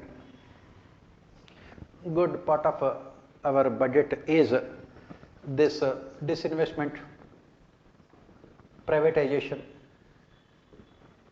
of public sector enterprises as well as public sector banks. This is definitely a welcome step. Third, infrastructure. Budget has given very good push for infrastructure, where it is railways, roadways, shipping, metro. Infrastructure has been given a big push in the budget. Fourth, this bad bank, asset reconstruction company. Definitely it is a good sign. Fifth, health sector definitely got more. If the ministry did not get more, but overall it is got more. The focus is on preventive health care also. That is the reason why the government is spending a lot of money on clean drinking water and clean air. This is another important thing that we say about the budget. Next good thing about the budget is the government has not imposed any new taxes. There is a lot of fear among the people that government will come out with the corona cess. But there are no new taxes that the government has imposed. Next, good aspect of the budget is what are the other things that we can say here? The government is also focusing on monetization of assets, which is very important. You have to increase your non-tax revenues, especially the land and other properties of public sector enterprises as well as army, defense will be sold. Monetization of assets. And the next good aspect of budget is this Atmanirbhar, because the focus is on domestic industry and self-reliance. So these are all, you can say, the good aspects of the budget. And of course, the government has said that they wanted to contain the fiscal deficit. Another good aspect of the budget is it has been made more transparent. The whole budgetary process was made more transparent. The government has accepted that the fiscal deficit is 9.5% of GDP. And the government also has said that they wanted to reduce the fiscal deficit to 6.8% of GDP. And by 2025-26, they wanted to bring down to 4.5% of GDP. That is what they said. This is what? This is another good aspect of the budget. Next one is definitely these agrarian reforms are good. Agrarian reforms, they are definitely good. So then let us look at where the government could have done far better. And let us also look at from where we started our discussion yesterday. Yesterday we started our discussion by looking at the 10 different challenges the economy was facing, whether the budget has provided right kind of solutions or not. So what are the major problem with the budget is two important problems the budget has not addressed is inflation, rising prices, high levels of inflation. Second problems is very high tax regime, taxes. Both of them are interlinked finally. This is where two major problems. As you can see, during the corona period, there was a disruption in supply chain mechanism, because of which the prices of all essential products went up in the market. They went up by almost 30%, 40% also. Pulses, oil, electricity, vegetables, milk. These are all the daily products used by common man on the street. And what happened? Their prices went up. If you look at cooking oil, before corona, it was 100 rupees. Now it is selling at 140 rupees. Look at the same thing. Look at milk also. All these prices went up by at least 50%, 60%.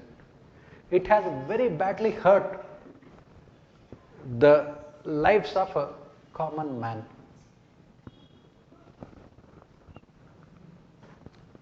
Inflation is the worst kind of a tax imposed on common man. Automatically the real incomes of people will go down drastically because of high levels of inflation. This is where. On top of it, the government added more fuel to the fire of inflation by increasing taxes on petroleum products. Thanks to increase in the petroleum products prices, prices of every other commodity in the country went up. So instead of controlling the prices, government has added more to the spiraling of prices. Inflation. Again, it has hit poor people very badly. When the international crude prices are at lowest, India's prices are highest. Our petroleum prices in India are the highest in the world among all 220 countries in the world. And as we know, these petroleum prices are part of negative. And as we know, these petroleum prices are part of negative, part of what you call indirect taxes. And these indirect taxes are highly regressive in nature. So people looked with lot of anticipation to see, because during the corona crisis, they have increased the prices by 15 rupees each of petrol and diesel. After that, the global crude prices kept on improving or increasing thanks to normalization of economic activities all around the world. And what did the government do? Immediately they should have withdrawn that 15 rupees increase in the prices. Instead of that, the government allowed these marketing companies to increase their daily prices of petrol. All over India, they have crossed 90 mark. In some parts of the country, they have crossed 100 rupees mark also. Automatically, it has made middle class people poor and poor people poorest. So on one hand, they had lost their jobs. On the other hand, government was hitting them much more severely with increase in prices. Budget unfortunately has not addressed. When we say that budget is inclusive or equitable, we have to take that with a pinch of salt. That is where the first problem with the budget.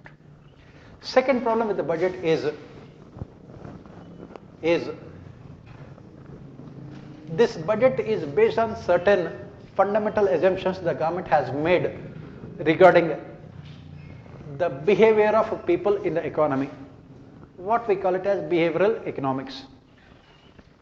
During the corona crisis all around the world, every government had given extensive financial packages.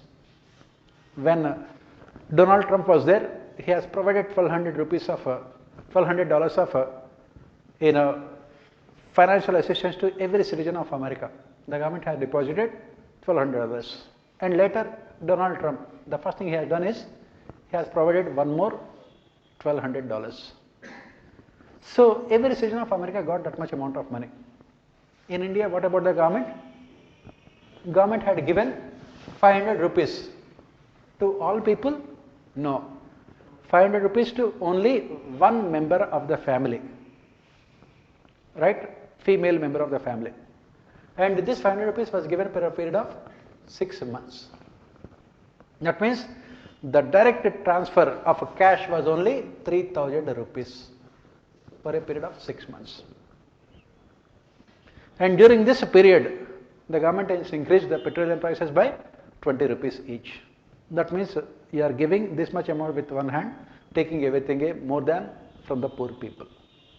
This is the biggest problem with the budget or the financial packages that the government of India has announced. What economic survey says, what our financial advisor, chief economic advisor says is that all around the world, when the government gives money directly to the people, during the times of crisis, they said that the consumer behavior is that they will keep all this money in their banks. They will not spend that money. The objective of reviving economy by giving money to the people, cash directly to the people, will not be achieved, because the consumer behavior is that when there is so much of uncertainty, what do? You try to save than spend. So the government has said that the argument given by the government for not giving money to the people is that this money would remain as ideal cash balances in the banks. That is the reason why government has said that they are not giving money. This is the argument. But what we are missing the point here is that the consumer behavior in developed countries is different from in developing countries. In developing countries, poverty is different compared to developing countries, poor countries like India. If your government is giving you 500 rupees, will you keep that 500 rupees in the bank for 6 months? No, you will die. Even 5,000 rupees also they will spend.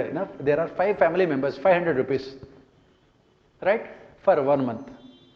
Will you keep that 500 rupees in the bank only and let everyone die? You have to differentiate between consumer behavior in poor countries. Please remember, poor people are always spenders. Rich people are always savers. And as part of the financial package, what the government has done? Government has given more money to the rich people, and government has given very less money to the poor people. This is definitely not what you call equity. And when it has given more money to the rich people in the form of easy credit and in the form of subsidized credit, did they take loans from the banks? They did not take any loans from the banks. When do industrialists take loans from the banks? Only when there is a demand for their products. Only when there is demand for their products. When do people demand more products? Only when they have income. When do they have income? Only when they have employment. Millions of people have lost their jobs due to corona crisis. The government cites that we have a huge amount of increase in the GST revenues. Last year GST revenues were around 1.2 lakh crores, clearly showing that economy has revived. But again, as we say, the devil always lies in the details. 95% of these GST revenues had come from only 5% of firms in the country. Can you say that economy has revived? Government says that electricity consumption has increased. Electricity consumption has increased. Electricity consumption has increased because of the conditions that are prevailing. If it is extremely cold, people will have to use heaters. It does not mean that people have become all of a sudden millionaires. So these are not the right kind of statistics to say that suddenly economy is getting normalized. Where the budget fails here is, budget has failed to come to the rescue of poor people. If the government were to be bold, it could have announced more money to the poor people. On the other hand, what happened in the budget? NREGA allocations had come down. When you are looking at a budget from equity point of view. Last year, the government had spent 1.3 lakh crores of rupees on NREGA, pandemic year. This year, allocations are only 70,000 crores. Allocations are only 70,000 crores. As you can see here, inclusive growth. Next, the government also has cut down the amount of money given to PM Kisan. PM Kisan also, the allocations had been cut down. Next, the government had stopped this PM KSI, Pradhan Mantri Krishi Garib Kalyan Yojana. This 500 rupees was given only for a period of 6 months. After that, it was also stopped. So the basic problem here is that there is no money in the hands of poor people. Then how can you revive your economy when there is no money in the hands of poor people? The argument of the government here is that we are giving money to the rich people. Rich people will employ poor people, and rich people will employ poor people and they will pay salaries. In this manner, we will revive the economy. Government is making 2-3 assumptions here.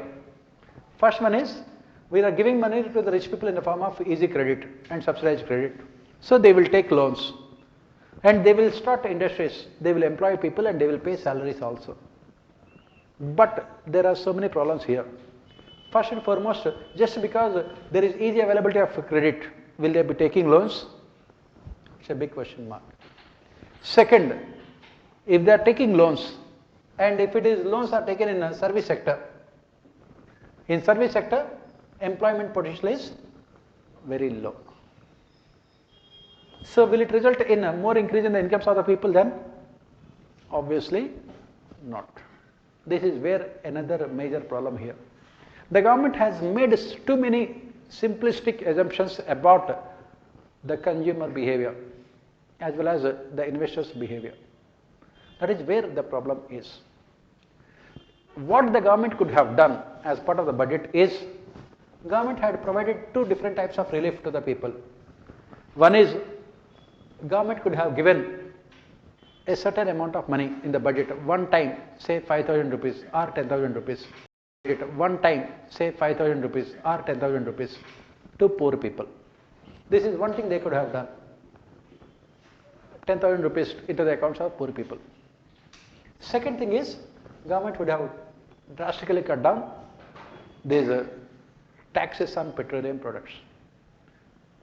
The government could have, central government could have cut down taxes by 20 rupees, and the central government would have asked the state governments to cut down taxes by 10 rupees, so that they would have come down by at least 30 rupees. When they come down, automatically the petrol prices will be less, then the inflation also will be coming down.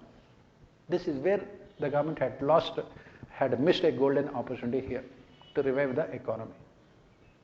And this is where, we always question the inclusive growth credentials that the government keeps on talking about. Whatever the financial package the government had announced, 2 lakh crores of rupees that the government had spent, almost 70 to 80% of them was spent only on providing food grains to poor people. The amount of cash that was deposited into the accounts is so meager that at the end of the day it does not matter at all. And another reason, another important area where budget has been a failure, another important area where this budget has been a failure is in terms of creating employment, what we call job-led growth. Budget has no mention about this job-led growth. So what the government is expecting here in terms of job-led growth? Budget has given a big push for infrastructure sector. It has given a big push for infrastructure sector. And the government believes that this big push that has been given in the budget for infrastructure, whether it's roadways, railways, power sector, shipping, and airways, you name it, electricity, power, all these things. The government believes that this infrastructure spending by the government will act as a catalyst for the private sector to invest more. And this government investment coupled with private sector investment would create more jobs. It would create more jobs. That is the assumption of the government. That means this job creation will not be direct, it will be indirect. The assumption here is that the big push by the government in infrastructure will act as a catalyst for the private sector to invest more, and both of them combined together will create more jobs. Otherwise, there is no direct spending by the government in the budget to create employment. Again, what we have said here is that in the last year, the government had spent 1.3 lakh crores on NREGA.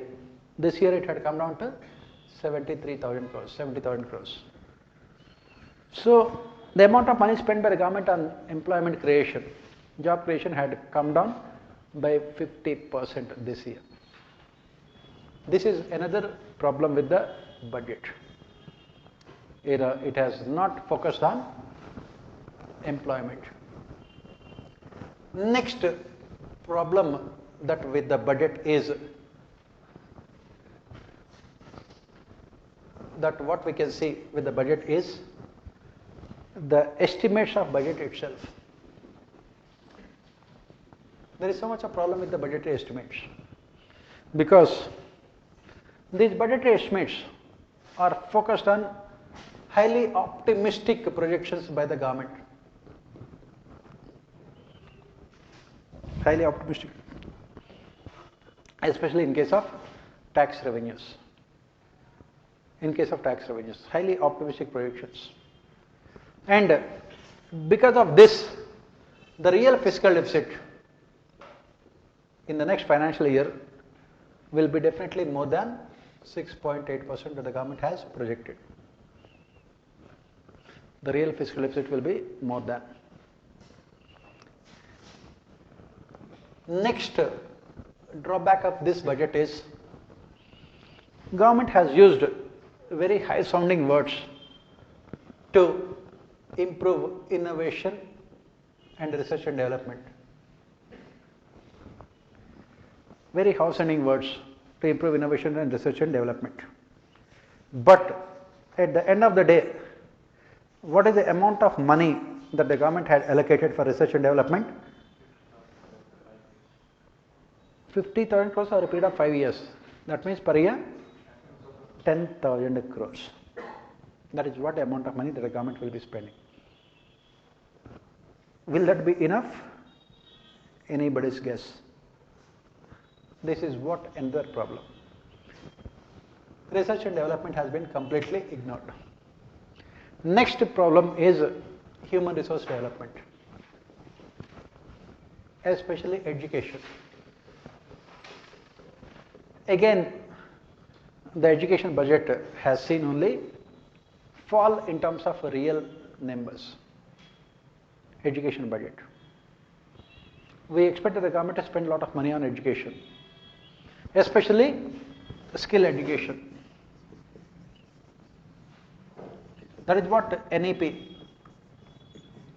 2020 talks about, National Education Policy, to focus on improving vocational education so that instead of looking for employment, we can create employers rather than creating employment.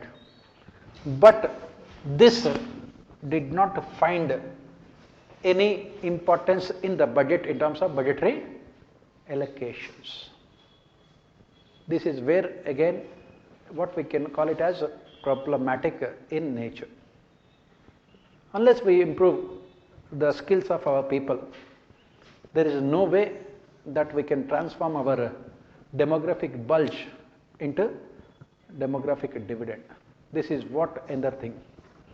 Next area that was mostly neglected was environment.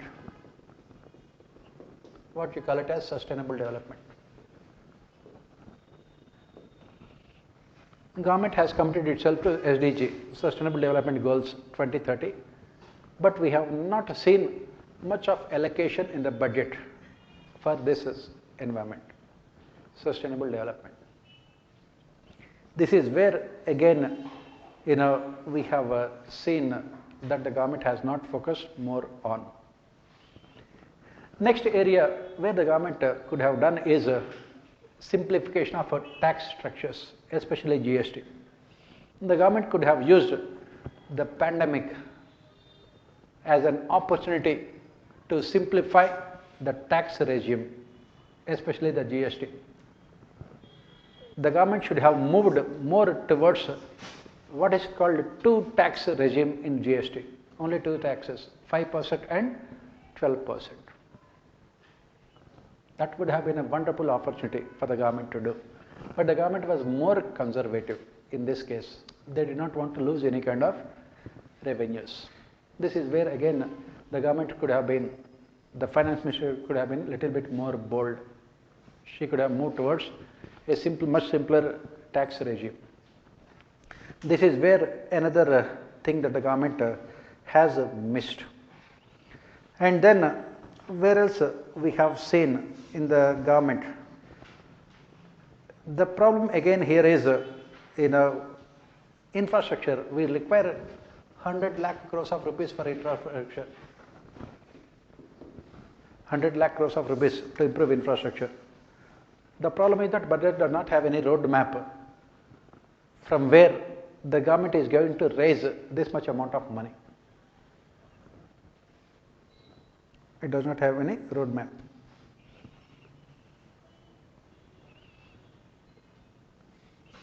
This is where again another problem.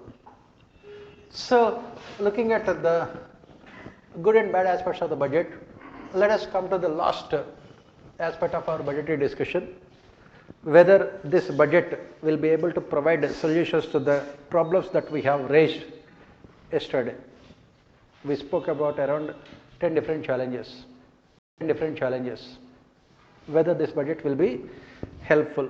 Yes, there are so many things in the budget that can be helpful, but overall, the government must focus on governance reforms, which the budget did not speak much about it, especially regulatory authorities.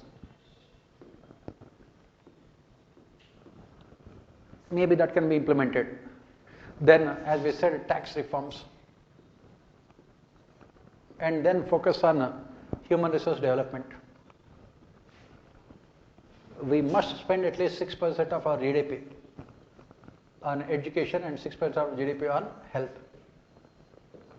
Budget should have shown some kind of commitment, saying that at least in the next 3 years we will reach at least 3% we will spend at least 3% of our GDP on education and 3% of GDP on health.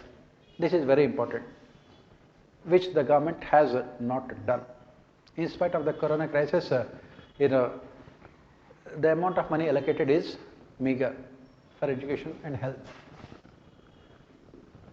The next thing, what can be done is the focus on inclusive growth.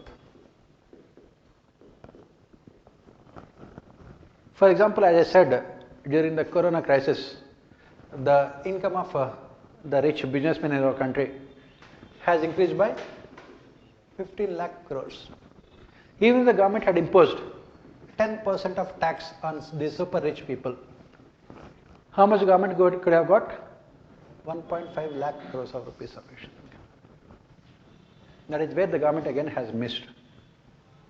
Because they are wealth creators definitely, but they also have social responsibility.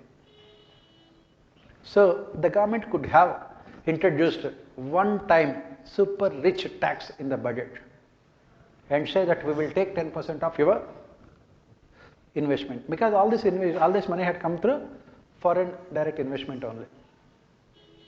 So the government could have taken 10%. We are not talking 30%. Take only 10% or 15%. That money could have been used to provide direct cash transfers to the poor people. 2 birds, 1 shot. That is what the government could have done. It could have been a much more bold, because obviously when this kind of a crisis take place, once in a century kind of crisis take place, we expect the rich people to be more humane, more liberal. The government could have done these things. This is where again it was missing. The next thing with the budget is the government is yet to implement what is called outcome budgets, because most of the amount of money goes into corruption. We have not translated the outlays into outcomes. This is where again the government has not been successful. Next thing the government could have done is that agrarian subsidies. The government could have been much more rational with subsidies, especially urea subsidies. As we know, green revolution led to great revolution. These subsidies given, fertilizer subsidies, had led to increase in the salinity of the soil. It has led to decline in the productivity of our soil, and it has also led to widening inequalities between the rich farmers and poor farmers. MSP at the end of the day benefits only 20% of the farmers. So the government could have done something here to ensure inclusiveness in agriculture. The government could have reduced these urea subsidies. The government could have used that money to improve irrigation. That is where the government has missed the bus again in the agriculture sector. Because in the agriculture sector, the government whenever talks about the farmers, it only talks about farmers from the point of view of subsidies. But the public investment in agriculture, that is government investment in the agriculture sector, has not been that much successful. In the budget, it talks about many mega food parks, but they are necessary but not sufficient. You have to focus on cold storage facilities. You have to focus on improving irrigation facilities. You have to focus on improving transportation facilities, communication facilities. You have to focus on improving warehouses. That would have helped the farmers more than these subsidies. That is where the government again has missed the budget. And finally, as we said, this jobless growth, the issue has not been addressed in the budget. Jobless growth. Inclusive growth is possible only with job-led growth. The government has left everything to the private sector in terms of creation of jobs. But the problem is that if you look at our GDP, in the primary sector, secondary sector and our tertiary sector, it is agriculture. Its contribution is around, say, agriculture and allied activities around 16%, and this is around 17%.